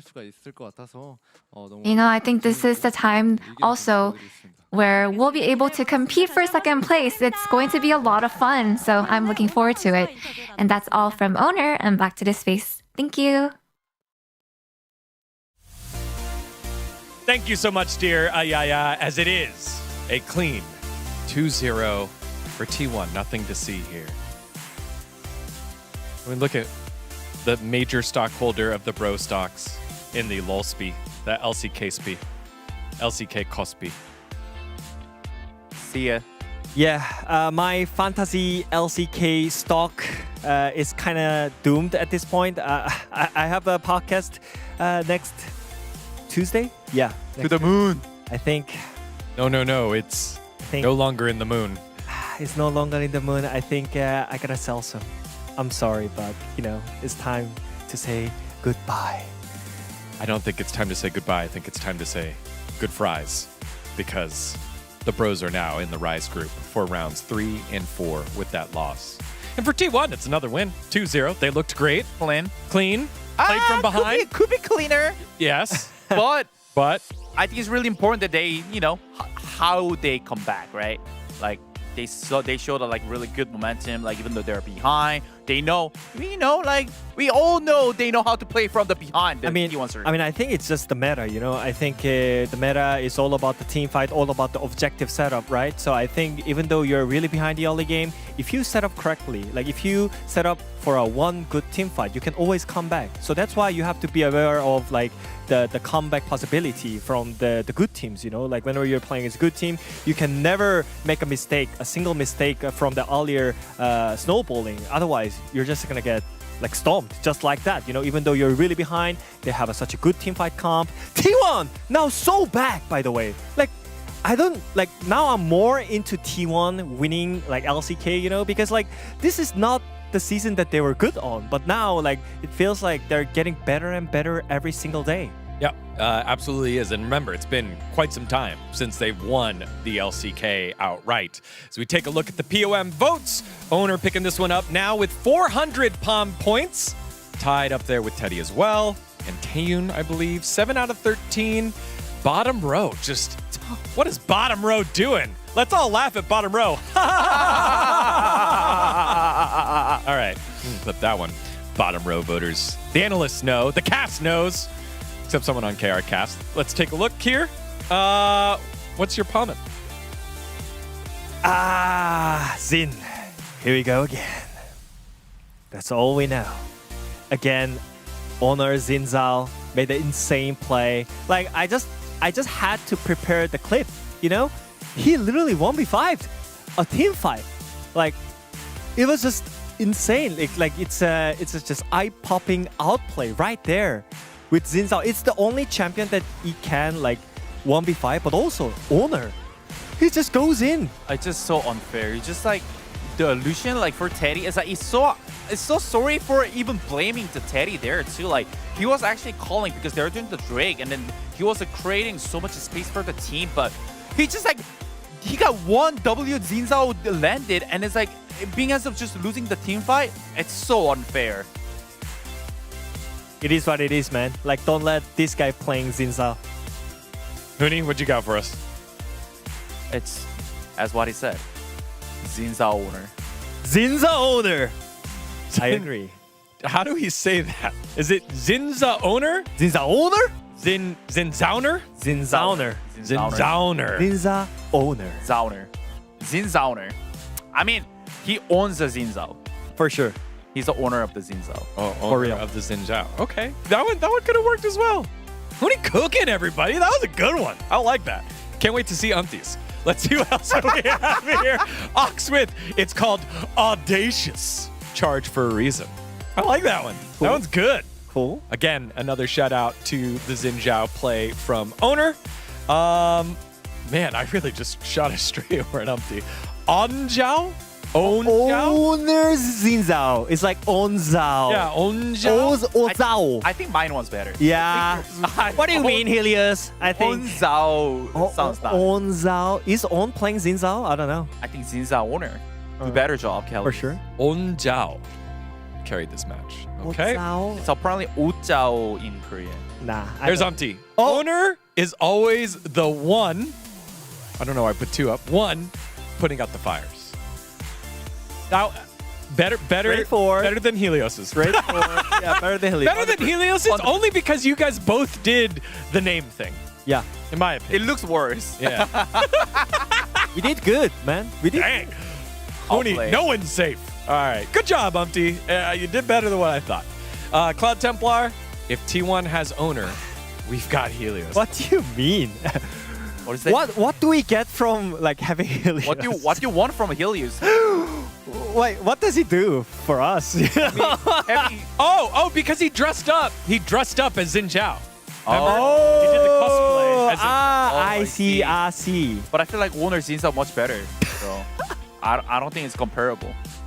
Like what does it do? Like having Helios, like no. Helios is my Xin Zhao. No, I want owner to be my Xin Zhao. I want owner to be my Xin Zhao, not Helios for sure. All right, chat, you can vote.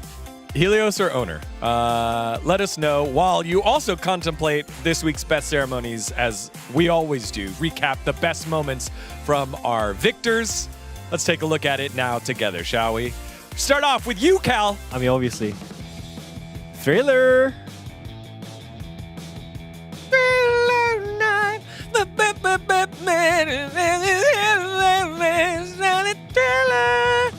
Exactly. You guys did not help me at all. I mean, I got you, Cal. It's so cute. Lazy feel? He's picking it up. Let's go. Oh! The heart. Oh, to the heart. I don't know what that noise was. That just came out of me. Bomba. The heart. The camera move as well. And then career. Oh, yeah. Just letting everyone know. CA. VA. Oh, the reverse camera angle? Wow. The production team. W. right. Big W. Because Caria has the K. Career. Cuz has the C. Career. Has a as the CA. Let us know in the chat who you think wins this one. UCal, Lazy Feel, or Career. And we'll make sure to shout it out there. I'm looking to see. We didn't get one Helios vote. That's not good. Of course not. Let's take a look at the standings as we're tabulating your votes there for the best ceremony. With that loss and that T1 victory, all the spots for rounds 3 and 4 are now locked on in. The Bros will be top of the Rise group as it stands, and T1 have locked in D plus Kia into the bottom of the Legend group. Yeah, I think this was what we expected from like last few weeks, but there's still one more thing to go. So top 6 goes for the road to MSI. So I think even though Hanjin Brion, it was pretty rough series, they still need to like bounce back. They have to, because if you are not in top 6, you're out of the road to MSI.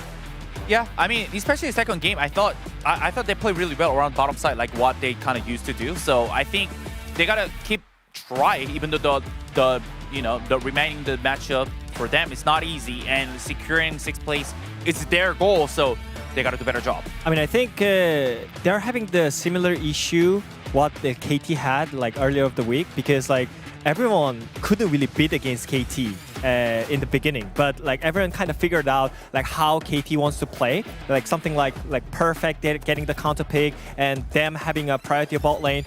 Everyone knows now, so everyone knows how to play against KT. It's literally same for Hanjin Brion as well. They all know Gideon is one of the playmaker, like he does everything from Brion. But now, if you just lock him down with the bans and like the champion pool wise, then like I think Hanjin Brion, they have to step up in the laning phase. Otherwise, they can't do anything. Like there are still more to go. They have to play against Genji and HLE, one of the best teams in LCK. So they gotta prepare something. Yeah, and they're big opponents for that final spot on into the road to MSI. BNK Fearex and Kiwoom DRX, they play that second match on Wednesday. That's gonna be huge. And Kiwoom against D+, BNK versus T1. The Bros will have a game score advantage, but that's gonna be the close matchup that we're watching here on out. Nongshim also have a chance to slide on in up against DNS and D+. So there's still a lot to play for here. Has a chance here. What's the game that jumps out at you the most here, Wajid? Oh man, like the match 81, Genji versus HLE. That's a banger, man. Like two teams are just grinding so fast, and we all know like last time it went like opposite way, but I think this time around it's gonna be like complete different story here. For me, I think it'll be a match, I think 86. Genji against Hanjin Brion. It's the first, because it's the first game of for Hanjin Brion, right? Yeah. For the week, and if they started off pretty good, they can secure it. We'll see. The chances gotta be not that high, but do I sell my stocks or do I keep it? Chat, do you hear this? You hear this? Everyone is calling me a fake fan. This man over here is thinking about selling, but never sell. You never sell. All right. Then that means that you're gonna predict Hanjin Brion 2-0 week. You can predict against every now and then, but you can't sell. You can't sell. That All word right. sell. All right, let's see. Terrible. yeah, he only chased money. Here's the Challengers Week 9 schedule. So we've got a couple of bangers coming up. You can catch that on the air and through co-streams throughout the streaming platforms. The winner of the best ceremony was by far UCal with the Thriller. Again, anytime that he wins, very, very entertaining. We'll see if he and the rest of Kiwoom DRX are able to pick up wins in this pivotal final week number 9. Can you believe that? Week number 9 already here, the end of round 2. Remember that trade that happened at the end of the round? So much has changed so far. The Bros got so many more wins, but now they're on a losing streak. Who knows how it's all gonna end. On behalf of everyone here at the LCK, thank you so much for watching. We'll catch you next week for the final week of round 2 and the moments before the road to MSI. Bye-bye.